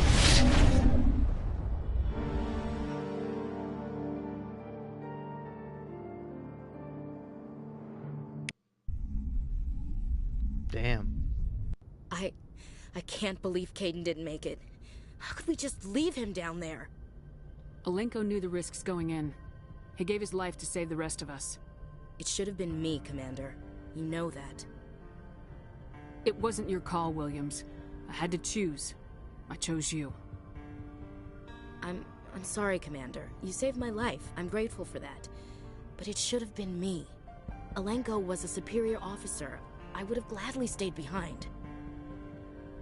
Ash, how far are you going to drive yourself? Are you trying to be a martyr? To redeem your grandfather's honor? That's not fair. What the public and the military did to him was unfair, but I don't want to lose a good soldier over it. Aye, Commander. Commander, excuse me for interrupting, but I have an idea. I think the beacon you found in Saren's base was similar to the one you found on Eden Prime. Tell me, your visions, have they changed at all? Do you know where the conduit is now? The vision changed, but it's still not clear. That is unfortunate. I am afraid our only choice is to go to Pharaoh's. Maybe we will find what we need there. I'll let Joker know where we're headed. Dismissed. Commander, there's a convoy nearby. I can link us in if you want to report back to the Citadel Council. You know, to warn them about Sovereign. Set the link up, Joker. They need to know. Patching it through. Commander Shepard, I'm pleased to see your mission on Virmire was a success. Saren is formidable enough without an army of Krogan serving under him. The Krogan would have served Sovereign, a Reaper. Yes, we saw mention of this on your report. Sovereign, Ascension machine, a true artificial intelligence. This news is quite alarming, if it turns out to be accurate. Sovereign's a Reaper. Saren admitted it. He's playing you, Shepard. Saren still has contacts on the Citadel. He probably saw your earlier reports. The ones talking about your vision and the Reapers. It's highly possible Saren is using false information to throw you off balance. Our own intelligence has never turned up any corroborating information. Sooner or later, you're gonna have to take something I say on faith, Counselor. Try to see this from our perspective, Commander. Saren is a threat we can recognize. However, as far as we know, the Reapers only exist in your visions. Our decisions affect trillions of lives. We cannot act on the accusations of a single person, even a Spectre. Not without solid evidence. The Council cannot take any official action here. That is why we created the Spectres. You have the authority to act as you see fit. If you truly believe Sovereign is the real threat, you must take whatever steps are necessary to stop it. And Saren. Good luck, Commander. From all of us.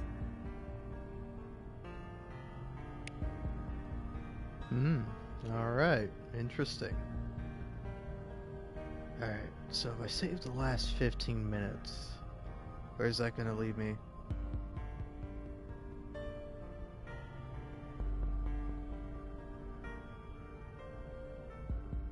Okay.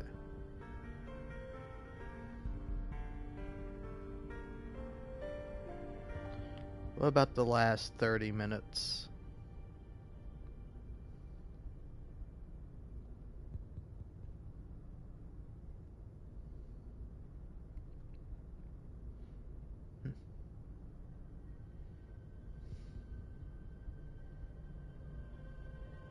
Alright, they do kind of give me more.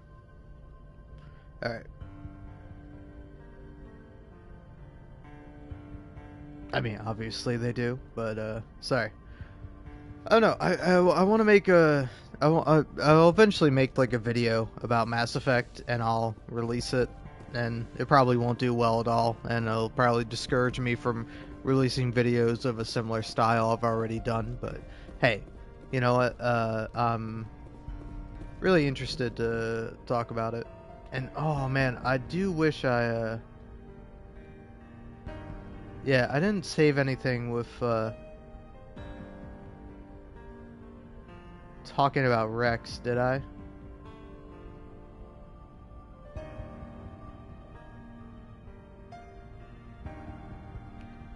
Oh yeah, okay. So, yeah, so I didn't actually save the conversation of me talking Rex down, but I did save the conversation before that. Okay. Alright. Ooh, the music's all dramatic. Okay, I'm gonna take a little break. That is really interesting.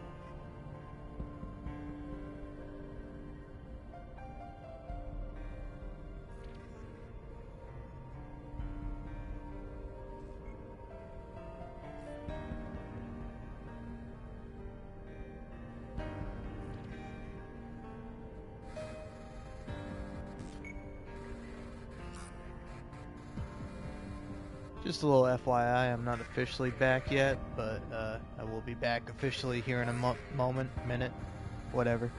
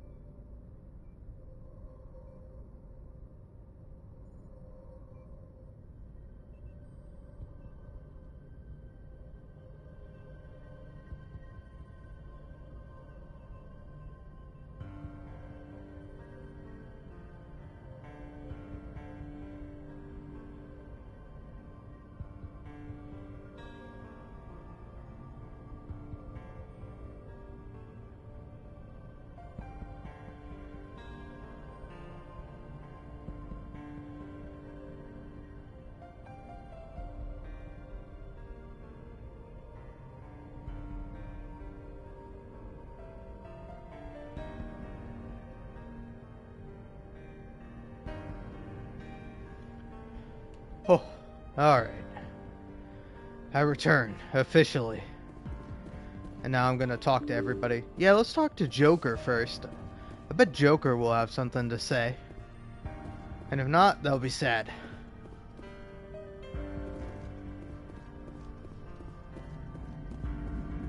Commander, I know it couldn't have been easy for you down there. Making the call between Alenko and Williams must have been... I'm sorry, ma'am. I just don't know if I could have done it. Yeah, there is no right choice for something like that. I just hope I never have to go through it again. No, I'm not blaming you, Commander. I'm just... I mean, it's hard, you know? Saren's still out there, Joker. Hold it together. We need you. Don't worry, I won't let you down. I want to be there when you make that son of a bitch pay. Aww, thanks, Joker.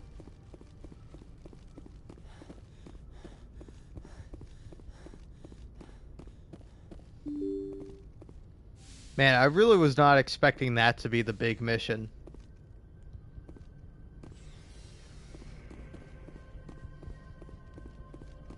Yeah. Kaiden's not here anymore. That's really sad. Yes, Commander? Is there something you need? I should go. Goodbye, Commander. Oh, wait, yeah. Yes, Commander? Is there something you need? How did you end up serving on an Alliance ship? I enlisted right out of med school. Earth always seemed boring to me. Too safe, too secure. I figured the colonies were teeming with exotic adventure.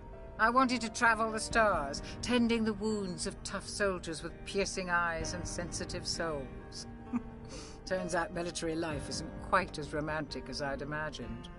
But humanity needs the Alliance if we want to keep expanding through the Traverse, and the Alliance always needs good doctors.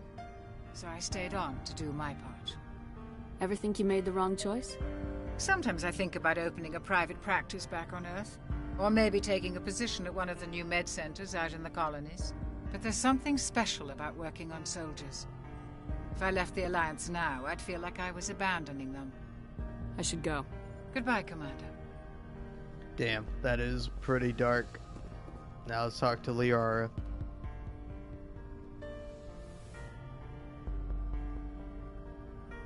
I've been thinking about Saren. I actually feel a little sorry for him now. He's become a slave to the Reapers, and he can't even see it. He is trapped inside his own mind. Part of him senses his identity slowly being swallowed up by Sovereign, but he is powerless to stop it. I wonder how he first fell into Sovereign's trap. Did he think he could somehow stop the Reapers from returning? Or was he simply driven by a lust for power and glory? Whatever Saren's reasons may have been, they're long gone now. He has to be stopped. Yes, I suppose you're right. He may be Sovereign's victim, but he is also a threat to all life as we know it. Let's not spend every free minute talking about Saren. It is bad enough we are chasing him across the galaxy. I should go. Goodbye, Shepard. I get the feeling you want to ask me something, Commander. I just wanted to talk. Of course, Shepard. What did you want to talk about? I should go. Goodbye, Shepard. Oh, that's kind of sad. It's a little sad that Liara doesn't mention anything specifically about Kaidan/Ashley.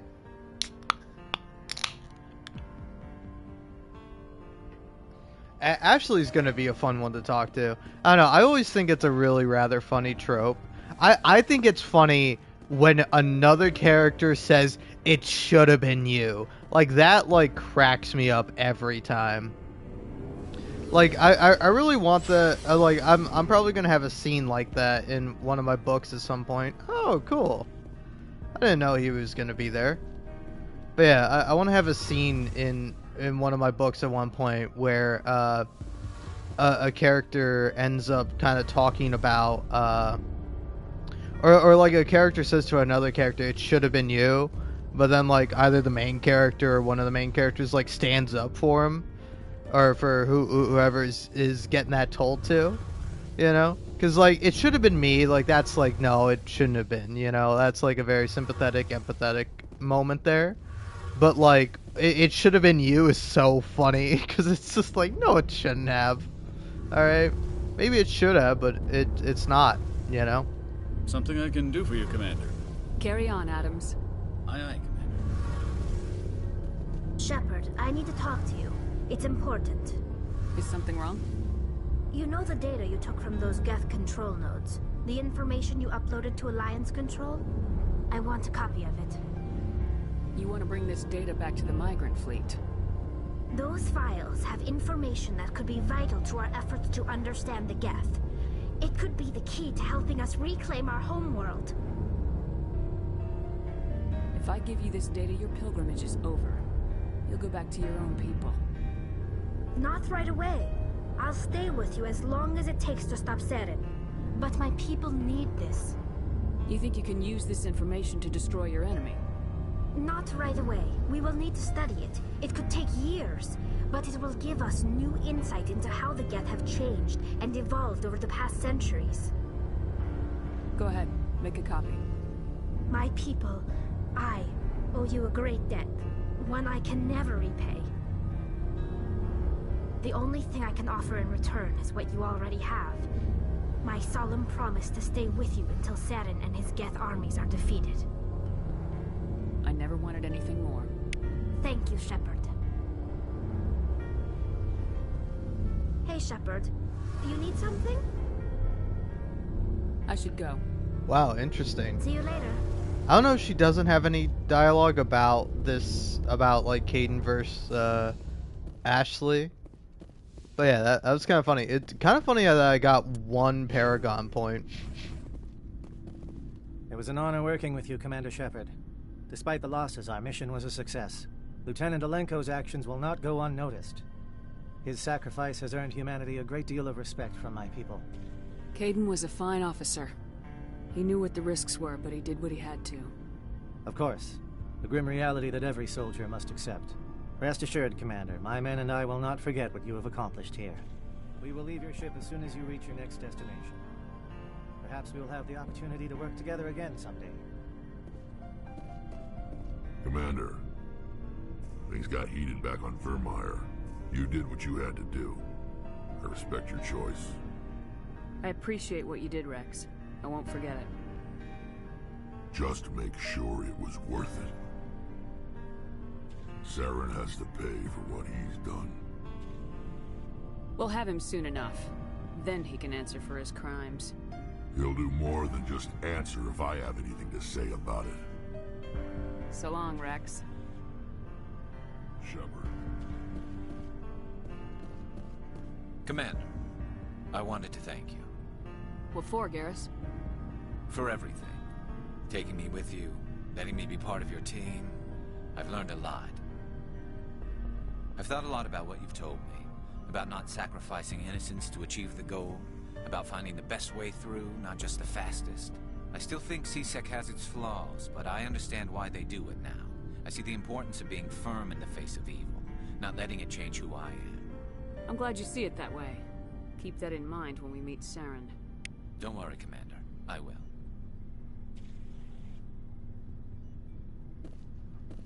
That's cool. Commander? About Lieutenant Alenko. How are you holding up? Can't say I'm better. Sorry for anything I said back there. I don't want any deaths on my hands, and it's my fault. Williams, listen to me. I'm in command of this mission. I made the call, not you. He's dead because of me. It's funny. I don't have any fear of dying for the Alliance. But when I think of someone dying for me, if you don't mind my asking, how did you deal with the losses in Torfin? It was my job to get everyone out safe. I failed. I vowed not to let that happen again. Same here. I'll remember him, and I'll do better for him. Yeah. I guess that's all we can do. Thanks for the advice, Skipper. What's your opinion of the last mission? We've got a hard fight ahead. Fleets of AI dreadnoughts who've exterminated all life dozens of times over. I think the odds are against us. We have an advantage. We know they're coming and we know about their indoctrination. I don't plan to lie down and die, Skipper. Don't worry about that. But I'm infantry. Against Reapers, my rifle may as well fire spitballs. I won't have a place in this war.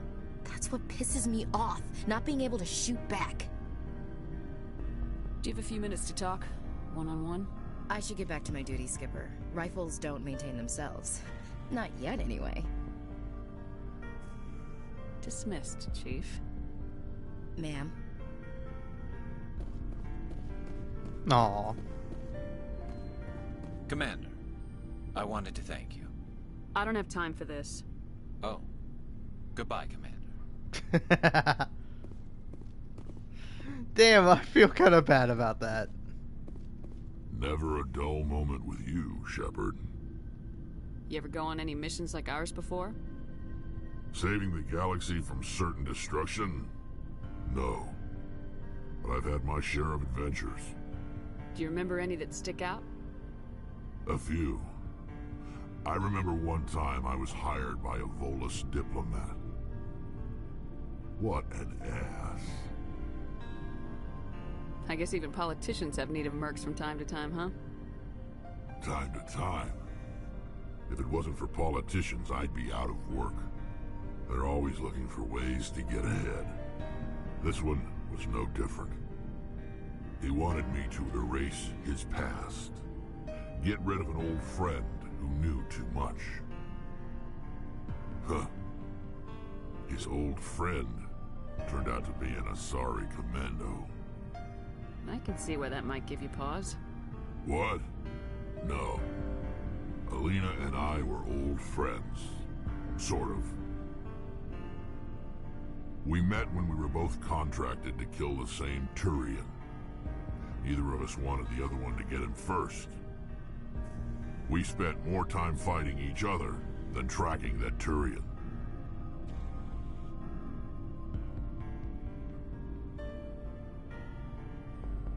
An Asari commando mercenary.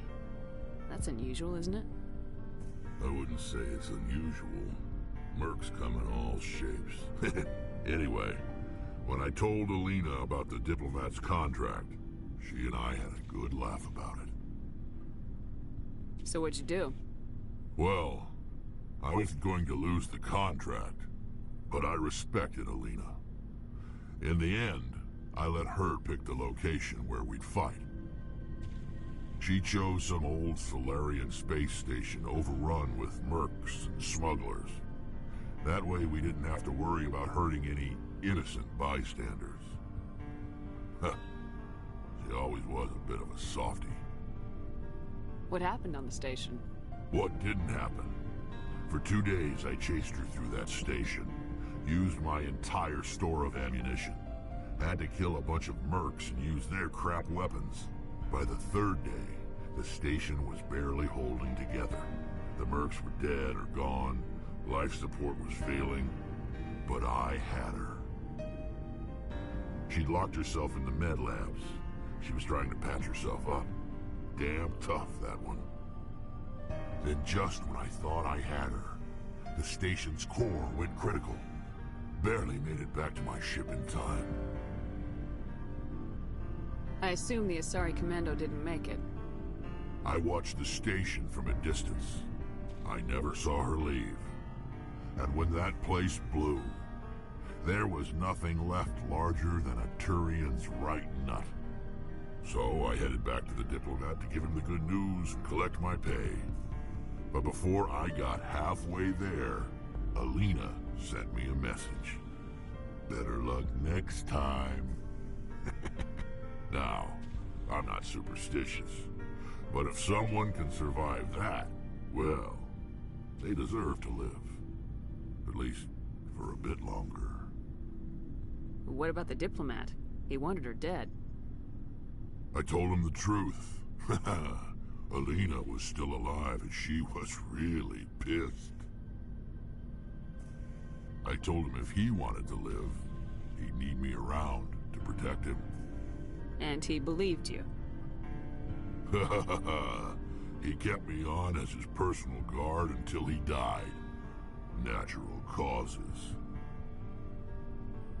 Easiest job I've ever had. A little boring, but credits are credits. So long, Rex. Shepard. Wow, that was really interesting. Commander? Do you have a few minutes to talk? One-on-one? I should get back to my duty, Skipper. Dismissed, Chief. Ma'am?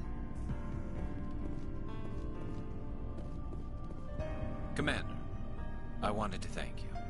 What for, Garrus? For everything. Taking me with you, letting me be part of your team. I've learned a lot. I've thought a lot about what you've told me. About not sacrificing innocence to achieve the goal. About finding the best way through, not just the fastest. I still think C-Sec has its flaws, but I understand why they do it now. I see the importance of being firm in the face of evil, not letting it change who I am. Words mean nothing until you turn them into action, Garrus. What are you gonna do about it? Well, I'm going back to C-Sec. I think I can make a difference there. I'll also reapply for Spectre training, but I'll do it right. I won't compromise myself to get there. If the people I'm sworn to protect can't trust me, then I don't deserve to be the one protecting them. I'm glad you see it that way. Keep that in mind when we meet Saren. Don't worry, Commander. I will. Aw, that's cute.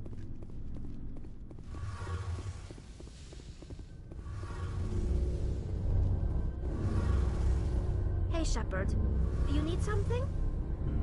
I want to know more about the pilgrimage. When my people reach maturity, we leave our birth ships and seek acceptance with a new crew. It's necessary to maintain genetic diversity among the fleet. But no ship wants to accept someone who will... We set out alone.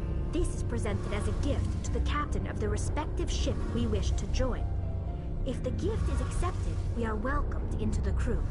I want to talk about something else. Like what? I should go. See you later.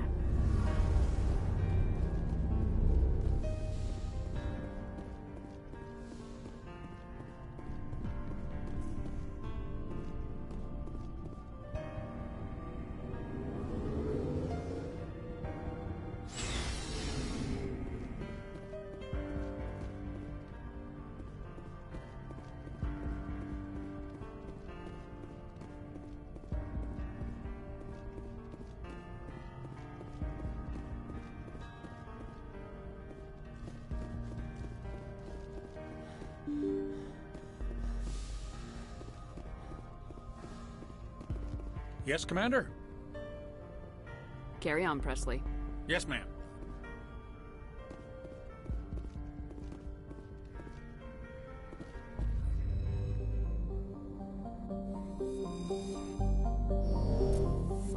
All right, wow.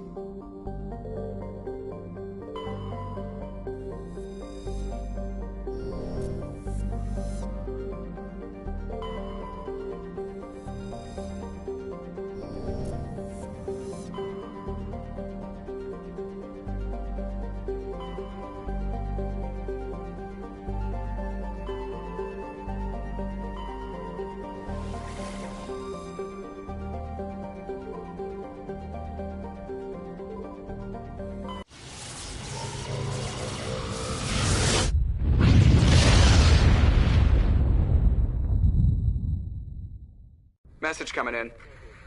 Patching it through.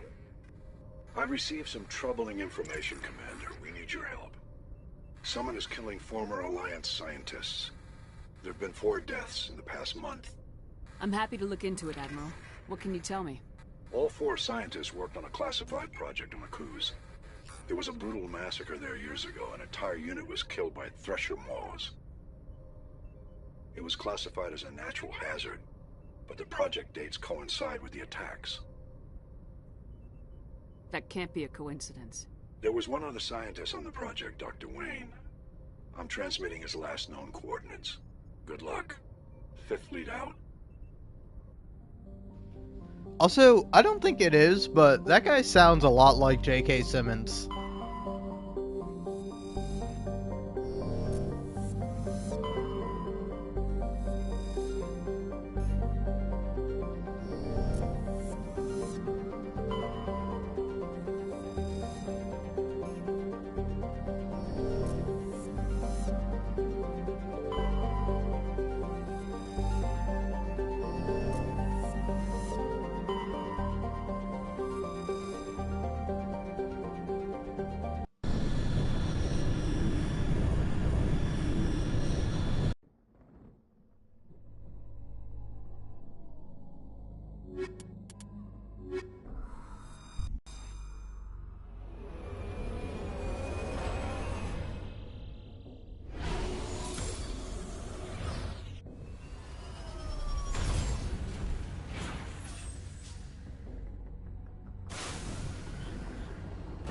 Alright, grasslands. Pretty cool. Alright, well, if I'm going to be driving, I gotta be drinking.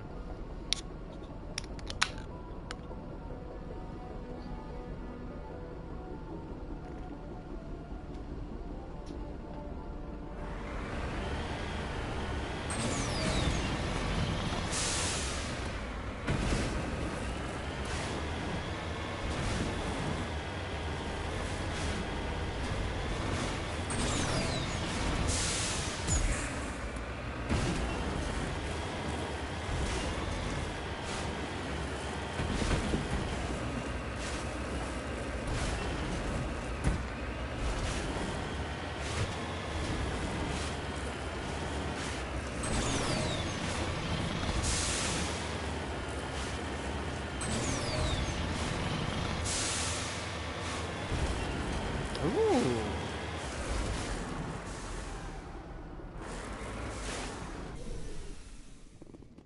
Look at these guys. What a bunch of cuties. Oh, they're cute.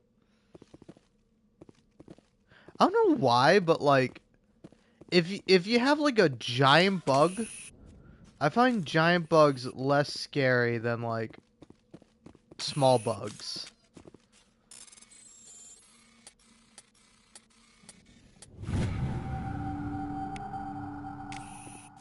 Lows. Wow.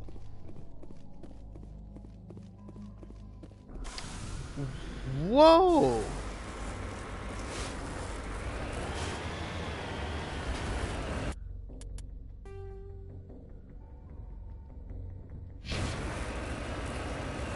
Man, I gotta say, this is a really interesting video.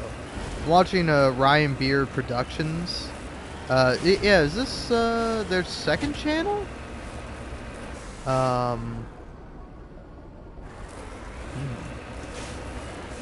Yeah, okay. This is their second channel. But yeah, on their second channel they posted a new video about the TikTok lady. Which, by the way, oh, sorry, don't mind me. I'm just trying to figure out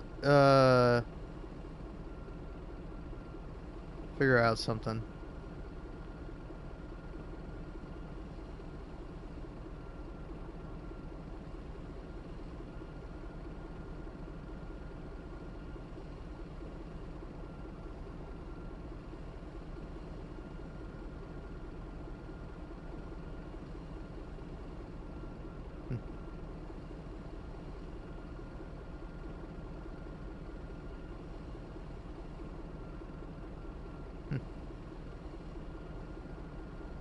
Yeah. Okay. Sorry. Was just looking something up. But yeah, they just posted a video on their second channel about the TikTok woman who well, I mean, I don't want to demean her or nothing, but less of a woman and more of a girl. And it's very, I don't know, it's really sad, honestly, because like of course she should receive all the backlash that she gets from what she did, but I just saw like her latest video because Ryan is going through and kind of debunking all of her, or not debunking, but sort of responding to all of her comments and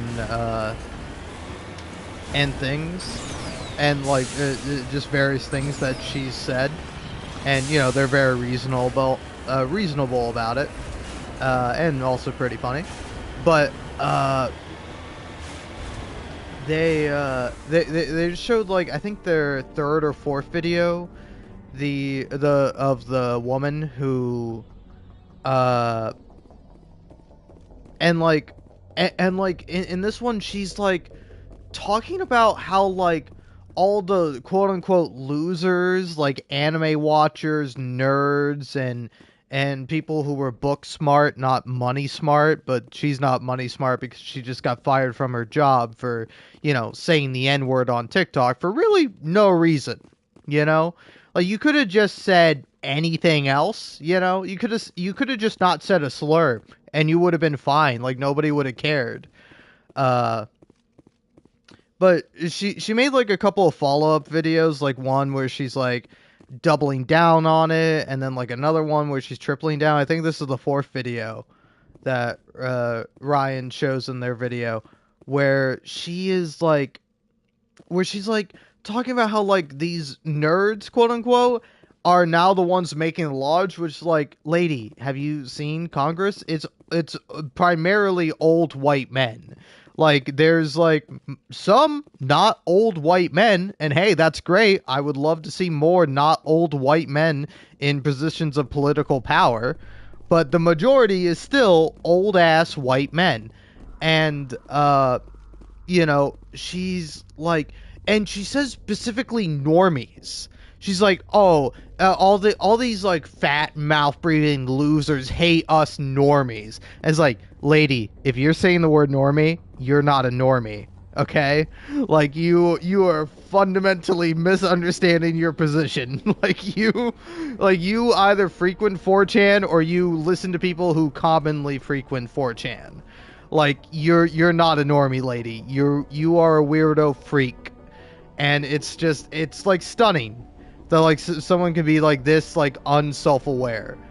Because it's, like, it's so weird to me. It's so weird to me to be such, like, a weirdo freak where you go to 4chan. Because, like, I've been to 4chan, like, maybe a few times in my life. Because I'm like, alright, what's the deal with 4chan? Because sometimes, very rarely, there are, like, either really wholesome or really funny 4chan green text posts. It's very rare, because the majority of that site is awful. It is just filled with terrible people saying terrible things and doing terrible things with their lives.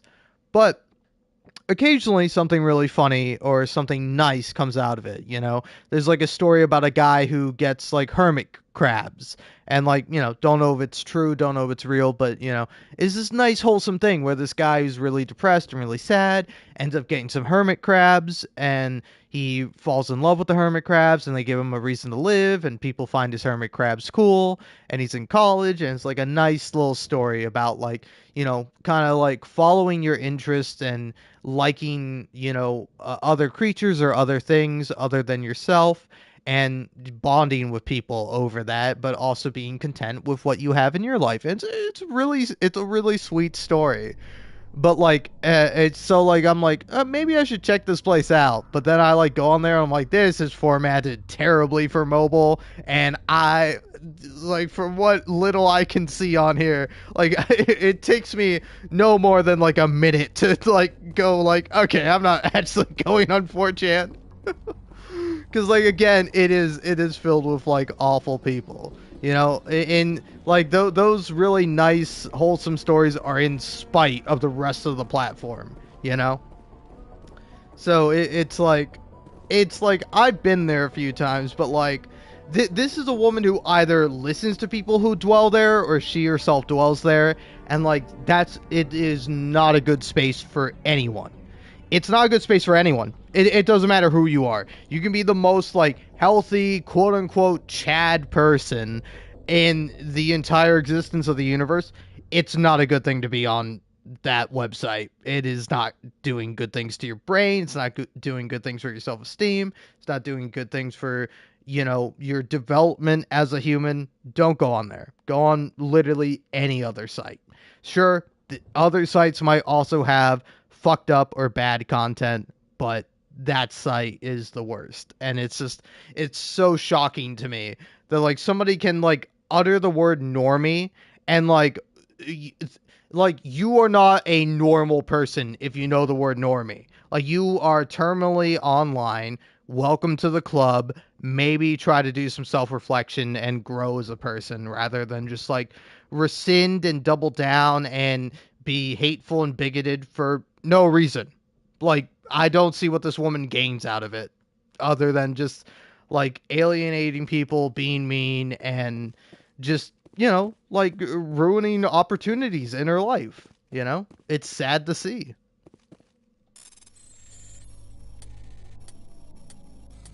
But yeah, it's, like, sad in that way. It's not like I'm like, oh no, this poor white woman. Like, no, fuck her. You know? But it's like, it's like, I don't know, it's like, it's like something I realized with, like, the patriarchy, and then, like, also, when I was, like, I had this kind of, like, aha moment, which is not really a aha moment, not really, but when I was in college and I was taking, like, a history class, and we were learning about the Civil War, I was like, oh shit, like, you know, as bad as, like, the Civil War was for, like, everybody, but, you know, it was, like, for a good cause, to a certain extent, from the North, you know? But, like, the Southern people, like, the young men and boys who went out to die for something that didn't really benefit them, didn't really, like, help them in any way, they were victims, too, in a way. You know, of course, much less so than, you know, obviously, African Americans and black people in this country, you know, during slavery. But, you know, it was like it was like still these people who, like, didn't see the benefits, didn't really get much out of like, white supremacy, are going to now die for this idea, and they didn't have a chance to learn better, to actually get along with people, to change their minds, and to become better people. You know, it's like, again, it's like it is like a mild tragedy compared to the other tragedies that just kind of spawned the start of the Civil War. But it's like, it is something to think about, where it's like, even if you think you're on the side of, like, oh yeah, I'm with the power, you know, I'm with the government, I'm with whoever's in charge, I'm benefiting from this. Even if you think you're doing that, you're more likely than not just hurting yourself and harming yourself for no benefit, you know? And it's like, it's a sad thing that these, like, hurt people end up hurting more people, and it's like, it doesn't even help them. It won't make you okay, it won't save you, it won't do anything for you. And, yeah, I can, again, that's what I mean by, this is, like, it's pathetic, to be quite frank. But it is, like, a little tragic, too. You know? Because it's like, you could just be a decent person. It's really not hard. You know? Like, it's like, oh no, there's a word I can't say. Yeah, hey, guess what? There are words I don't say all the time. Just because either I don't know them, or, you know, they're, like, really offensive, or they're not useful to me. You know? It's like, you spend all of your life not saying words until you say words, and it's like, oh, hey, you can just, like, not be a piece of shit. And it's like, yeah, I like not being a major piece of shit for no reason. So, yeah. But yeah, I mean, if there's any good thing to come out of it, check out Ryan Beard, either their first channel or their second channel. But both of them have great videos on them.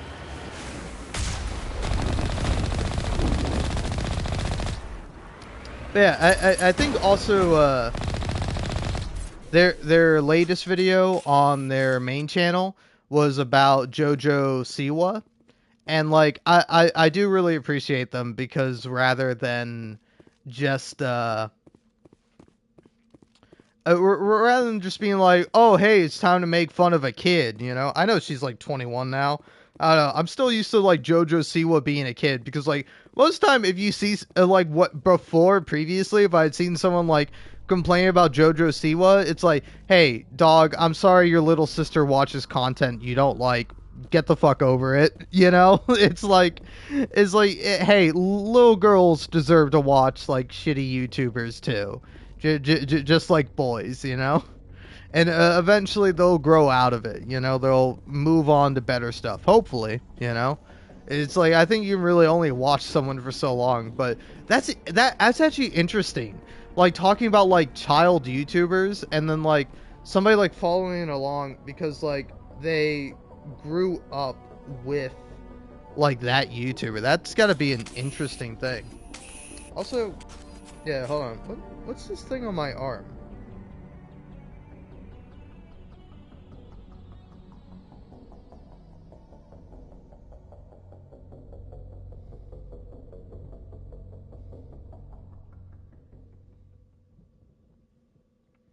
Yeah, sorry, I think I just noticed I had a bug bite on my arm. So, yeah. I think I'm gonna put something on it. I'll be right back. I also have to take a piss. Just kind of thinking about it.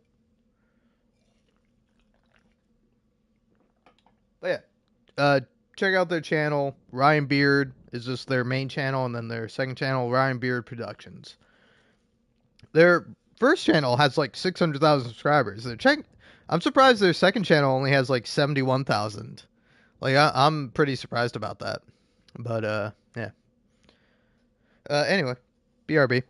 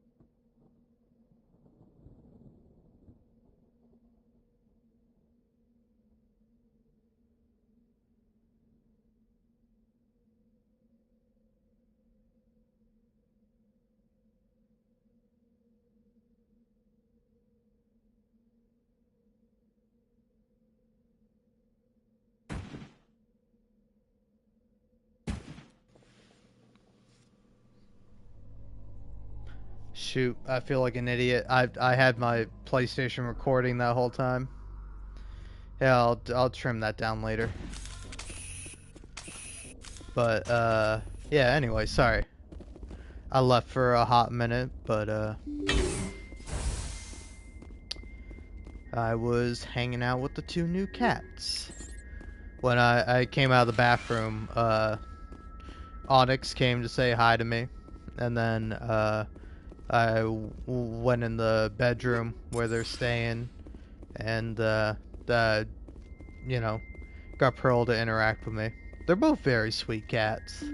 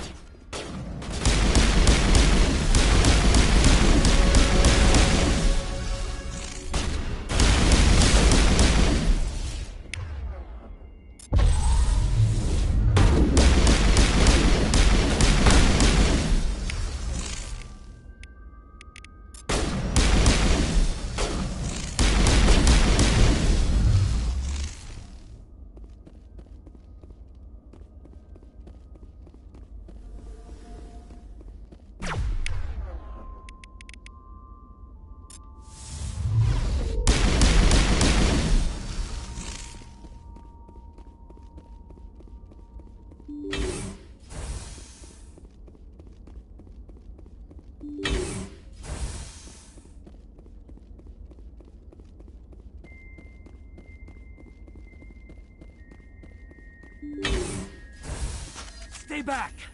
I've got no grief with you. All I want is this bastard. Please!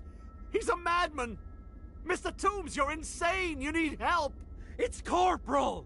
Corporal Toombs! You don't get to lie! Not today! Today it all comes out! What all comes out?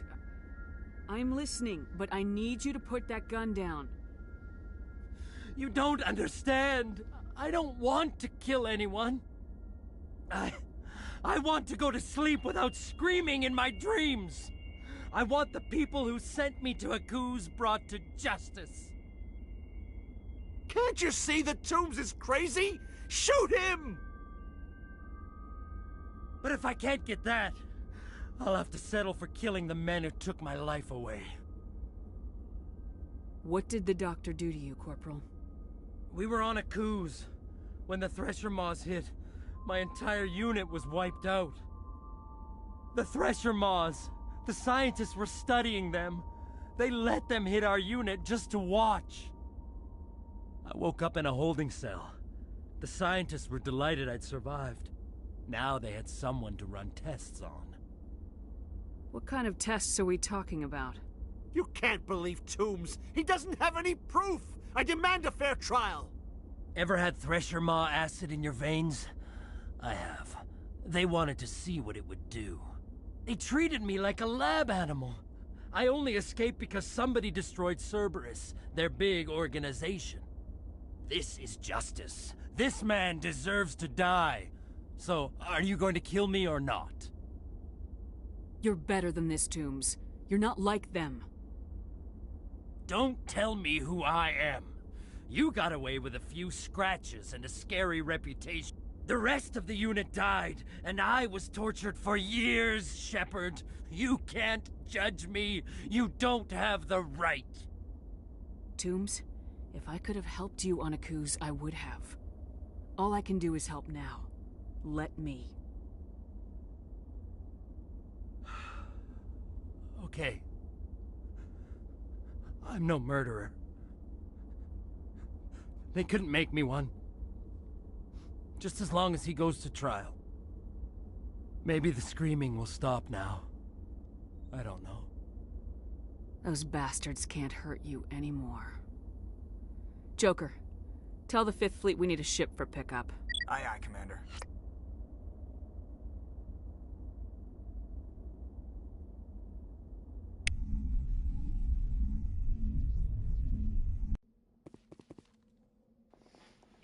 Wow.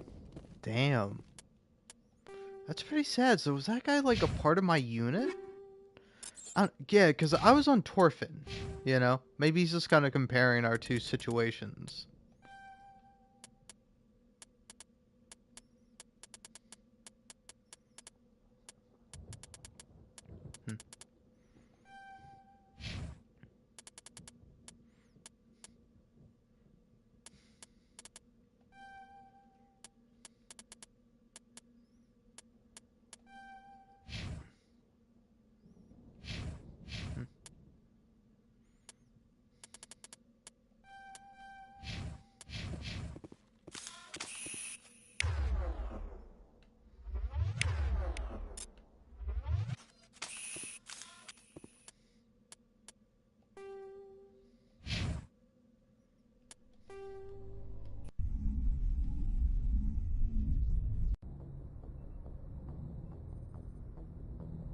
Message coming in.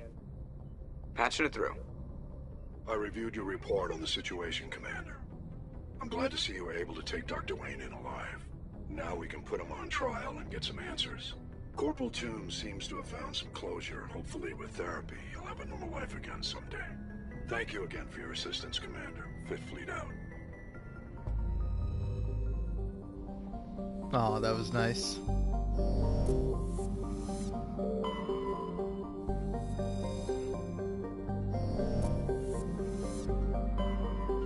Alright. Newton.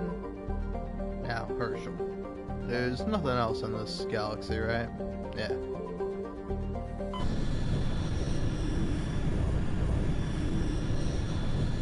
Message coming in.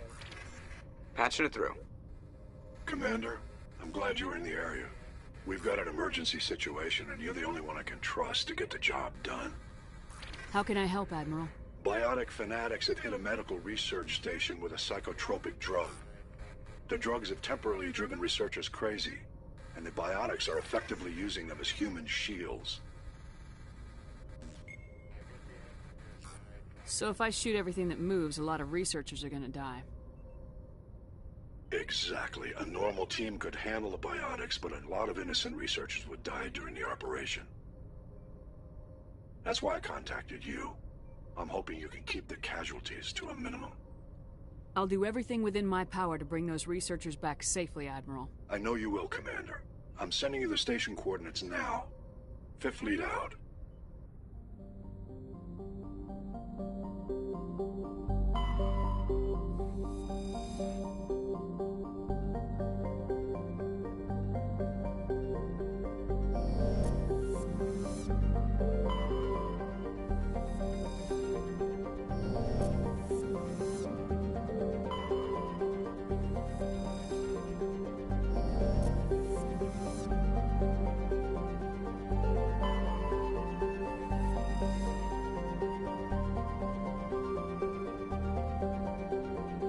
So, yeah, I'm kind of thinking in terms of,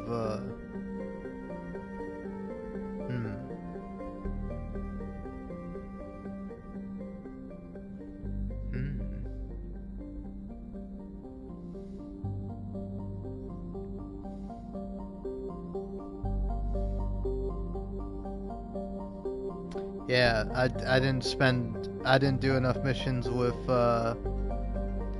Kaidan. I'm gonna have to restart. I'm gonna have to do a new save to get to do like 5 missions with Kaidan.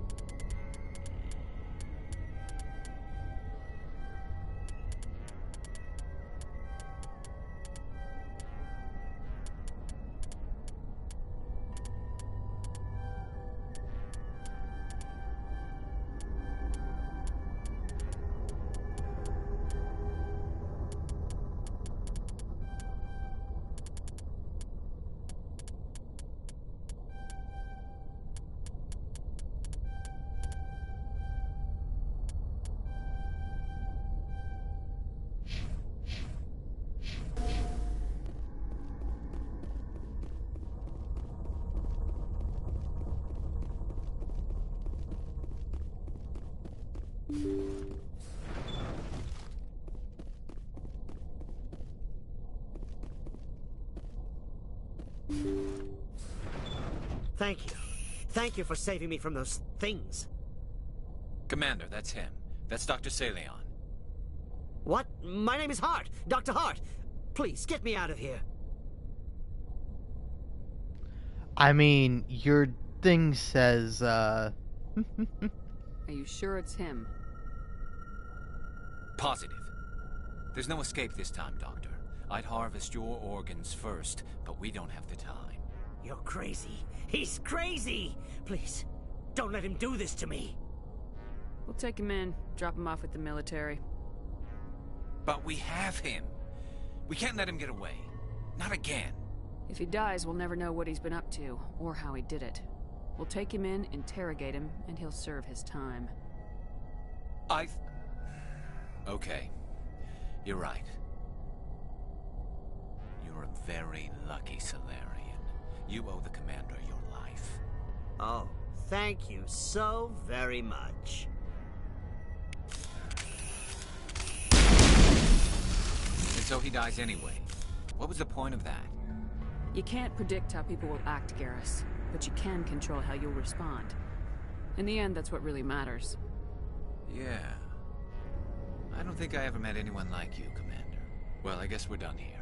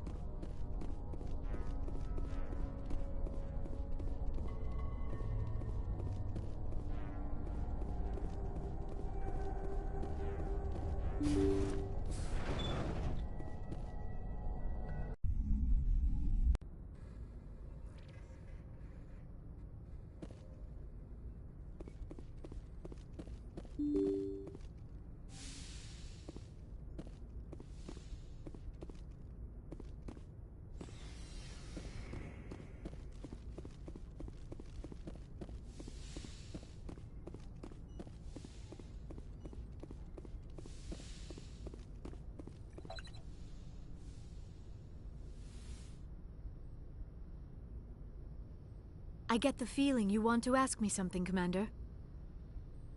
I just wanted to talk. Of course, Shepard. What did you want to talk about?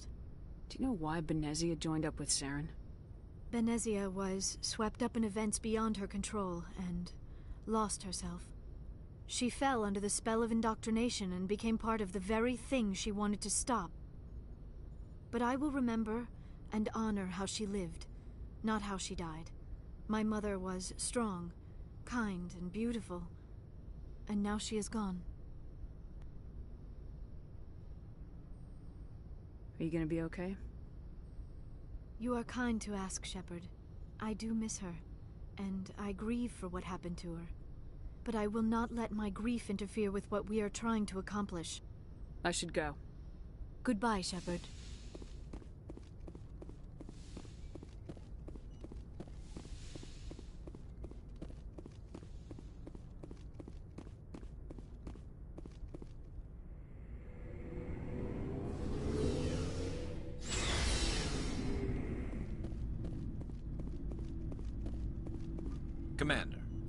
I wanted to thank you. What for, Garrus? For everything. Taking me with you, letting me be part of your team. I've learned a lot. I've thought a lot about what you've told me. About not sacrificing innocence to achieve the goal. About finding the best way through, not just the fastest. And I've been thinking about Dr. Saleon, too. I'd convinced myself that he deserved to die, but then I started thinking about why I wanted him dead. I realized it wasn't because of what he did to those people. That was part of it, but I think most of it was because he got away from me. He escaped under my watch, and I didn't like that. I let it become personal. Words mean nothing until you turn them into action, Garrus. What are you gonna do about it? Well, I'm going back to CSEC. I think I can make a difference there. I'll also reapply for Spectre training, but I'll do it right. I won't compromise myself to get there. If the people I'm sworn to protect can't trust me, then I don't deserve to be the one protecting them. I'm glad you see it that way. Keep that in mind when we meet Saren. Don't worry, Commander. I will. Commander? Do you have a few minutes to talk? One-on-one? I should get back to my duty, Skipper. What's your opinion of the last mission? We've got a hard fight ahead.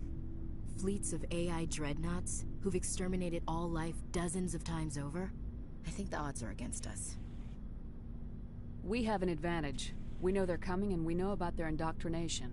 I don't plan to lie down and die, Skipper. Don't worry about that. But I'm infantry. Against Reapers, my rifle may as well fire spitballs. I won't have a place in this war. That's what pisses me off, not being able to shoot back. Dismissed, Chief. Ma'am.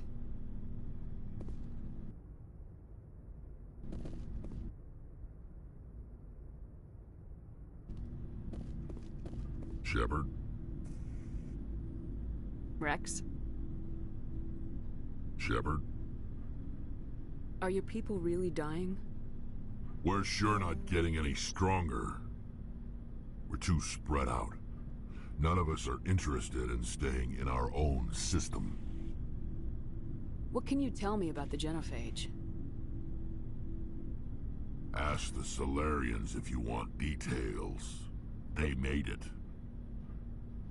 All I know, it makes breeding nearly impossible. Thousands die in stillbirth, and most never get that far. Every Krogan is infected. Every one. And no one's rushing to find a cure. So long, Rex. Shepard. My superiors will hear of this. You have made an ally of the Solarian people. You have my gratitude, Commander. Most people would have left our team behind. The captain considers the mission a success. I defer to his judgment. Glad I could help. Good luck, Commander Shepard.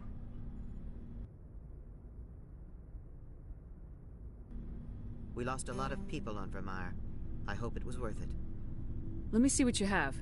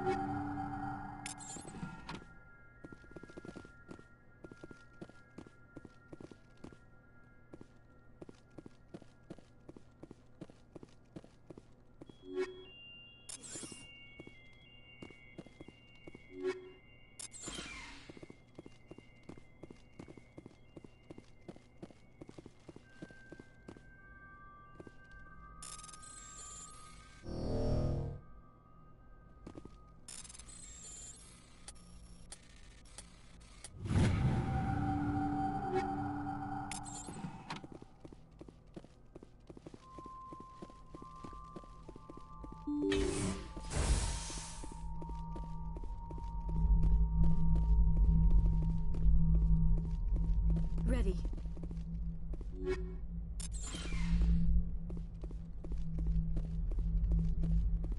Mayday! Mayday! Mayday! This is Lieutenant Marie Durand, 314th Infantry, Alliance 10th Frontier Division. The listening post has been overrun by unidentified hostile life forms. Request immediate extraction. According to this, they received a supply ship just 2 days ago. The Rachni must have attacked since then. Tell me about that supply ship. This planet is supposed to be uninhabited. The Rachni didn't come from nowhere. One moment. These things are drones, dispatched at irregular intervals from different depots to reduce the likelihood of tracking. I have it. This one came from Argos Row. Wherever it is, there's probably more Rachni there. Let's get to the bottom of this. Very well, Shepard.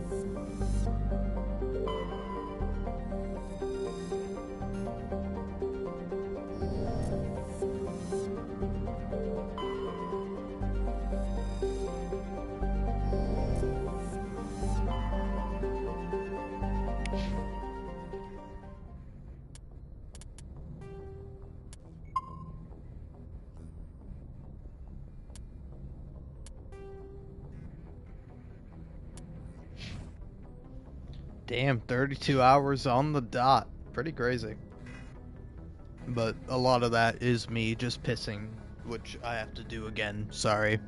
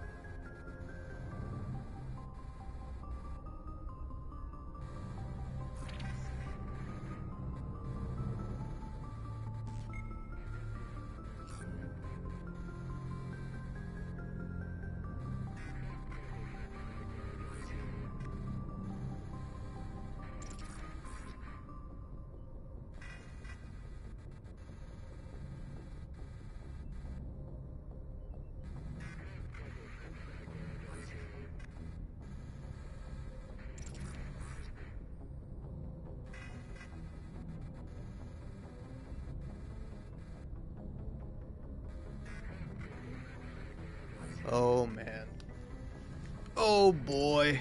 Oh jeez. I think pretty soon I'm gonna have to be letting Onyx into my room. I left to go use the bathroom, and he was like hanging out in the bathroom. And then when I opened up my door to my room, he like came over and was like, "Oh, what's going on in there?" And I'm like, "All right, buddy. I don't know if you're ready to come in my room, but for now, just chill outside. I'm sorry. I don't want to do that to you, but you know." He's a very cute cat, and it's like I don't want to lock him out of my room, but I'm trying to do something here. You might not appreciate it because you're a cat, but you know, I'm playing Mass Effect, and plus also I had some of my other doors open, so like he could have gotten down, not like anywhere bad, but he just could have gotten to like an area where it's like I don't want you over there yet, buddy. You know? Commander, I wanted to thank you. What for, Garrus? For everything. I've thought, and I really... He escaped under my watch, and I didn't like that. I let it become personal. I'm glad you see it that way. Keep that in mind when we meet Saren. Don't worry, Commander. I will. Okay.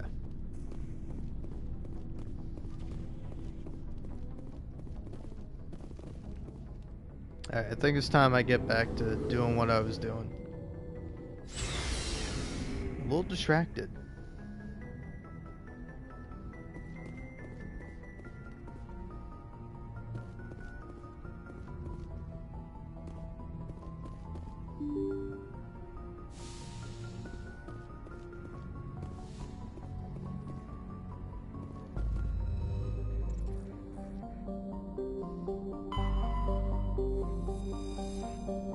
Yeah, wait, did I actually land there? I don't think I did.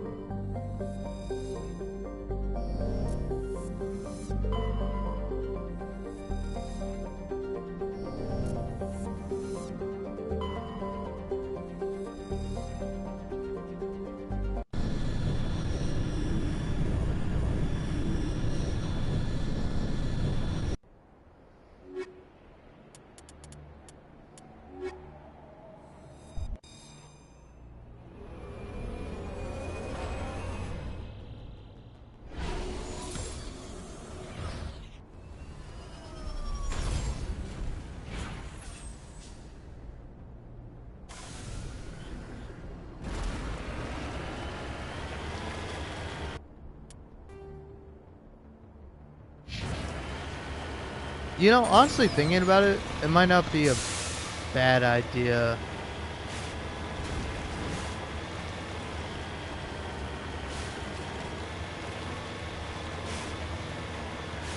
But yeah, it might not be a bad idea to have Onyx, like, come in my room at some point. You know? Because, definitely, Pearl does not get along with him, you know? Like, I haven't seen him hiss at Pearl once. It's just Pearl hissing at him. Pearl just does not like him being around. And, you know, I kind of feel bad for the guy, because he's, like, a really sweet, nice cat. And he, like, hasn't done anything wrong, but Pearl is just like, "Man, get away from me," you know? So, I feel bad, you know? But it might be a good thing for, like, both of them to be, like, separated for a little bit.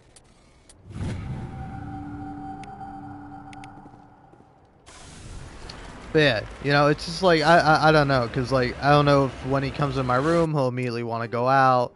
Like, I'm hoping, but, I'm, you know, of course not 100% sure if he is going to be, like 100% cool with everything, you know? Like, I think he'll be fine. But it's like, I don't want him, like, biting into any of my cords or anything like that, you know? Partly because I don't want to have to buy any new cords, but also partly that might be dangerous for him, you know?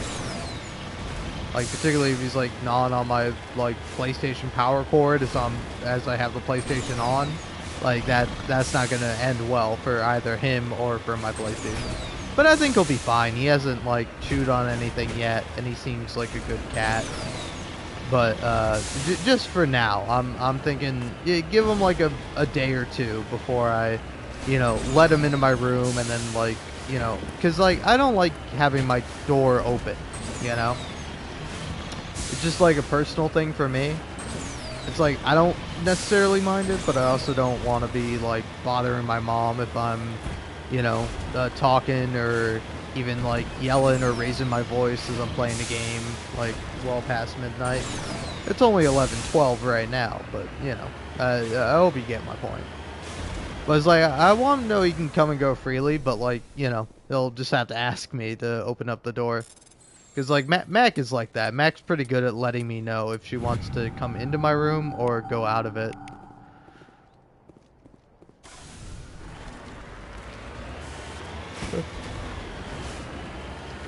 It's kind of funny, too, because this is the first time I've seen him actually curious about my room.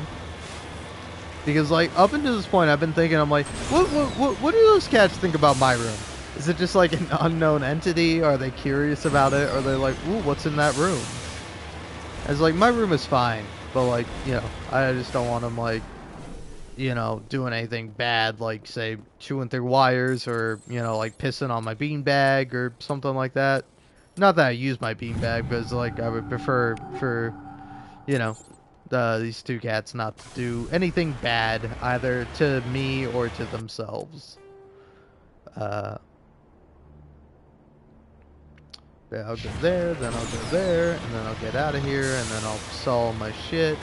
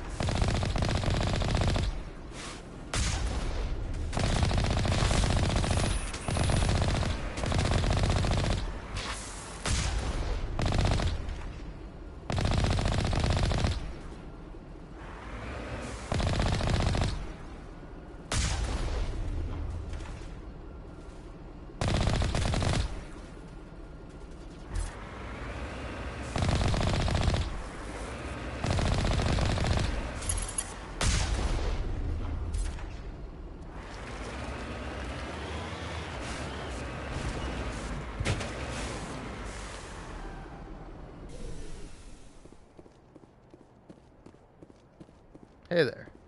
I ain't slept in a long time. First Lieutenant Durand, ma'am. 3rd Brigade, 14th Infantry Regiment, and I am damn glad to see you. We heard you needed some backup. Actually, we need to get the hell out of here. But I guess your ship couldn't carry us all. They dropped us here a few months back. We get supplies every couple weeks. We didn't see anything local that was more dangerous than Lycan. Yesterday, these animals started coming out of the ground. No idea where they're from. This is what's left out of 90 men. I'm the ranking officer. We do have a ship in orbit. We could bombard them. Wouldn't do much good. They're moving around deep underground. The only time they come near the surface, and they're right on our position. You bombard them, you take us out too. Why are you out here in the first place? There's been a lot of pirate activity in this cluster. We set up a chain of listening posts in the local systems, in case they have a staging base. They're called Rachni.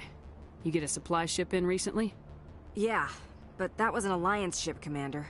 I mean, it was a drone, running on automatics. But what... This isn't the first time we've seen this. Will your unit be alright here? What we just fought was a probe. Our seismic sensors are picking up a crapload more on their way up from underground. We've got 5 minutes, tops. We might be able to hold them off if we were at peak, but you can see the fighting's busted this place up. Do what you can to secure your position. We'll see if we can get some of your defenses operational. Aye, aye, Commander. You heard the woman. Everybody pool magazines and grenades. Take a leak and a drink while you can. And if anyone wants a smoke, it's as good a time as any.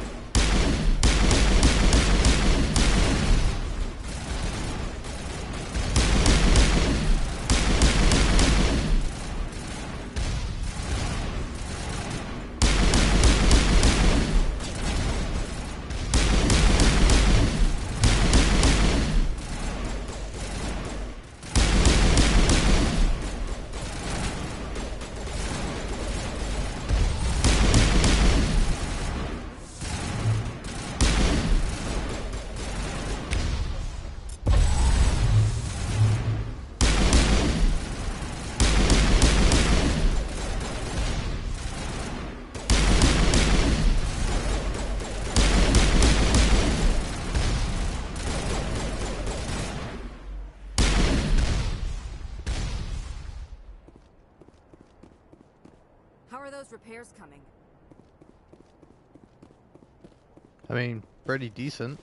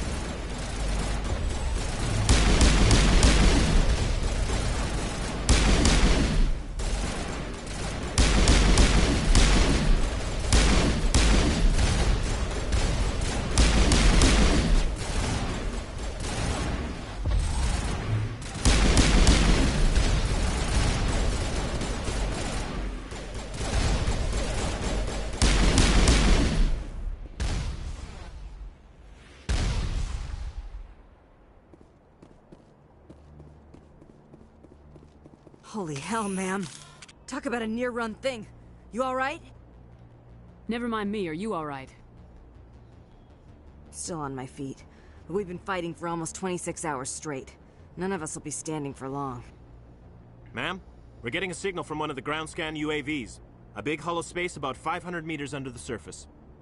Right, that must be it. That must be where they're coming from. My people aren't in any condition for a clearing operation, though. Just point us in the right direction.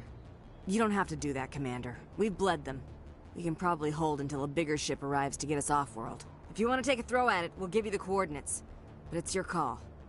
You saved our asses, Commander. Thanks.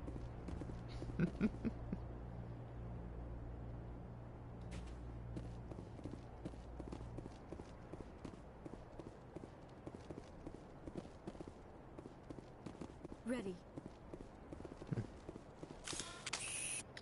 Alright, well, this is somewhat unfortunate.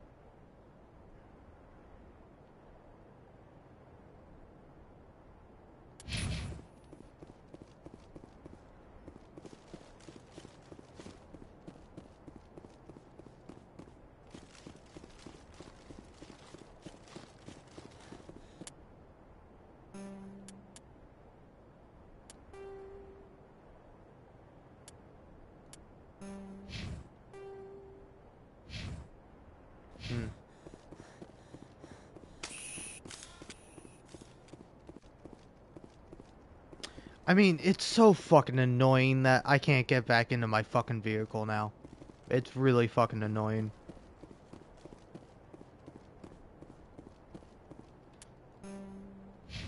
Alright, well, map.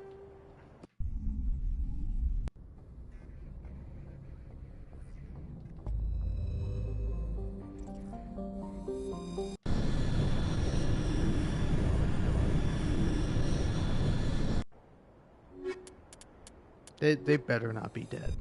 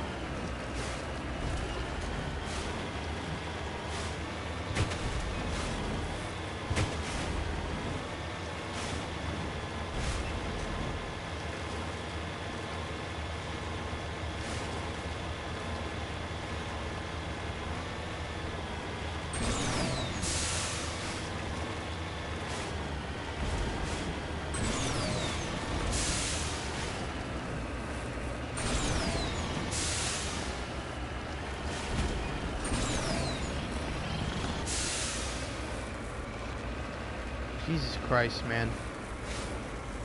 I hate when this happens, you know? It's like, sometimes my cellular data will refuse to work, and I'll turn on the internet, and then my internet will refuse to work. It's just like, sometimes it's the other way around. It's like, just fucking work. Just work or don't work. Don't do this thing where it's like, oh, hey, we're totally working. But you're not. You're not working. Okay? Alright, cool.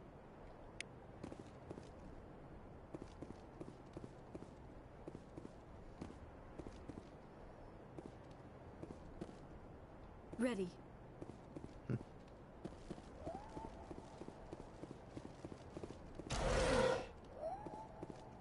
Ooh, this is interesting.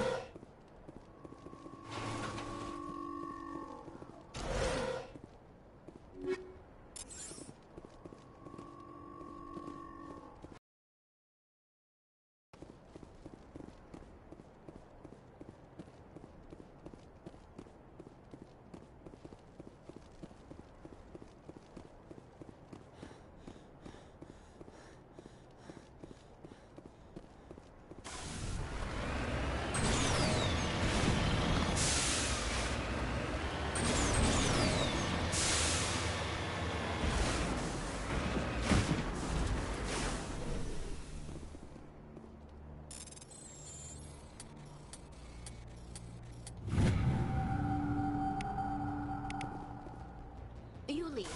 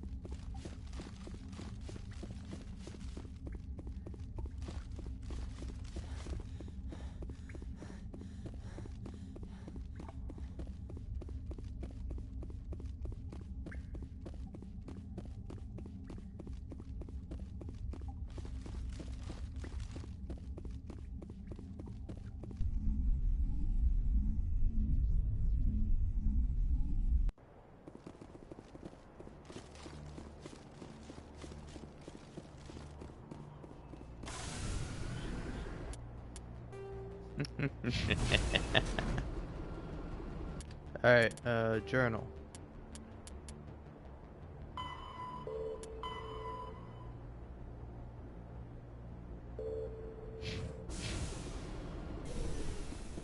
Huh. Did I not destroy it?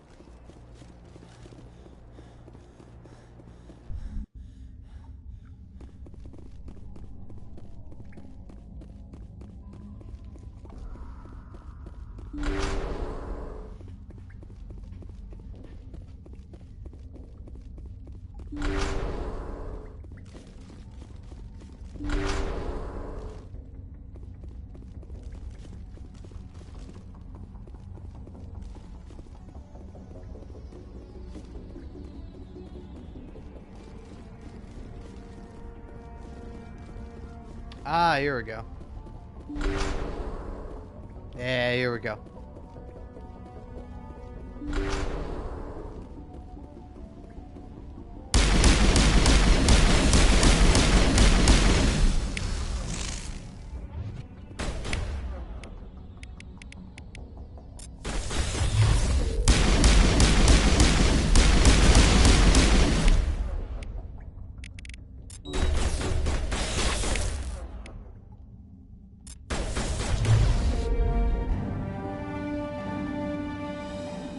The male gendered arachni only fight when a hive is severely pressed. Okay. So I got the male.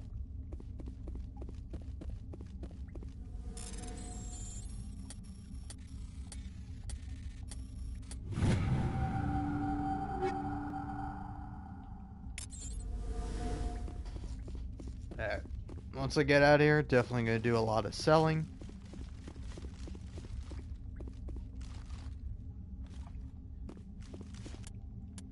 So,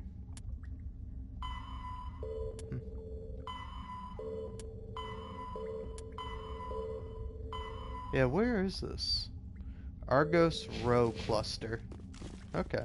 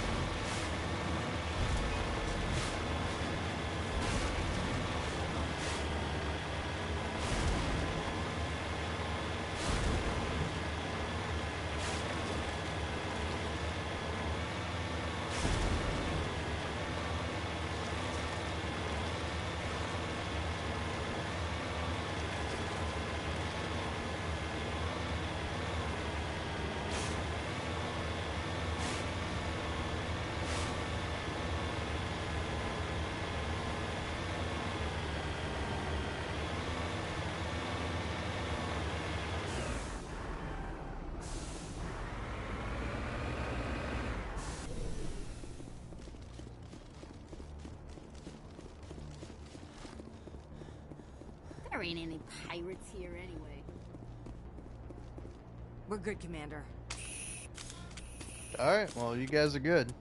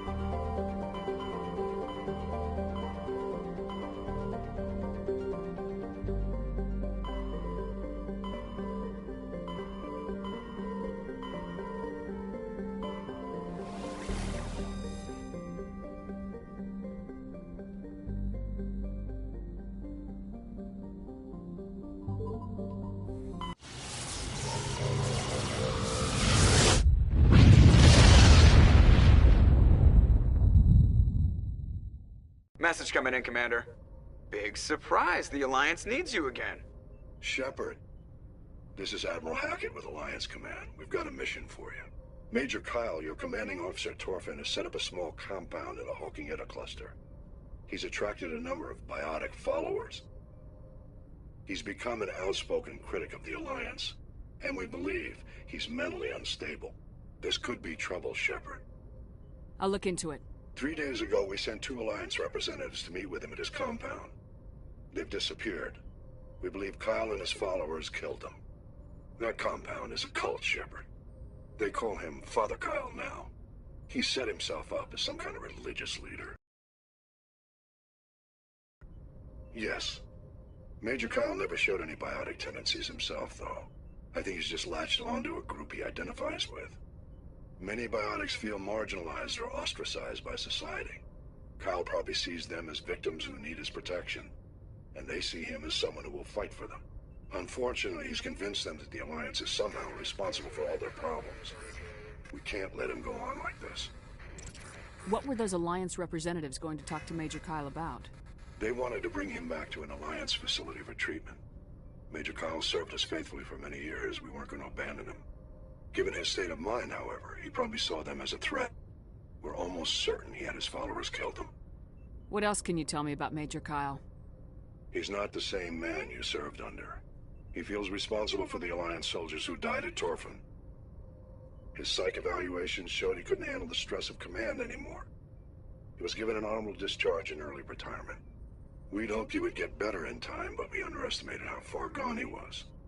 Now it looks like it's too late. I might be able to end this without violence. You serve with him. He might listen to you. But he's already killed 2 Alliance representatives. I trust you to use your judgment. Hack it out.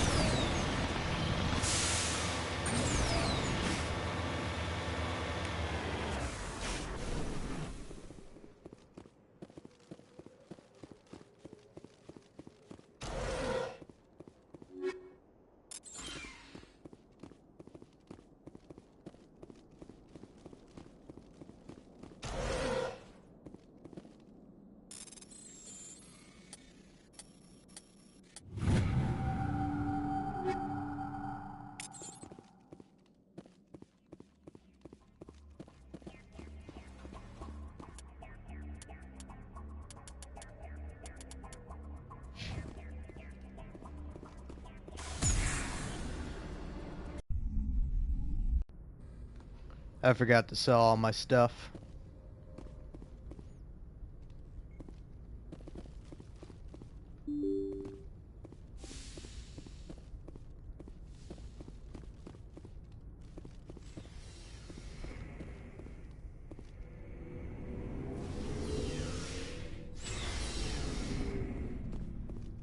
Looking for supplies? Let's see what you got. You bet, Commander.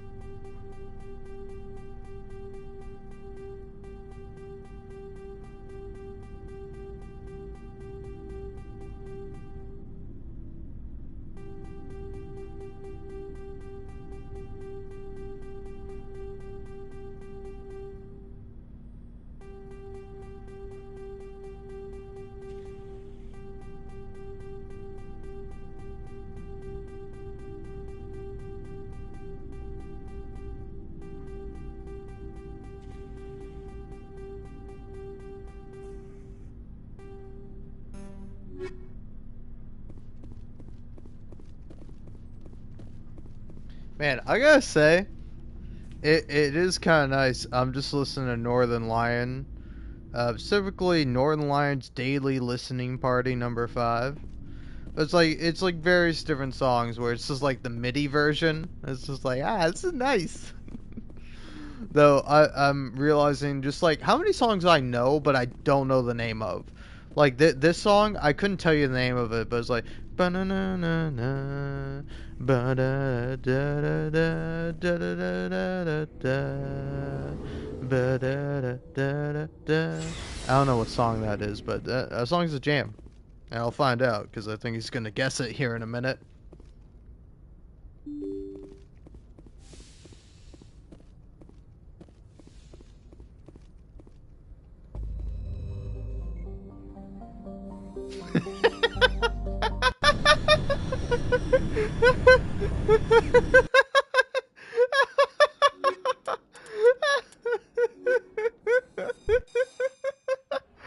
I don't know if he actually guessed the name of the song, but he just said Hotline Miami sex music. Buddy? Oh, that got me so good. Oh, they got me so good.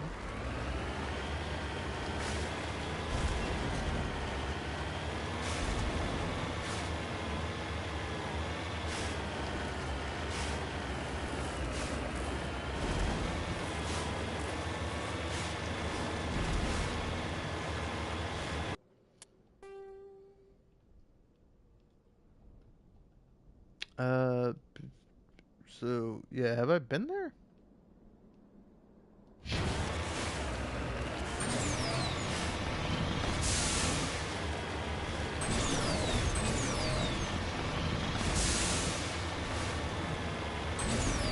Yeah, that's like right up there. Then yeah, I've been there. Let's go to the anomaly.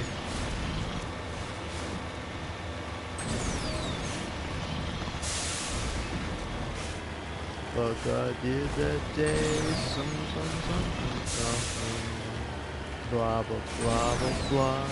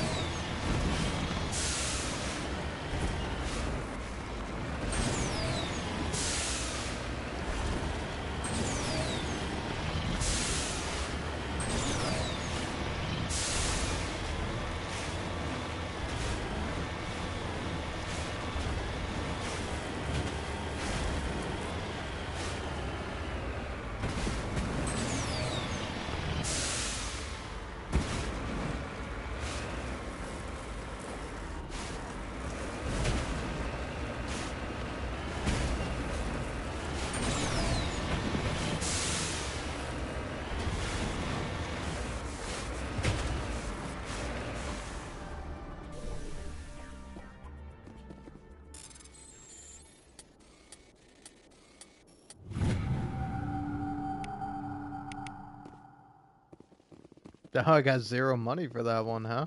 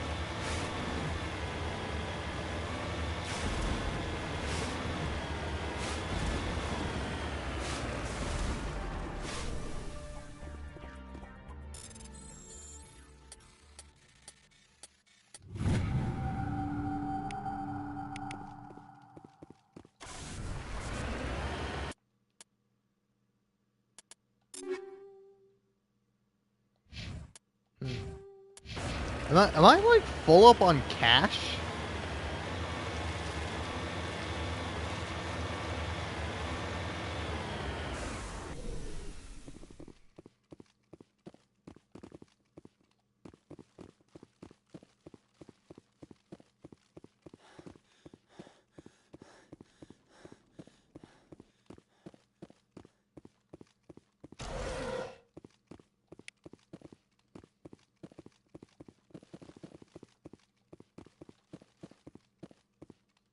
This is a private sanctuary. Outsiders are not welcome here. I need to talk to the man in charge. It's important. Father Kyle wants nothing more to do with the Alliance. My name is Commander Shepard.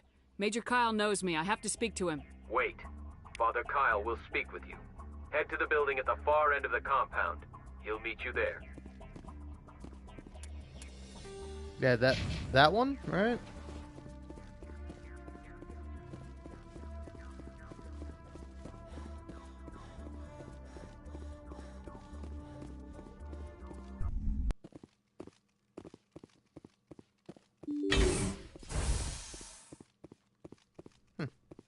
Father Kyle says we biotics have to stick together.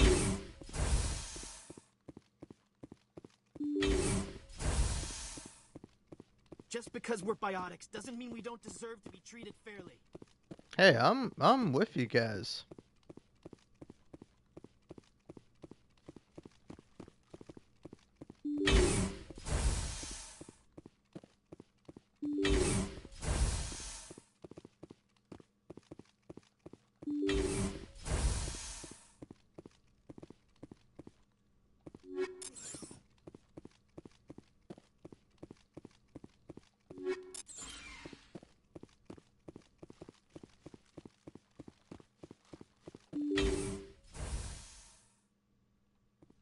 I know you, the Butcher of Torfan. Why have you come here, Shepard? Why can't you leave us alone? What happened to those other Alliance officers? The ones who came before me. They wanted to take me away from here. They wanted me to abandon this place, turn my back on my family. They spoke blasphemy. I did what I could to make their end quick and painless. I had no other choice. It was necessary to protect my children. Only I can keep them safe. The Alliance sent me to bring you in, Major. Can't you see this has gotten out of hand? Don't you understand you are endangering your followers? I respect that you have come under a banner of peace, but I cannot do as you ask. If you take away their father, my children will be helpless. You ordered your followers to kill those Alliance investigators. You must face the consequences of your actions. Do you really want your children to suffer for your sins too? No, this was my fault. My children are innocent, pure. Please, I never meant for this to happen. I'm sorry. You're doing the right thing, Major. Your children will be better off for it. Come on. Wait, if my children see you taking me away, they won't understand. They will attack and you will be forced to kill them all. You have shown me the error of my ways, Commander. Now you must give me time to explain it to them. It is the only way they will understand. Please, give me 1 hour. After that, I will meet the Alliance authorities at the gates of my compound and surrender without violence. I give you my word. I'm gonna trust you. If you betray that trust, you and all your children will suffer. I will not betray you, Commander. Thank you for this. Your pilot can ask Alliance Command to send a patrol to collect Major Kyle.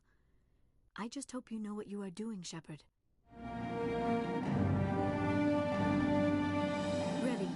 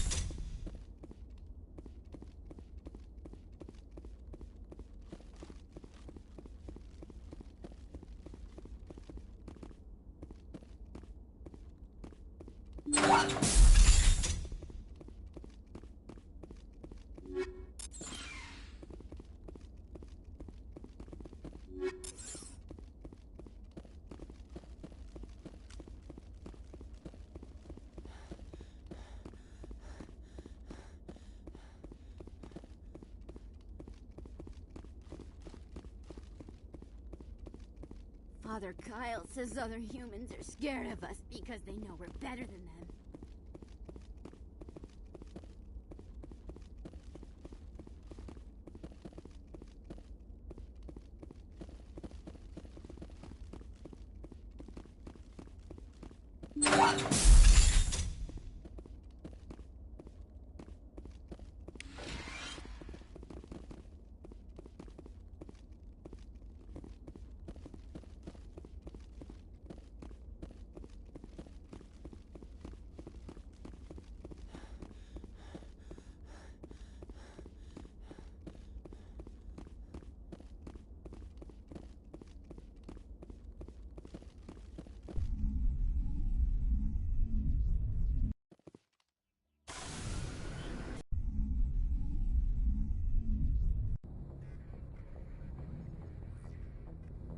Message coming in. Patching it through. Admiral Hackett here, Commander. Your helmsman just forwarded your report on Major Kyle. We sent in a team as you instructed. Kyle's followers have disbanded, and the Major surrendered to us without incident. We'll make sure he gets the help he needs. To be honest, Shepard, I thought this thing was going to end in a bloodbath. I don't know how you did it, but you saved a lot of lives. Congratulations.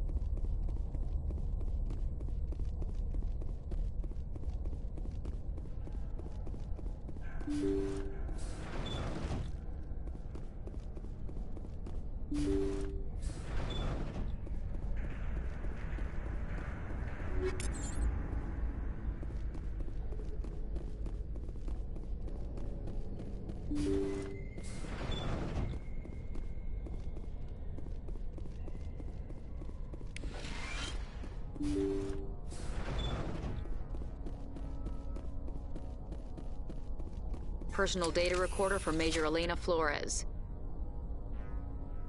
Play the first entry. Sigma 23 is almost fully operational. The barracks and storage lockers are complete, and we've begun stocking the munitions. It's highly unlikely the Alliance will patrol in the nebula. I expect our only risk will be from pirates, and who'll believe them? Looks like we'll have space for 2 reinforced platoons of Cerberus commandos. Cerberus? Is that a corporation? Play the second entry. The package arrived today for field testing. I'm told they're fundamentally similar to the units being developed on Noveria. They promised this batch would be stable. Something about them developing in proximity to the master control unit. We detected some pirates setting up an anchorage in a neighboring system. I think we'll try deploying them there first.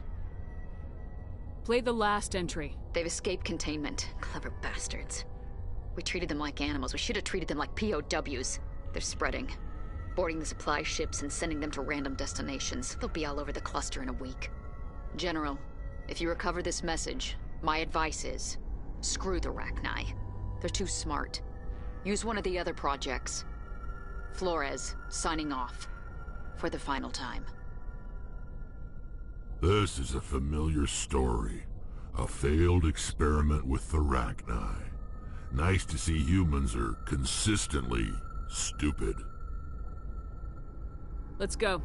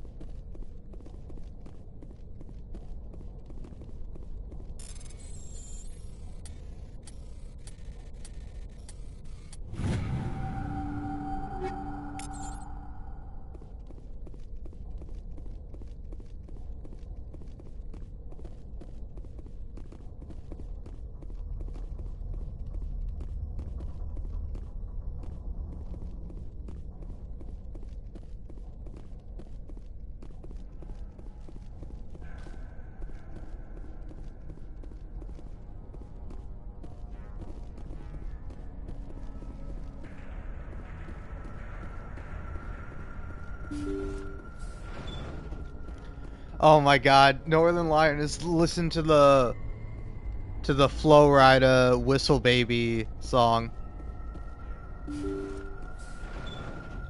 Yeah, he got it.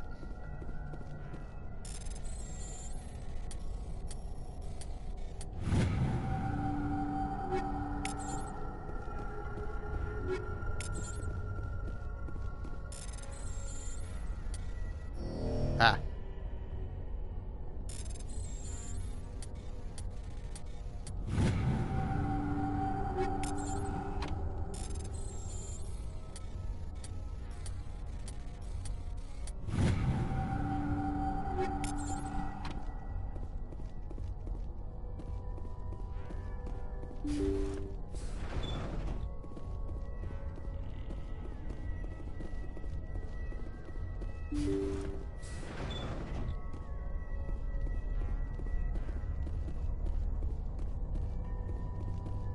Personal data recorder for Major Elena Flores. Play the first entry. Sigma 23 is almost fully operational. The barracks and storage lockers are complete, and we've begun stocking the munitions. It's highly unlikely the Alliance will patrol in the nebula. I expect our only risk will be from pirates, and who'll believe them? Looks like we'll have space for 2 reinforced platoons of Cerberus commandos. Play the second The package entry. arrived. They promised that we detected some pirates setting up an anchorage in a neighboring... Play They've the escaped their spread. General. Let's go. Okay. Oh. Ah, okay.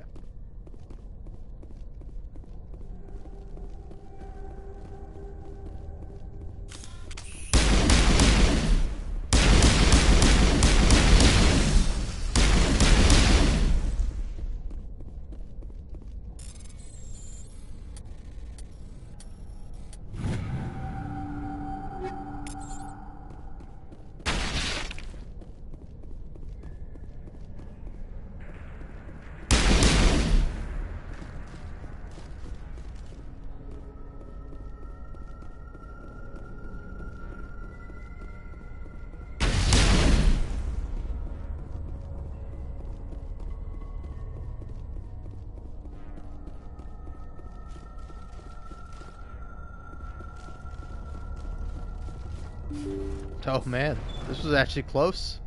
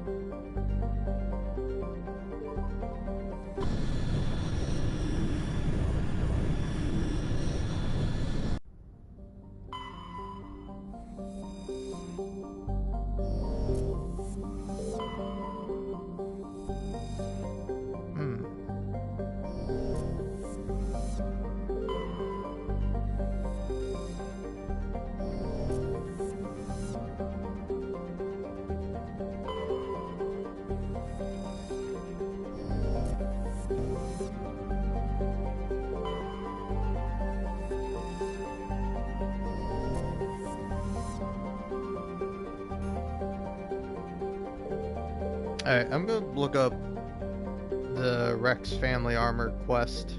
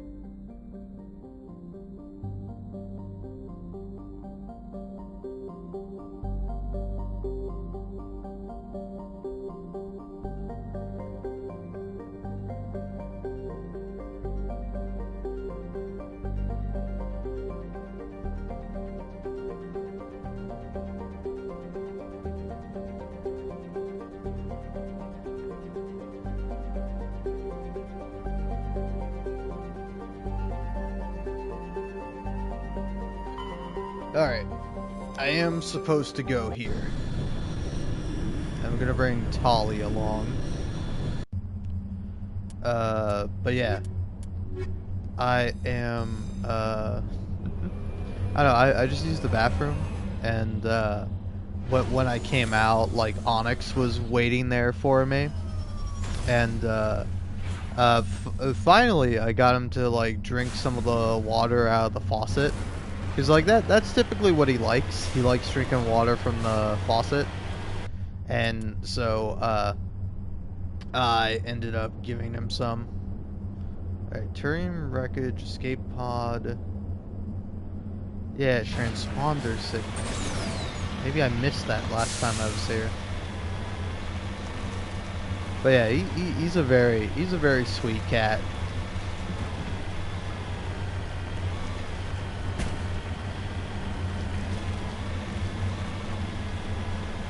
I don't know, I feel bad because like he's definitely winning me over, you know.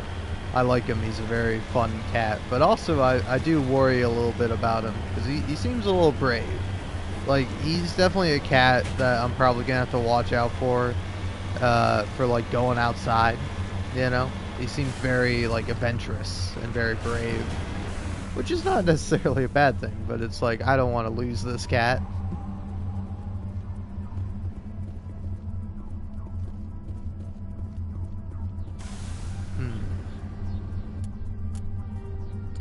Alright, what am I supposed to do here?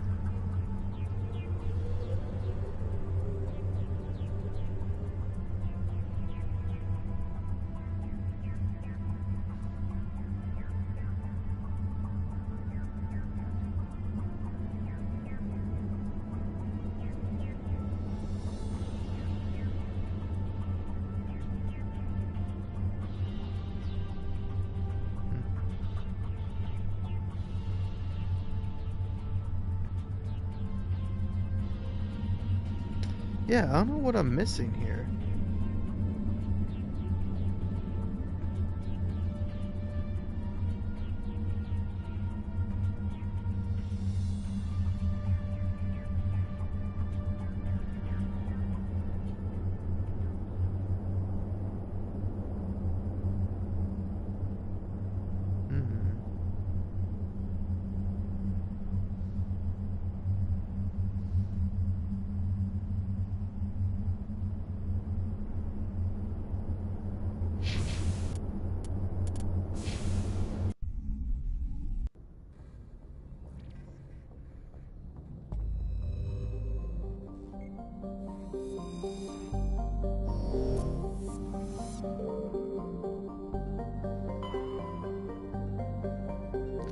There's the Phoenix system. Okay, that makes sense. I was like, where's the fucking Phoenix system, man?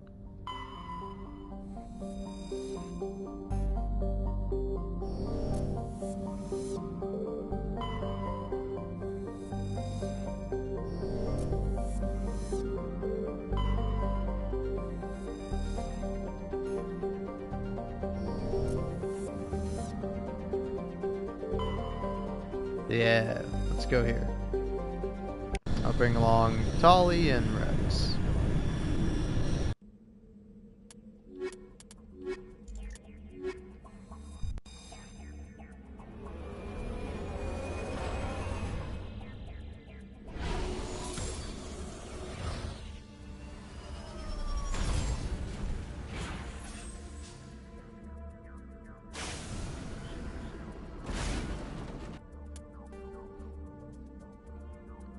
Yeah, okay, so that's definitely where I need to be going.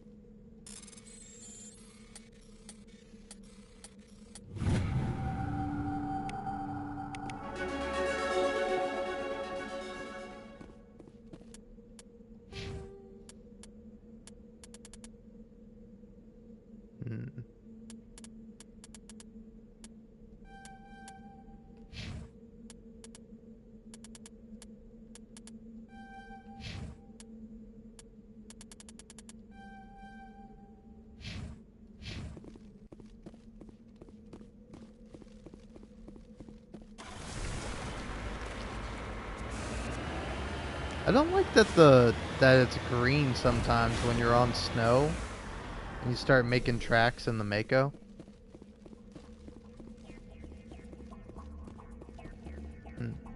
You lead, I'll follow. What do you say, Rex? Let's get moving. Alright. Go do that, then once I've done that, just move on to the next thing.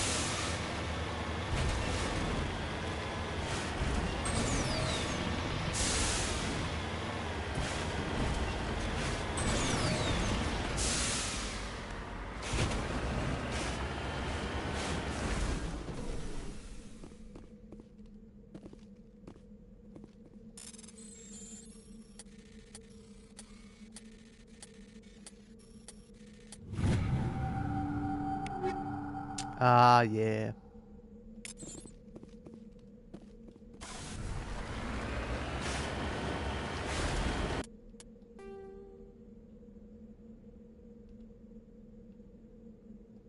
Also, probably my favorite Twitch emote is Rat Jam, and I see it all the time, as especially watching the Northern Lion play Bandle, I think is the name of the game, where it kind of plays like different MIDI files, where it's like it's got the strings, it's got the like bass, guitar, lyrics, vocals, like it will kind of by like it will like progressively like play different parts of the song, and it's like really interesting to listen to.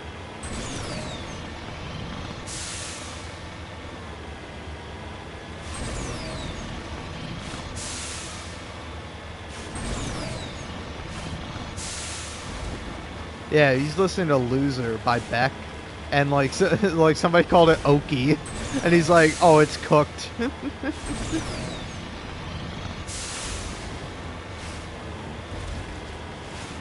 Oh yeah, and then the clue for "Loser" is defeated person.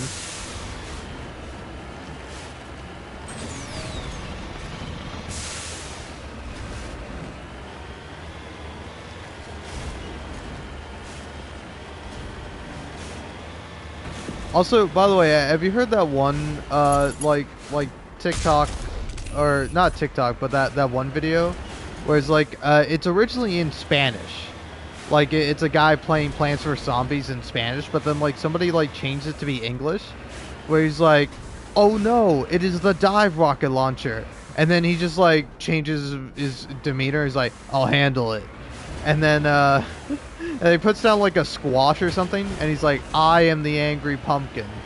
And then my favorite part from that, my favorite part from that is that like he like puts his hands up and he goes, "The architect and the builder arrive calmly from their arrive calmly from the escalator with a purpose in mind," or something like that. Oh, I love that so much. Hold on, I gotta look that up. The architect and the builder. Like, that's such a funny thing, you know? Yeah, here we go. Yeah. Oh no, it is the dive rocket launcher. Take action regarding that individual. Relax, I'll handle it. I am the angry pumpkin. The architect and the builder. They arrive calmly from their escalator with a sense of purpose. They are playing at their residence. The head is soaring. It's so good. I love the architect and the builder arrive calmly from their escalator with a sense of purpose. Like, that's so good. That phrase goes so fucking hard. I assume it probably makes more sense in Spanish, but just the architect and the builder, they arrive calmly from their escalator with a sense of purpose. So fucking good, man. Oh, it cracks me up every time, man. This is the place. My armor's here somewhere. Alright, we're getting it back, Rex.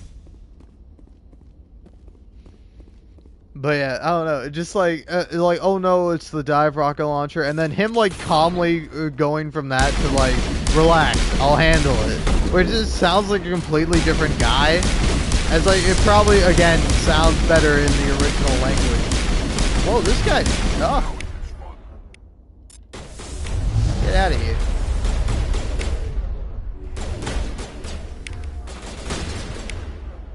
Let's use warp on you.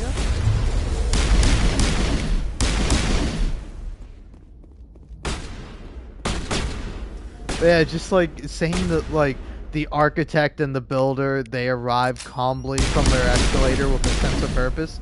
It hits me so good every time.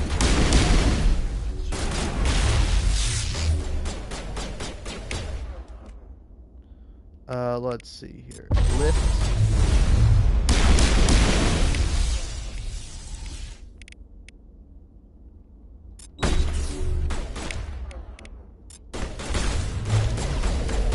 There we go, got warp mastery.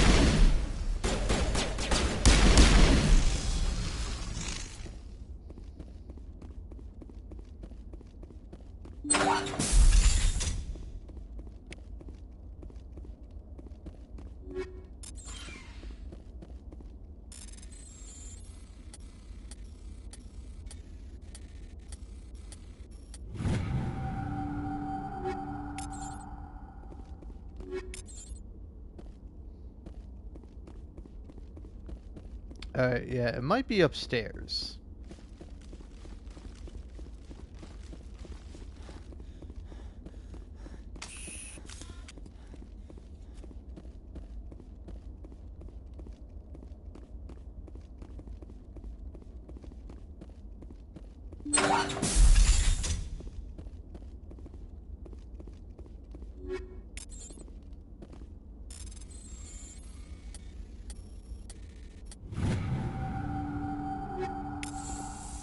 This is it.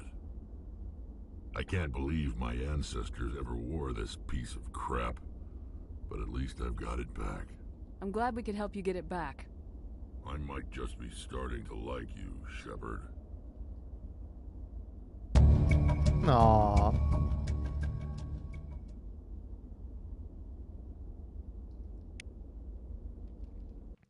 That's cute. I like that.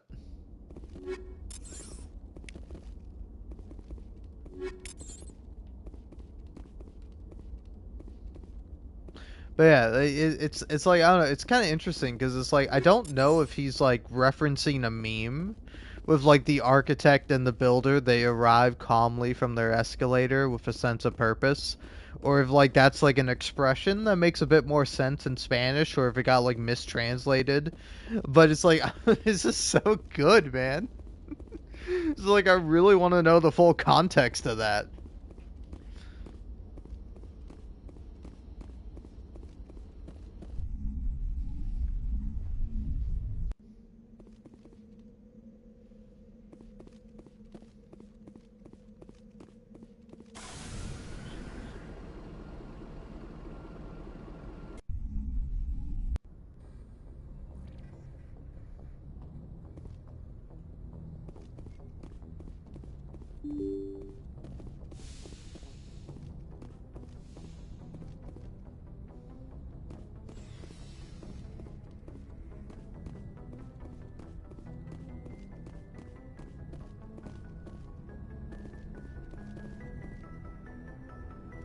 Okay, yeah, here we go.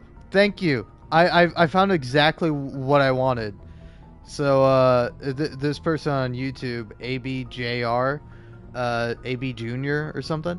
I'm here to explain the meme. This individual's name is El Banirou, Bananirou. He's an Argentinian streamer. He streams in Spanish. This is a literal translation of a clip. When he refers to the escalator, he's singing to the tune of an old TV commercial for a kid's toy set. You know? So the toy set is called Miss Landrios. Like a Lego bootleg, and there's a YouTube video with the commercial.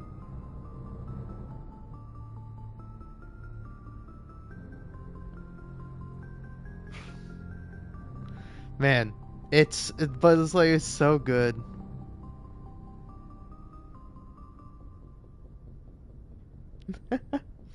But yeah, so yeah, the whole architect and the builder thing is him singing. Like, he's singing. But yeah, relax, I'll handle it. It's just like, it's so good. The whole thing is so good. If you want to find it, it's like a YouTube short, The Architect and the Builder. And then if you also look it up, if you look up like, oh no, it's the Dive rocket launcher, you'll find the original clip in Spanish. But yeah, it's so great. It hits me so good every time, man. Like I forgot about it. Like that, it definitely seems like something that's brain rot, and it kind of is, but it's so good.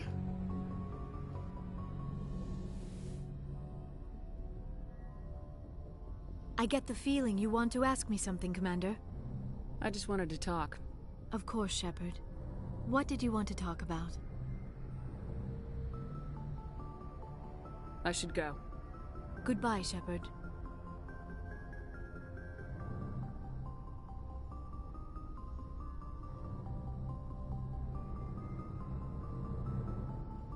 Dude, I hate when my phone does this to me. Like, sometimes I'll open up a YouTube video, and like, everything will have been working perfectly fine, and then all of a sudden it's just like, nope, sorry.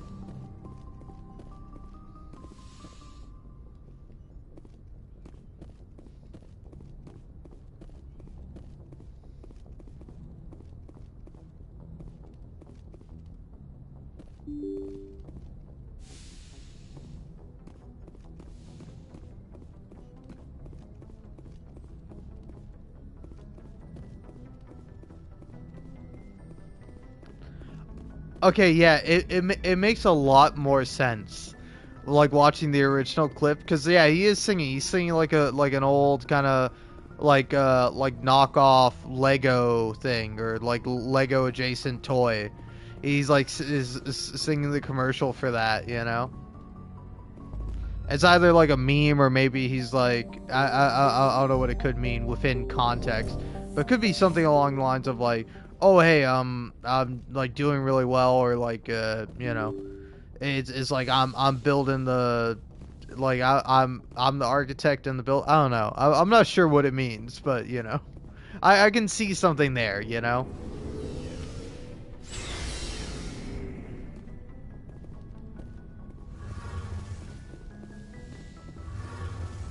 Oh yeah, want to talk to Rex. Shepard. Rex? Alright, guess he's got nothing to say.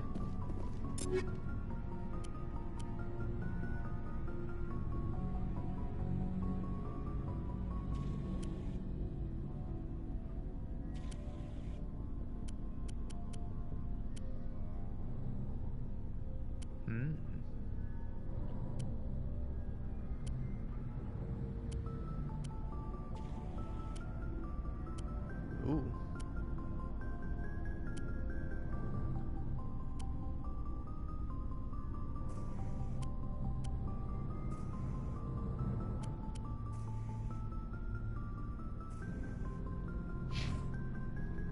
Yeah, I'll take the brawler.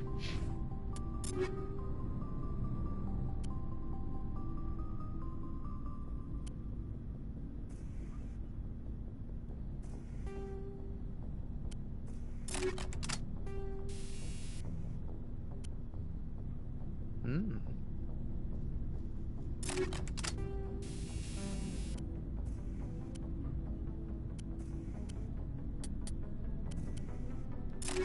Yeah, there we go. Now I'm rocking.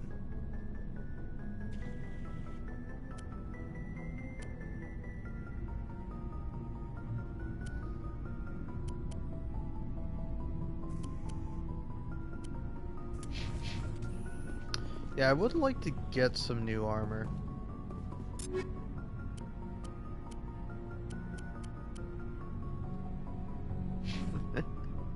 Yeah, let's get Rex in the Phoenix armor. And then, what about Garrus?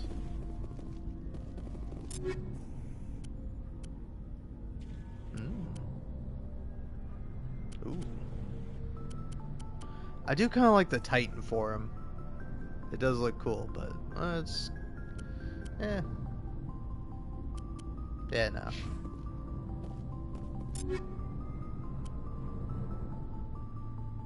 Ooh.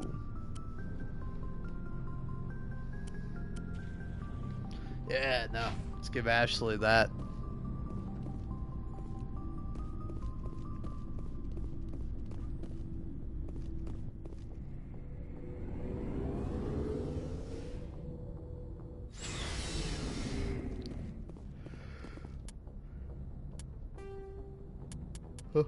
After Thresher, the Citadel.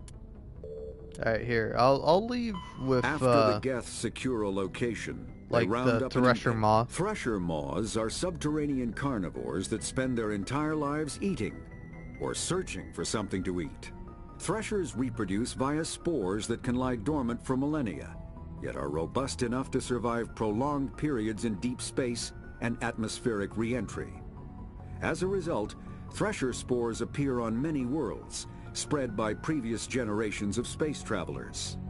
The body of a Thresher never entirely leaves the ground. Only the head and tentacles erupt from the Earth to attack.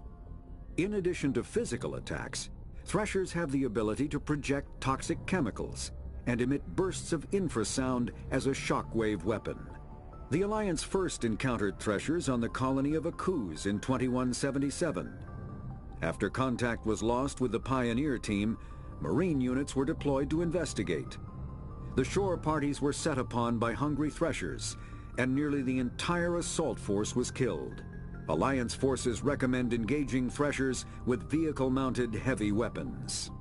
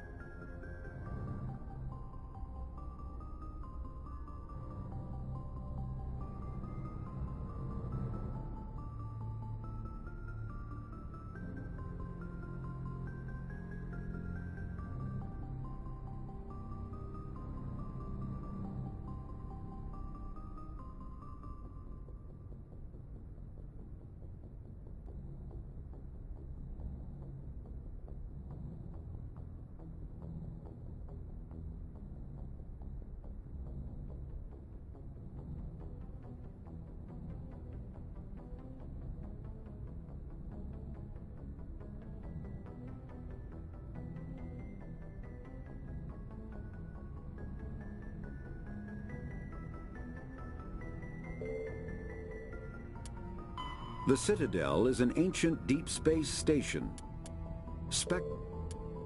The home world and capital of humanity is entering a new golden age.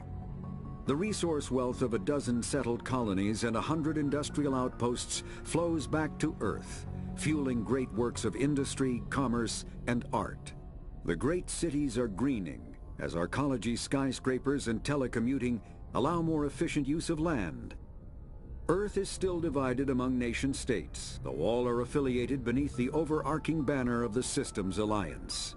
While every human enjoys a longer and better life than ever, the gap between rich and poor widens daily.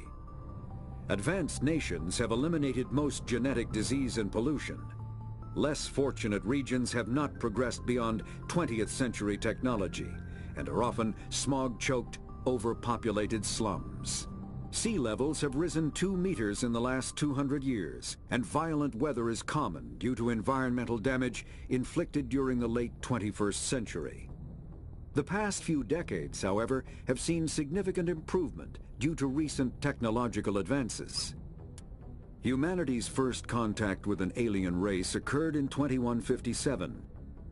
At that time, the Alliance allowed survey fleets to activate any dormant mass relays discovered, a practice considered dangerous and irresponsible by Council-aligned races. When a Turian patrol discovered a human fleet attempting to activate a relay, they attacked. Whoops, I didn't mean to close out of that. Anyway. Theros is a habitable... Faster-than-light drives use element zero cores to reduce the mass of the ship, allowing higher rates of acceleration. This effectively raises the speed of light within the mass effect field, allowing high-speed travel with negligible relativistic time dilation effects. Starships still require conventional... I don't really... Yeah, the here we go. Mako infantry fighting vehicle was designed for the System Alliance's frigates. Really? This thing's a piece of shit. An M35 is small enough to be carried in the cargo bay and easily deployed on virtually any world. With its turreted 155mm mass accelerator and coaxially mounted machine gun, the Mako can provide a fire team with weapon support as well as mobility.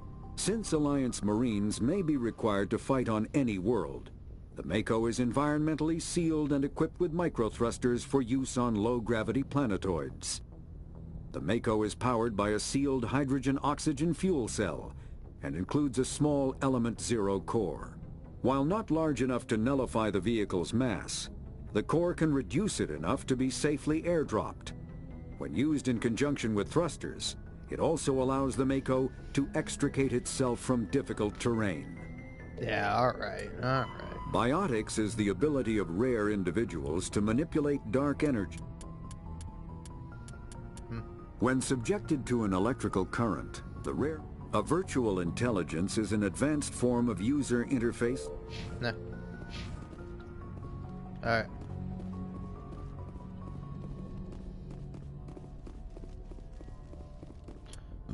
So, yeah, anyway, let's check out the journal.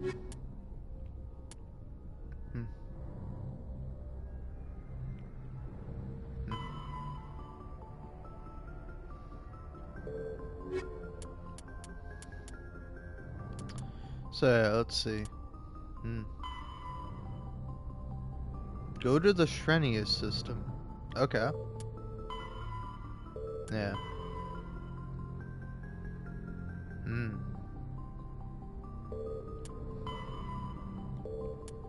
Alright.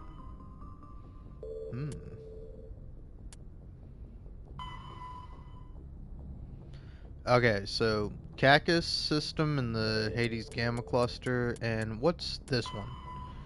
Shrenius system in the Horsehead Nebula cluster. Okay. Where's Horsehead Nebula? I know where Hades Gamma is.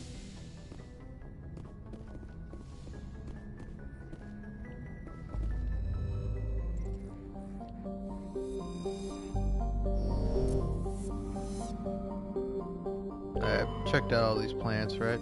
No.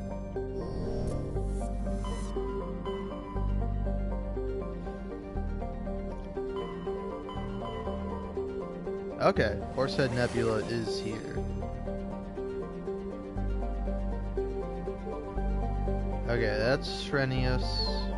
That's Fortuna. Let's go to Fortuna first.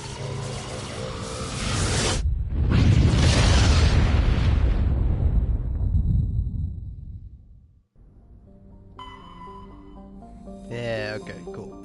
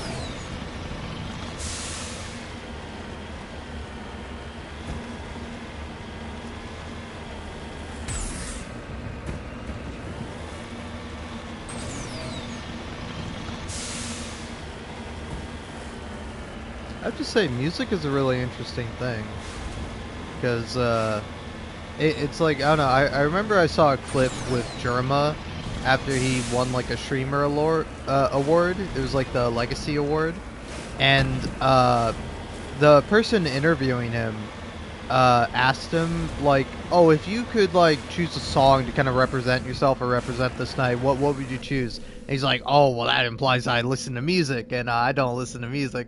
So I would say the entire album by the Gorillaz, Plastic Beach. And it was like really funny, and then she goes, classic. And it's just, it made me kind of laugh, because like I remember I was like talking to like my parents about like various kind of bands, and like obviously like their definitions are similar to mine but don't necessarily align. Where like we were talking about like different bands, and like they brought up like some 80s bands, and I'm like, oh yeah, classic, you know, and they're like, 80s bands aren't classic. I'm like, they are now.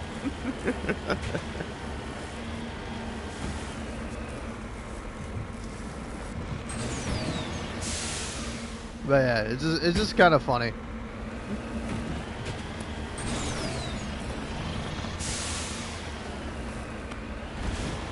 Because it's like, I mean, anything can be a classic. Like, there's the phrase instant classic, you know? But it's like classic rock, I mean, correct me if I'm wrong, is like, you know, maybe like 50s, but 60s kind of music.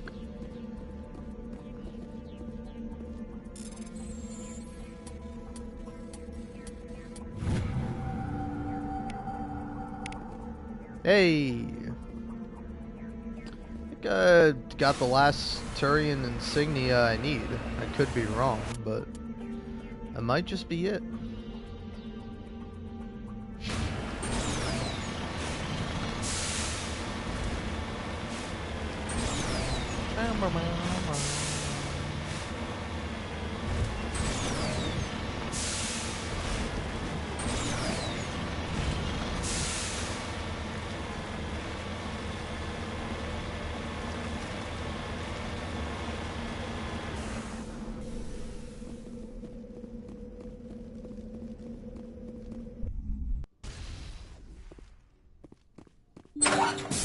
Oh.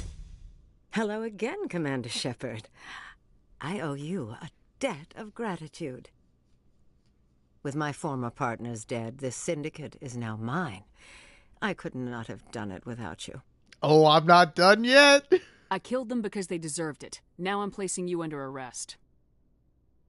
Surely you don't think that necessary. Under my leadership, this organization will restrict itself to gambling and smuggling illegal technologies. These crimes are hardly worth your time. If you press the issue, my assistants are very well equipped to deal with you. Well, I mean, my option is to walk away, so... This gang has a reputation for drugs and slaving. It's too late to change that. Perhaps you're right. Perhaps this organization has been so tainted by those two idiots that it cannot be redeemed. If I disband the gang, I walk away freely. I have not come so far to be arrested. I would die before going to prison. I would most certainly kill before going to prison. Now, do we have a deal? For now. You're free to go. I don't ever want to see this gang again. If I do... You won't. I'm not so foolish as to break my word to a Spectre. Now, if you'll excuse me, my men become nervous in the presence of law enforcement agents. Goodbye, Shepard. Wow. I'm really surprised this worked out so well. I really thought she was going to be back on, what do you call it? The Citadel. I thought she was going to be there, but no, she's just here.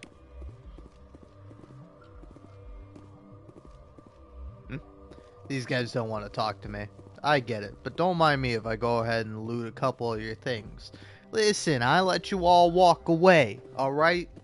You know, you can go join a different gang, or you could, like, settle down, have a life, have a wife, have a husband too.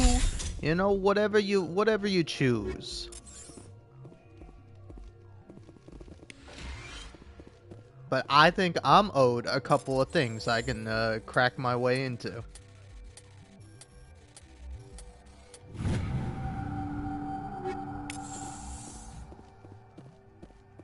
Damn, that's some big money. Oh, you got Solarians too? That's nice. Real multicultural gang going on, hey. Pretty cool, bringing people from all sides to, you know, do like slavery and stuff, so maybe not so good, but, you know.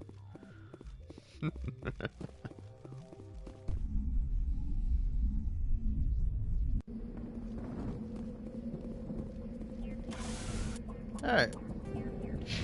Well, that's it for this world.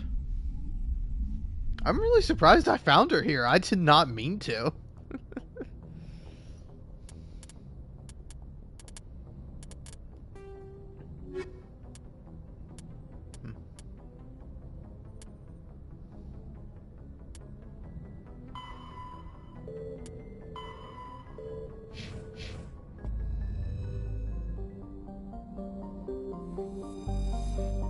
Alright.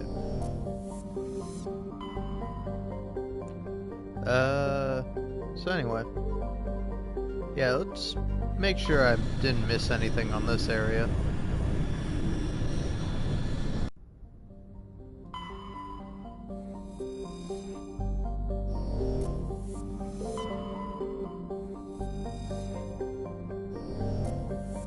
I'm gonna be honest, I can't wait until I'm done live streaming, just because I'm gonna make a hell of a pork sandwich. Like, ooh, I'm gonna put some mayo on there. I'm gonna put some like honey mustard barbecue sauce, or I forget what it is exactly, but it's really good barbecue sauce, and maybe even some regular mustard on there too. I'm gonna like combine it all. It's gonna be a great sandwich.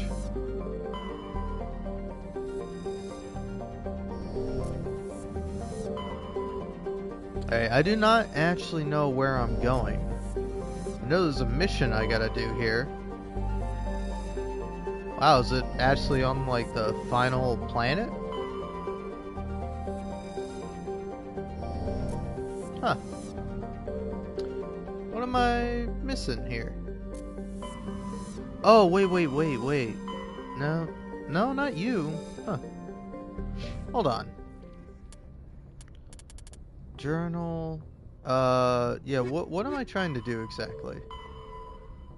Yeah, there's that one. But yeah, here we go. Go to the Strenuous system in the Horsehead Nebula and search for sign of the Garrus brother and his ship. Okay. Am I not in the Strenuous system? Yeah, I am.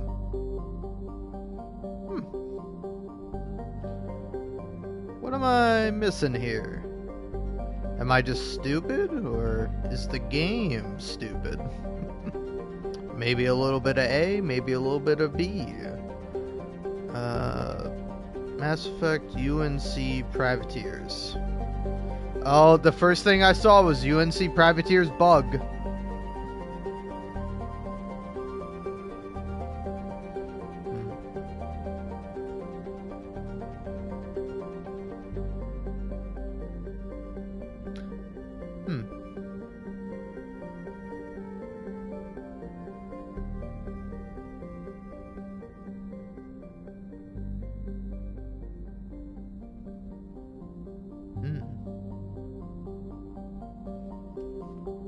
So scan the MSV Majesty near the planet Zawin.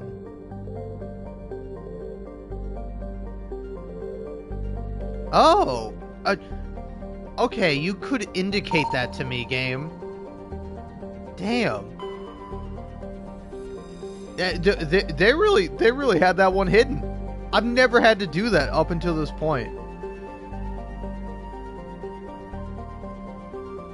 Okay, so I scan that, and now am I able to go? I'm able to go down on the planet. Okay. Wow. Is that like the only thing you have to do that for? Am I missing out on a bunch of missions because I'm not scanning random fucking plots of space?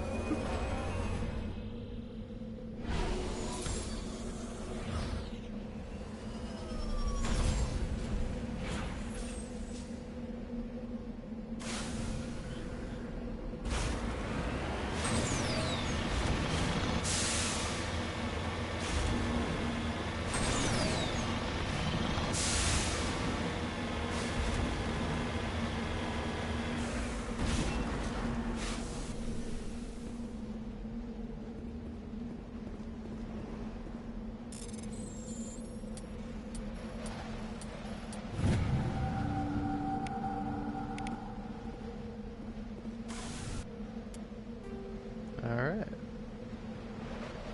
So I'm here. That's the quest. So let's go there next.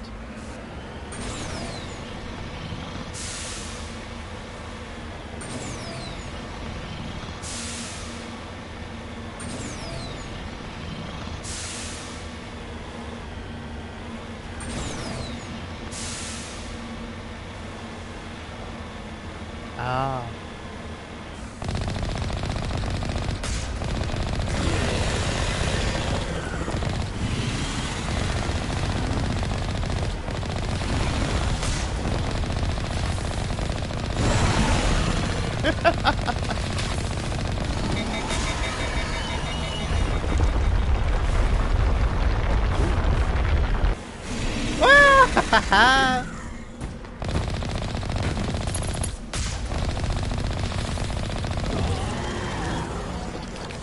Alright, maybe I should repair.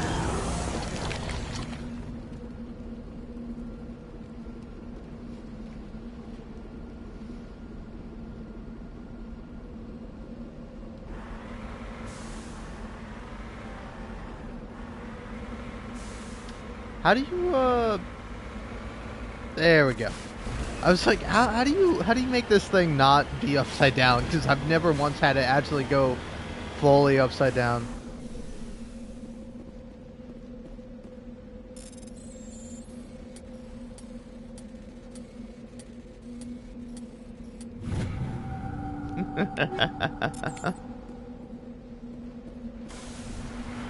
Man, I gotta say, it's pretty funny when I'll listen to Northern Lion play Bandle, It's like always funny when I know a song and he doesn't, which is very rare.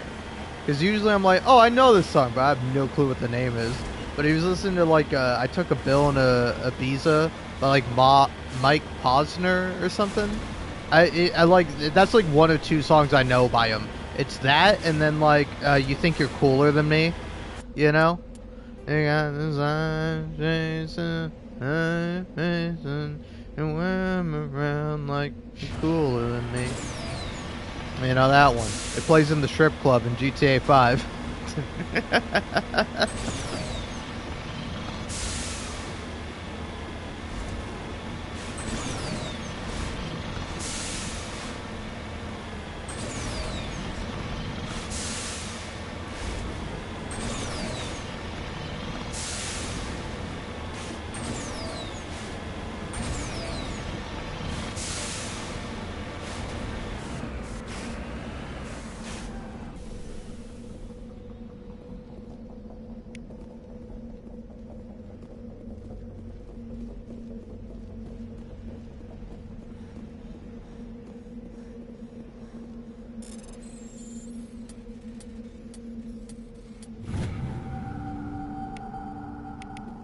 Oh man, now I'm just thinking about like music that's in GTA 5. I really want to listen to like From Nowhere, Bardston remix, and it's by somebody else, right? It's by Dan Kroll.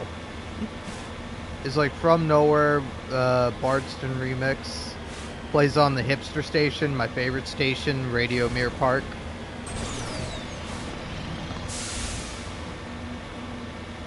Ooh. Whatever Northern Lions listen to right now, it's a jam.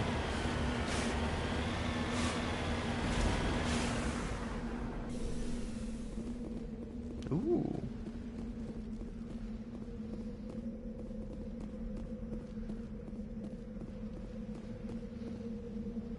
Alright.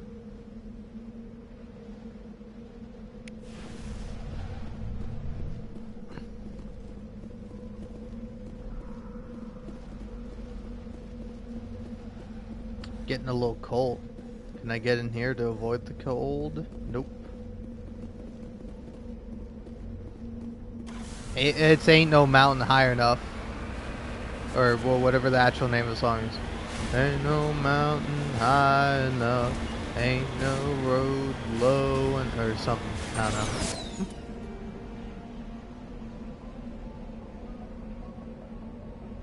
Did I already check that out?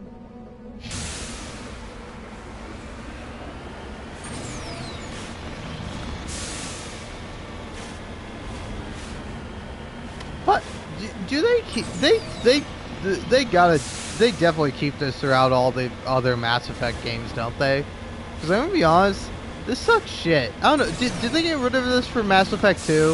I feel like they might have. Because I feel like that was like a thing. Like everybody hated the Mako. And it's like the Mako sucks, but like the Mako isn't the problem.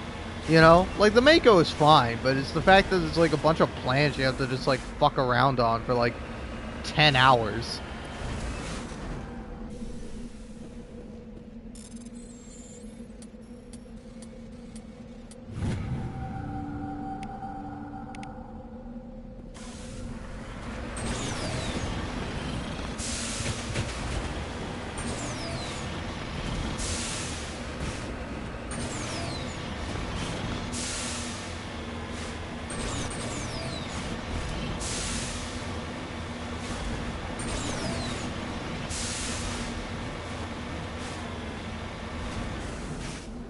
Ooh, classic. Oh no, what am I ever gonna do? A bunch of little... these aren't even the big guys.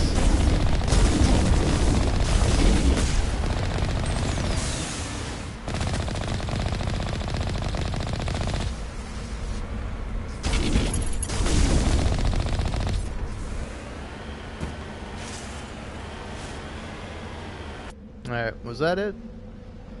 I guess that was it. Go get that one, and I can go do the quest.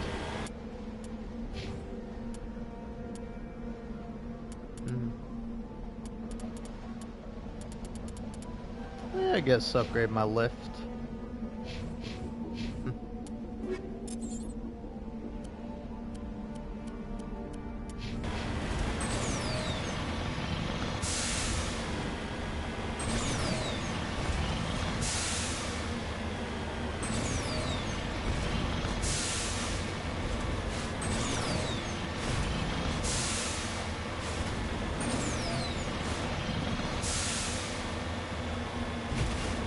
Man, I'm starting to get to the point where I've been playing a video game for so long, I'm just dead tired.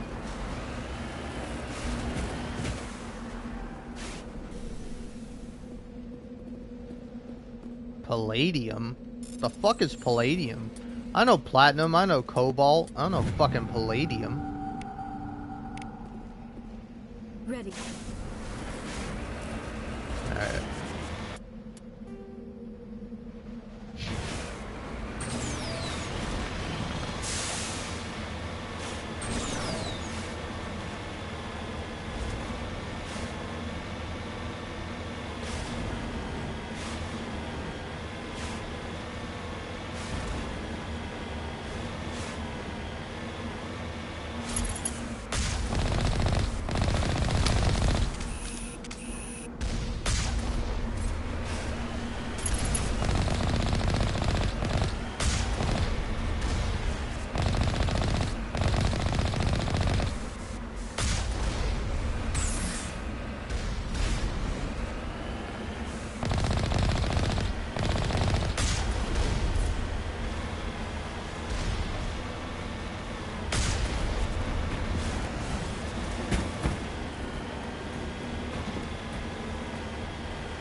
This is an Adele song.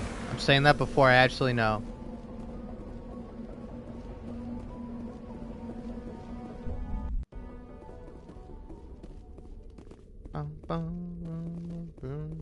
Yeah.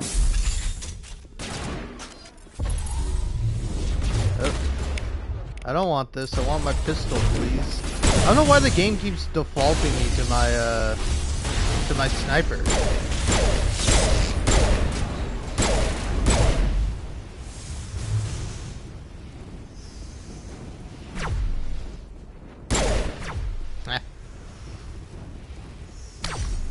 Ow. Asshole. You can't shoot me, I shoot you. Alright?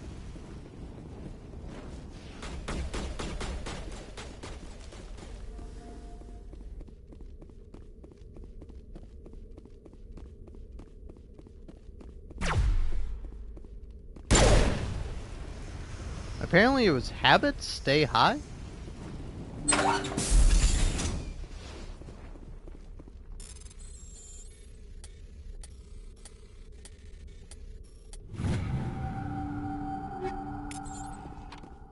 I really thought it was going to be an Adele song.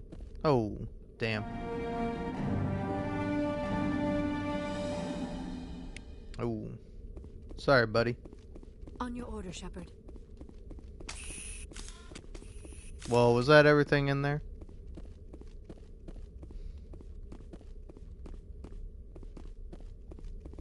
I know, you sure I can't pilfer through that guy's body for more loot?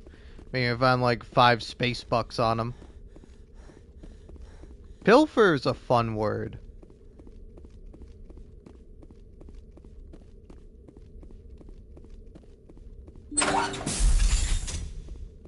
I don't know. It's like pilfer feels a little bit more dignified than like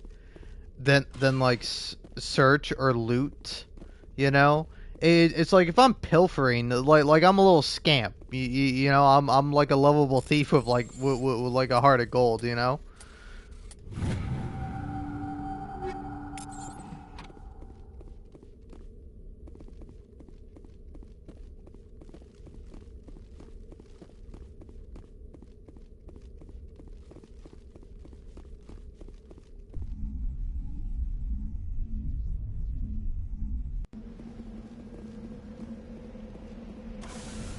Alright.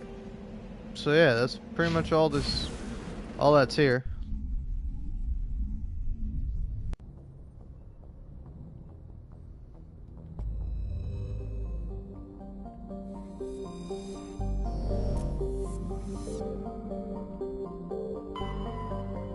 Alright, so the only other thing I have left to do is I have a thing in the Hades Gamma Cluster. Then I can go to Pharos. Plutus. Yeah, Cacus. Where I need to go. I don't know, have I been to these other ones? Have I been to these other ones? I don't know.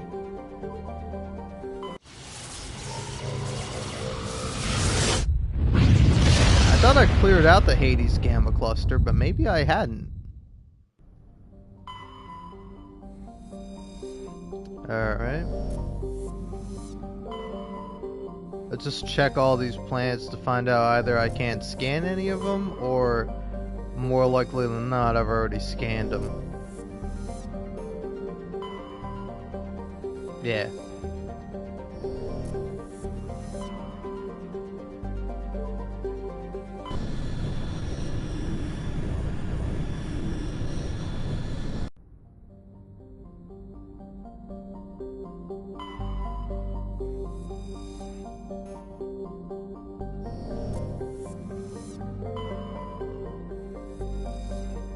Alright, well that's where I'm landing.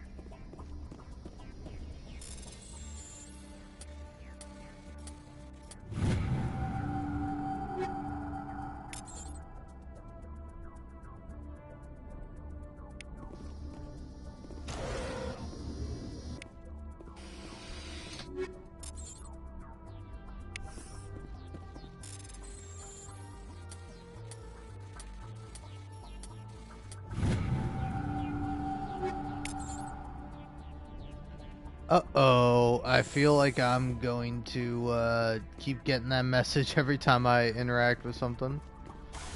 I hope not, but it's probably not a big deal.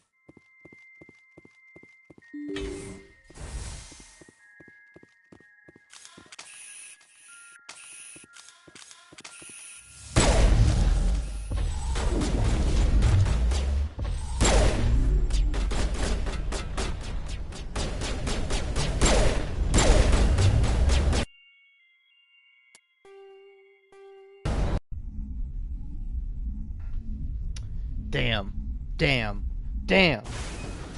I should never put the explosive bullets on my fucking thing. God damn it. Oh, fuck me. Fuck me.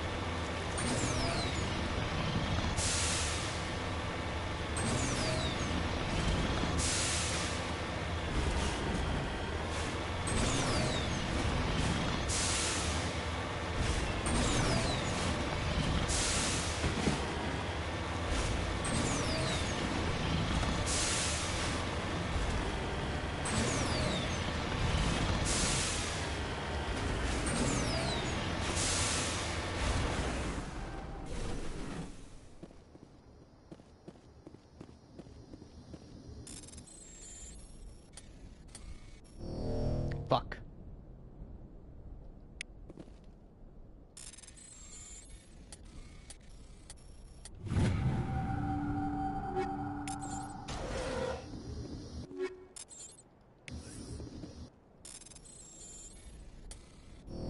Fuck.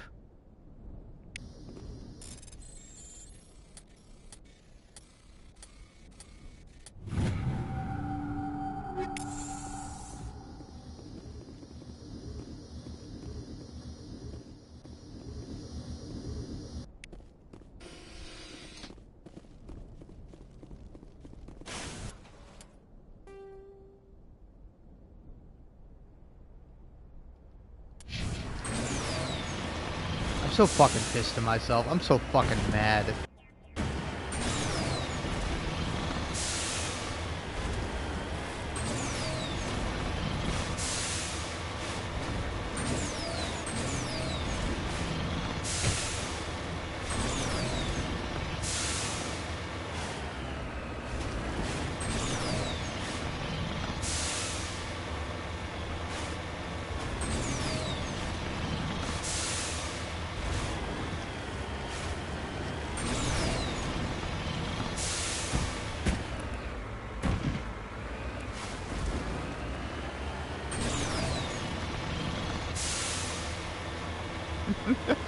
I love that, like, Jerma's trying to... I'm listening to Jerma give, like, good life advice.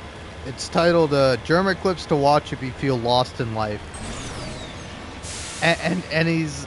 And, like, somebody... He's like, you know, you don't have to be an astronaut, but somebody in chat says, but what if I want to be an astronaut? And he's like, well, then get involved, you know, go to NASA, get involved in community projects. And, like, the idea of, like, a space-funded community project is so fucking funny, you know?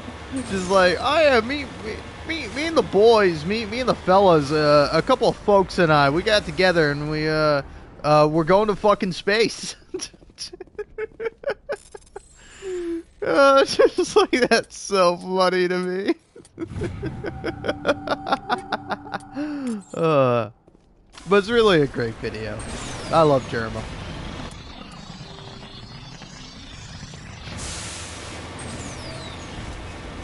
And I'm not just saying that because I'm a failed clone of him, alright? Alright, Thresher Maw time.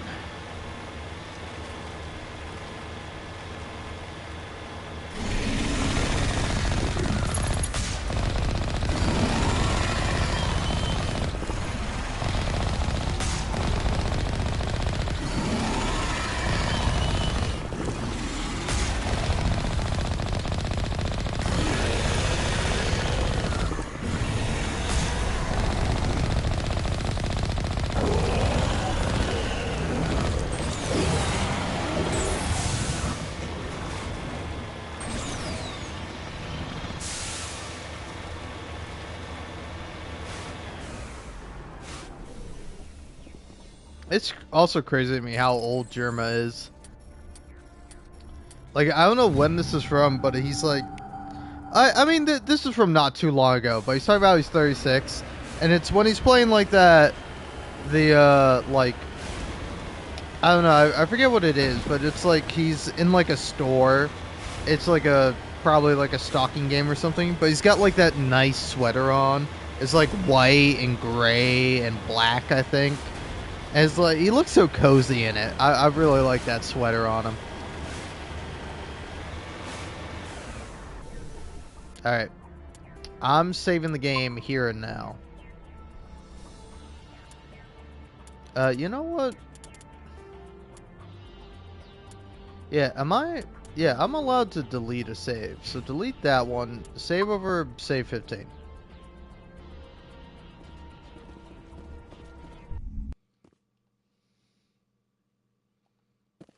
Alright, let's check my targets.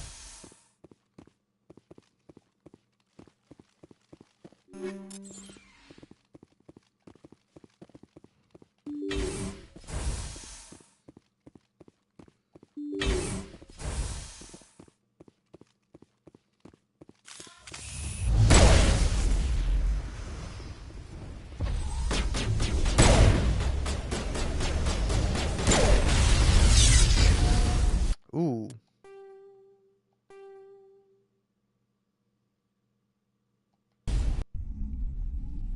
Yeah, can they also get killed by my companions?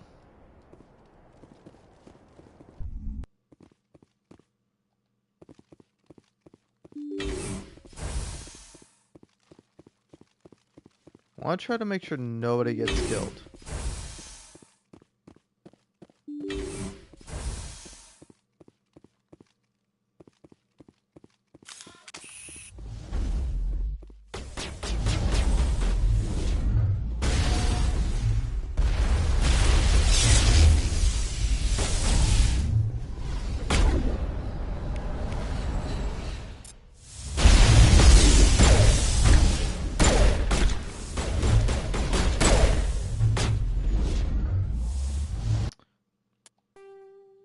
Damn.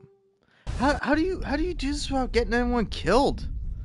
Like I'm not even doing anything wrong. They're just dying. I almost wish I could do this alone. Alright.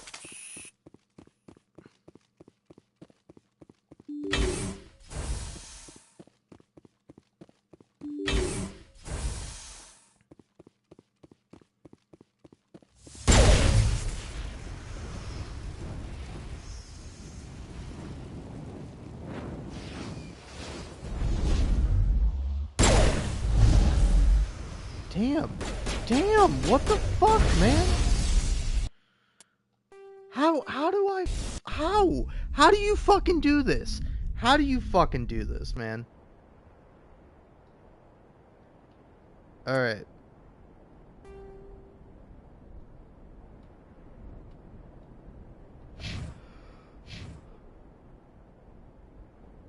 What is this, man?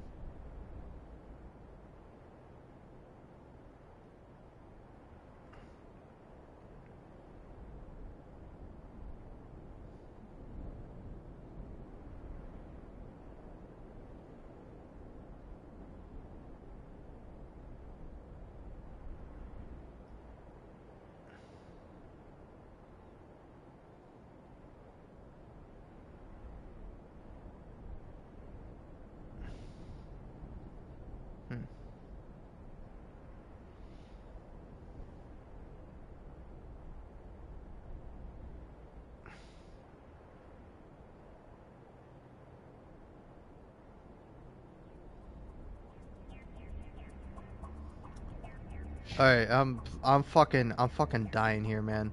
It also sucks shit because my fucking internet is ass. Alright.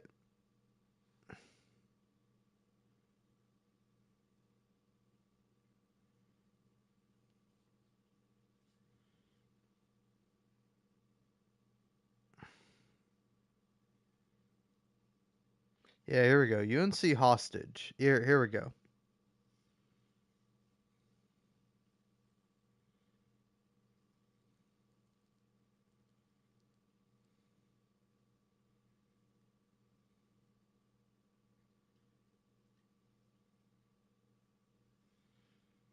Okay. So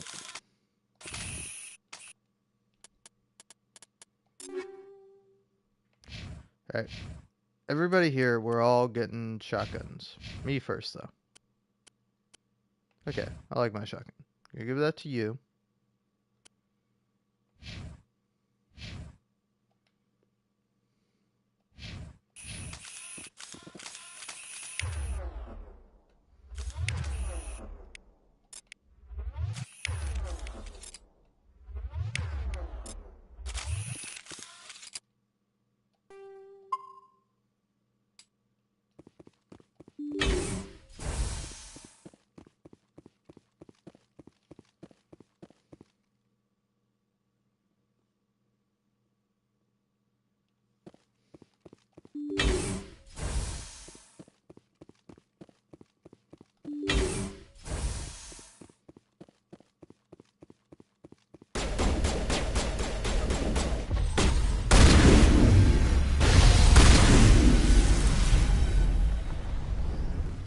Okay.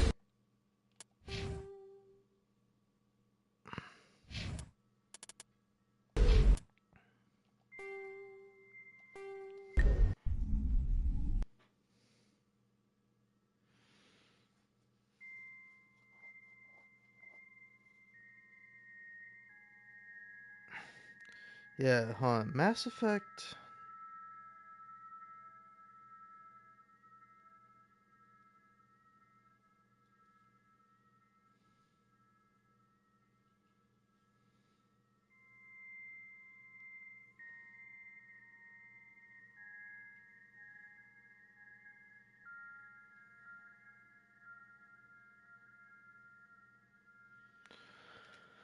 All right.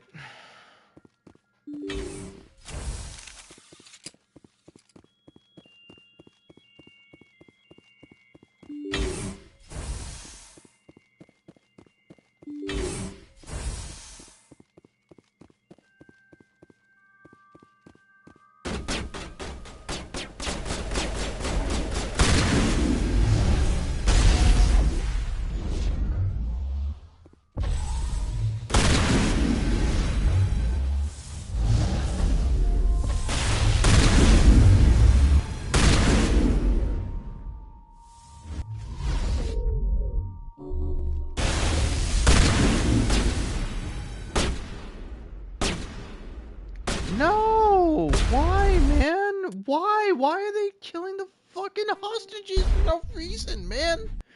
This sucks. This sucks so bad, man.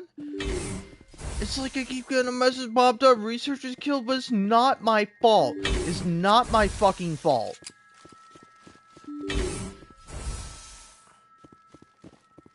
Alright.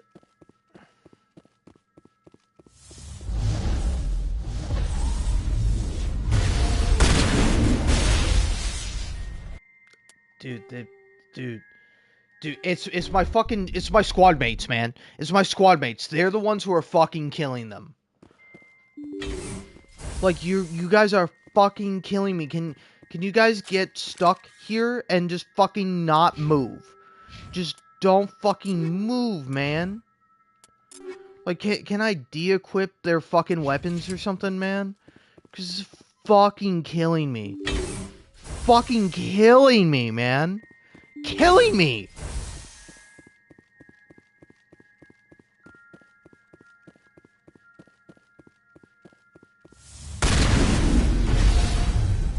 Jesus fucking Christ!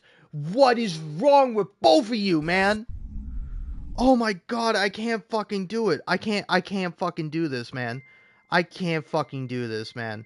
It's so fucking, it's impossible. It's impossible to fucking do this, man. It is impossible, man.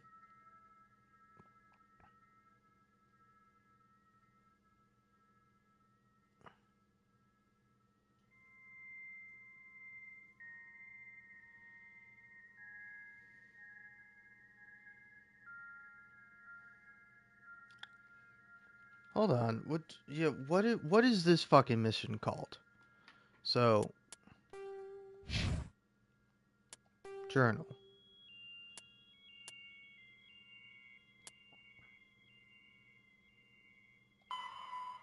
Okay.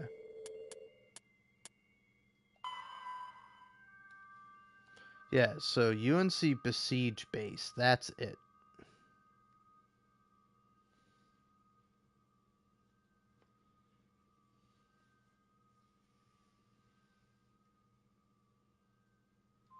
Oh my god, I swear to fucking god, I'm gonna lose my mind! You're loading a Wikipedia article, phone! It's not the fucking most complicated thing in the world! I load a fucking video, no problem, but the second I decide to fucking load an article to fucking read, it just doesn't want to load. It just doesn't want to do shit, man. It's like me. It's fucking worthless. Holy shit. You're fucking kidding me, man.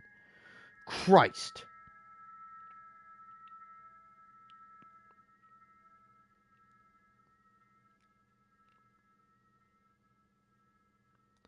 Okay, cool. Under game options.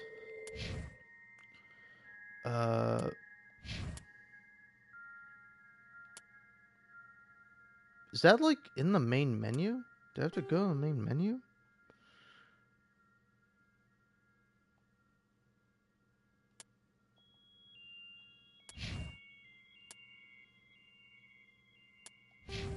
Options. Game options. Nope.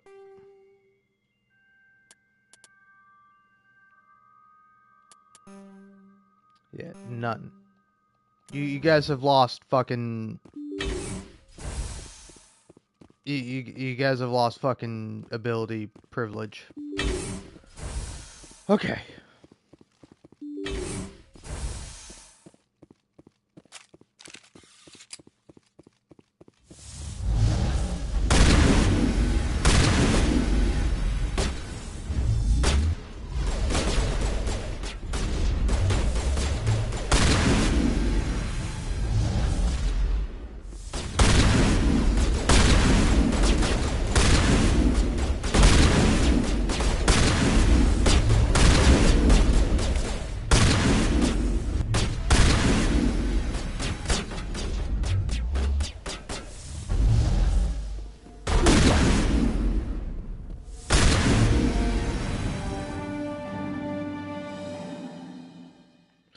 Oh.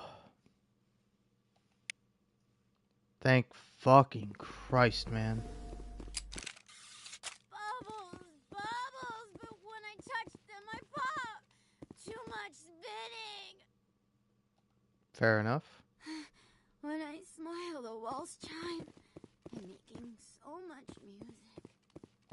If I don't hold still, it will all spill out, and then I won't be me anymore. I won't be me if it all spills out. I have to hold still.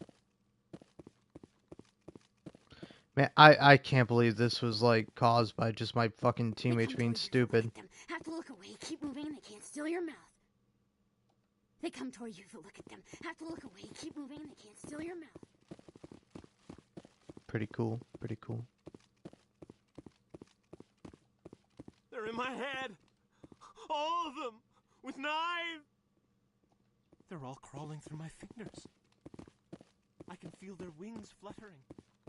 Can you feel me growing? I'm gonna bring it all! If I don't hold still, it will all spill out. And then I won't be me anymore. I won't be me if it all spills out. I have to hold still. When I smile, the walls chime. I'm making so much music.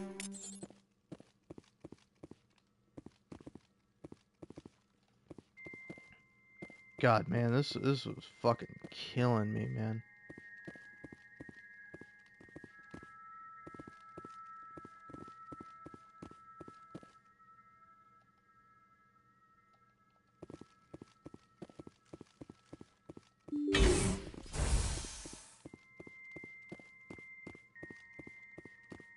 I can't stop it. I can't stop it. It's all spinning away.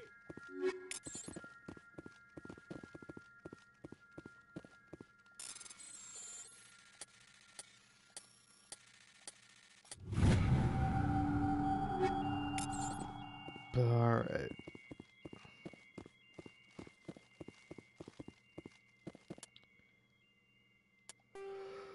Oh.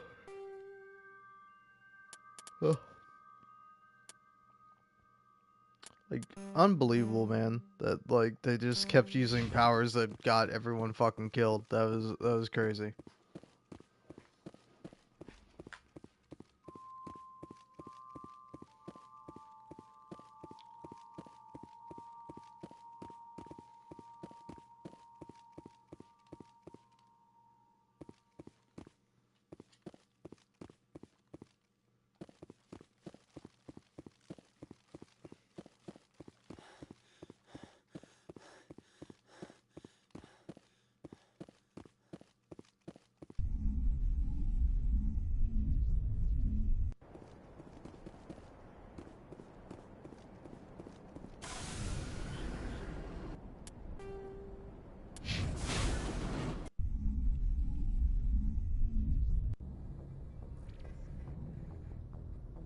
Message coming in.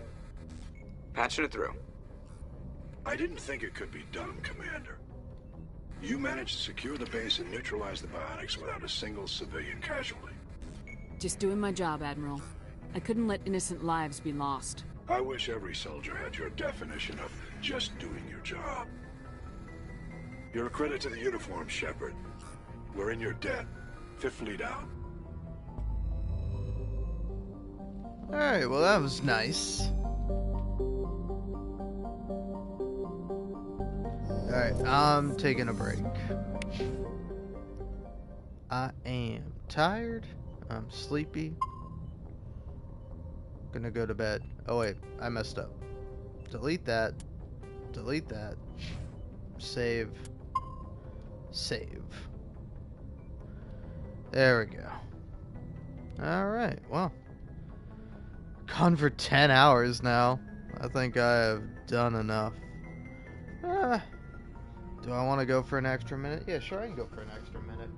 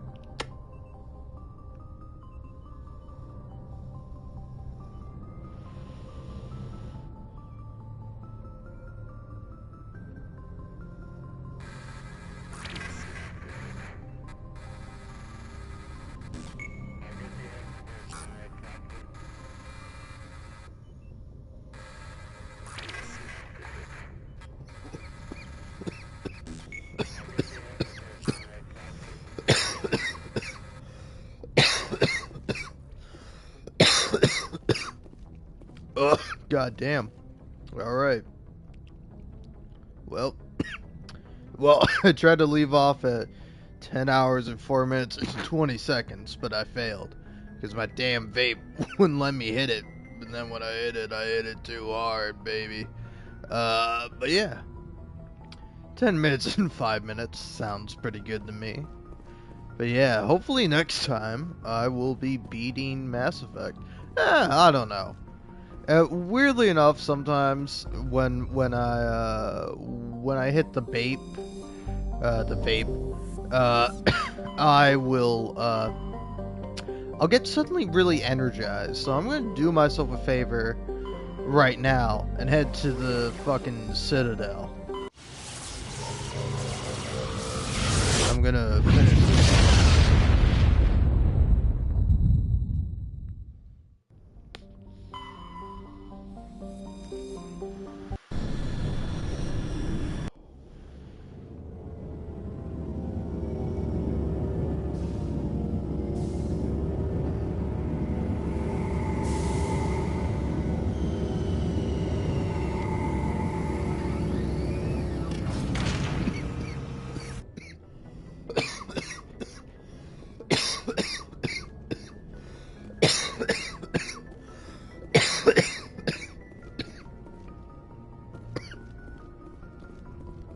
Oh man.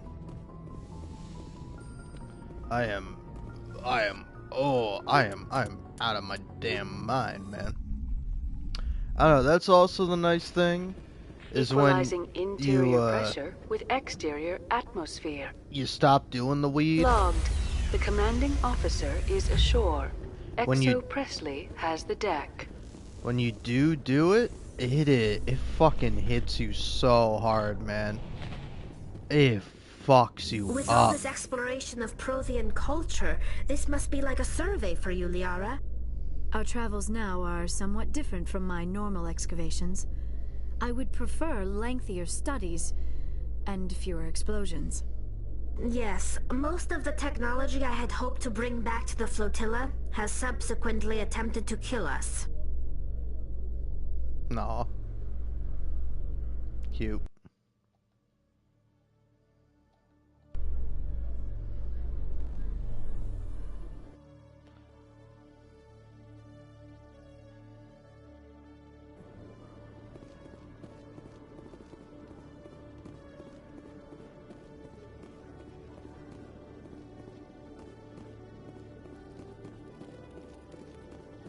Hello, Commander.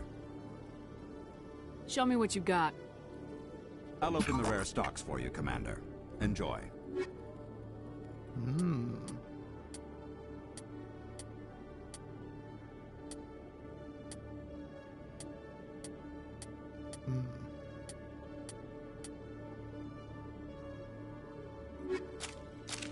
Yeah, hold on. Kind of curious.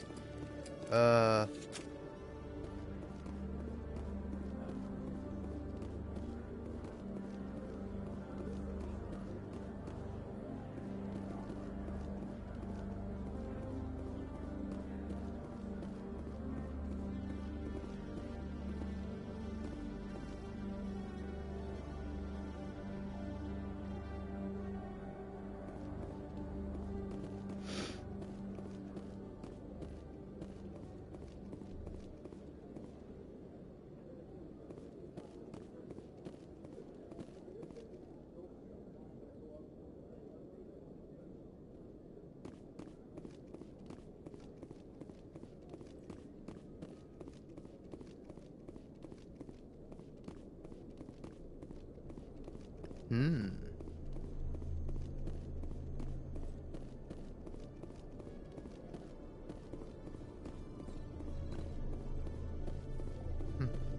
Okay.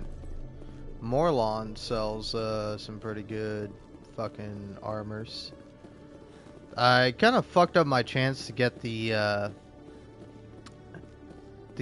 colossal armor, which is apparently like the best version of the armor. Over at the like that's the asteroid mission. Okay.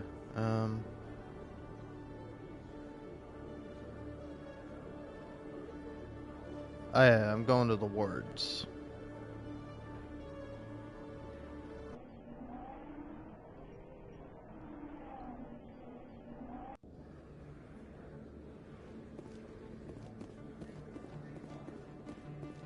Commander, I've been waiting for you to get back. I've got an idea, and I wanted to run it by you. Go ahead. What's on your mind? With so many human colonies being attacked, I'm not sure that one Spectre is enough. What if you signed me on as another Spectre? Conrad, I don't think that's a good idea. But I'd make a great Spectre. I'd be right there with you, showing the Council what humanity is capable of. I read about what you did on Torfin. I'm not afraid to do whatever it takes to get the job done. If you're really willing to do whatever it takes, you'll go home, Conrad. What? I don't understand. You know what keeps me going out here? Knowing that people back home are keeping humanity strong. You're right. I just got so caught up in all of it. I wanted to help. I'll go home. Thanks for setting me straight.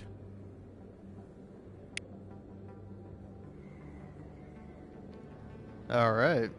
But is that the end? Oh, that's the end. Wow.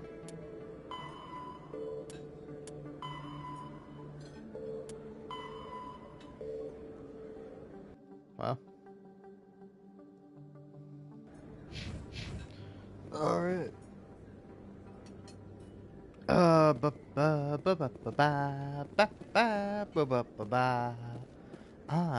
don't know where I'm going or what I'm doing. Gotta talk to Moreland. That's what I'm doing. That's where I'm going. Yes, human. You need something, yes? Let me see what you have.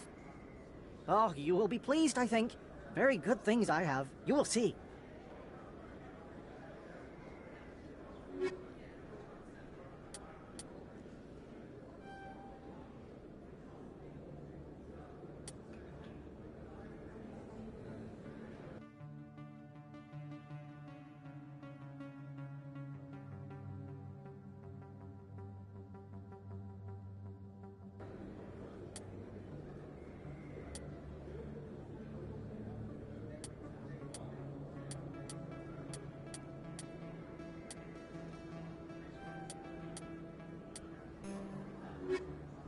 Yes, human. You need something, yes?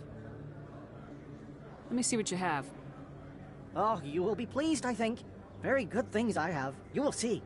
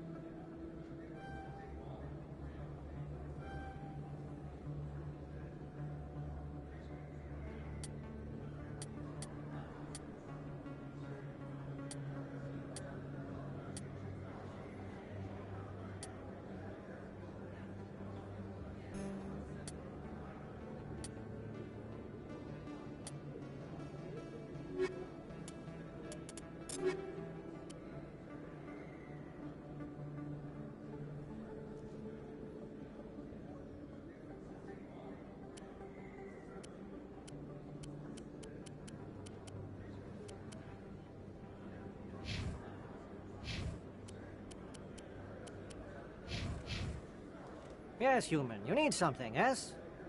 Goodbye.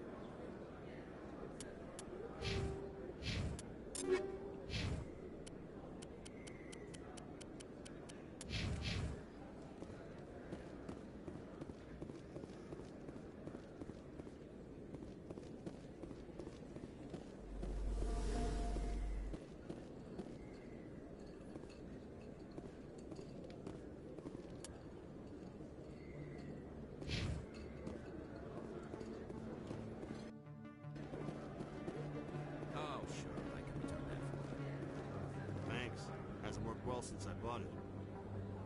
Hey, are you refunding his stuff? Here you go. Your account will be credited. You did! You took his return! Look, I'm telling you, I bought this here. Why won't you return it? I can't take it back unless you...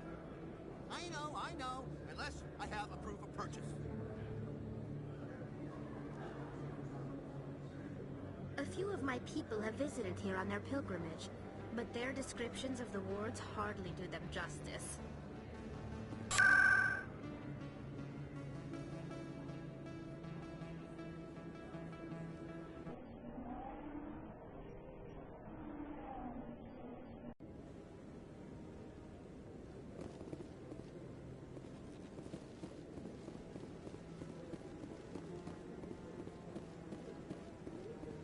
Any news? Did you find my brother yet? I found your brother's body. His ship was attacked by privateers. Willem's dead? I guess I should have expected this. When his ship dropped out of contact, I just knew.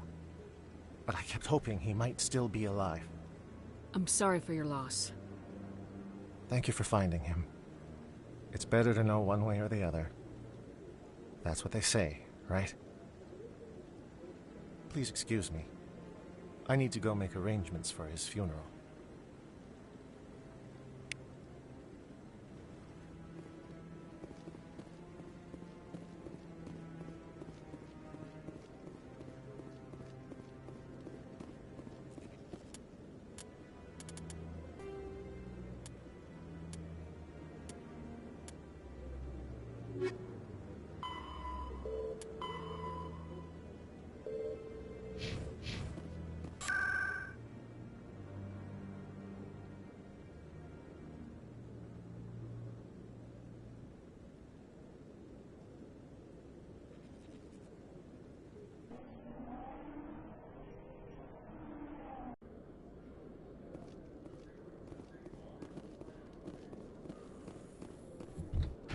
Your biotic skill is extremely impressive, Dr. Tassoni.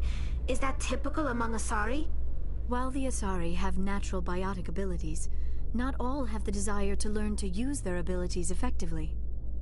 And the Asari are the most advanced race on the Council. I wonder if all Citadel races will eventually be natural biotics.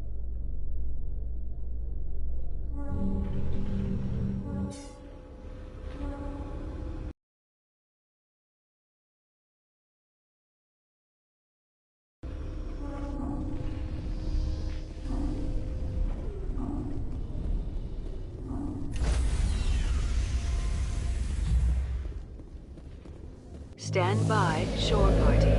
Decontamination in progress. Logged. The commanding officer is aboard. Exo Presley stands relieved.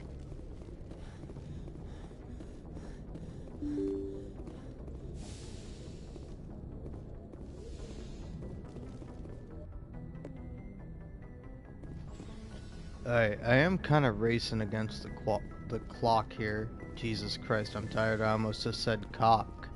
But anyway, I'm racing against the cock? What does that even mean?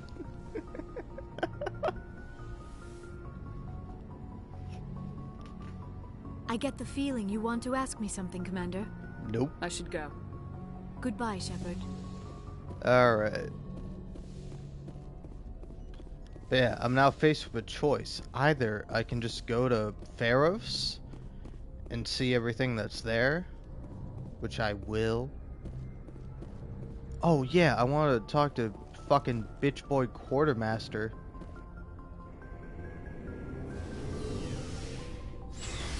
Or Alliance Requisitions Officer.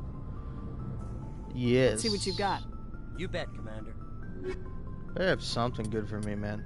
Ooh, Titan X. Was that what I already bought?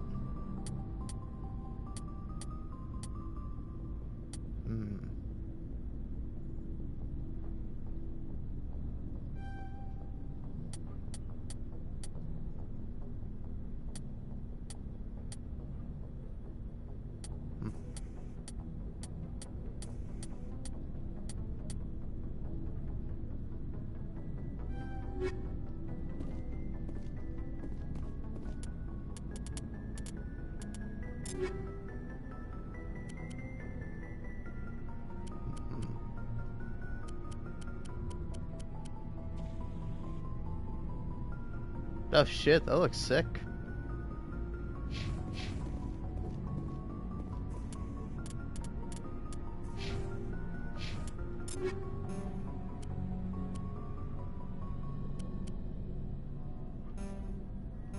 Oh yeah.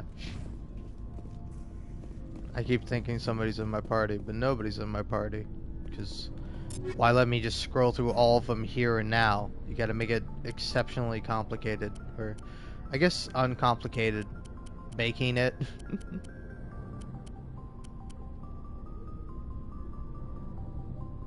Yeah, I think that's good. Telly, on the other hand, has fucking nothing. So, do you have any Quarian armor, supplies? man? Yeah, man. Let's see what you got. You bet, Commander. Quarian armor.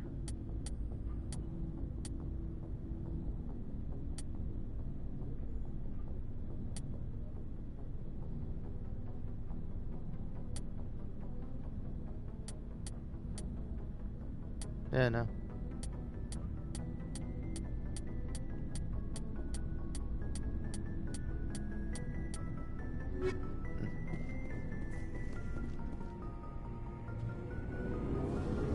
Damn, I'm tired. I wanted to continue, but honestly, I'm way too sleepy.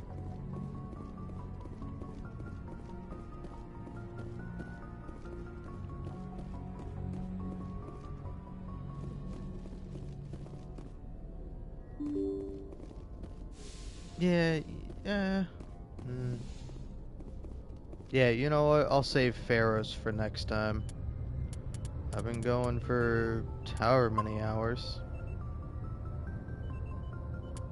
Let's see, according to the game, almost 35 hours. But for this live stream, 10 hours and 21 minutes. Look at that.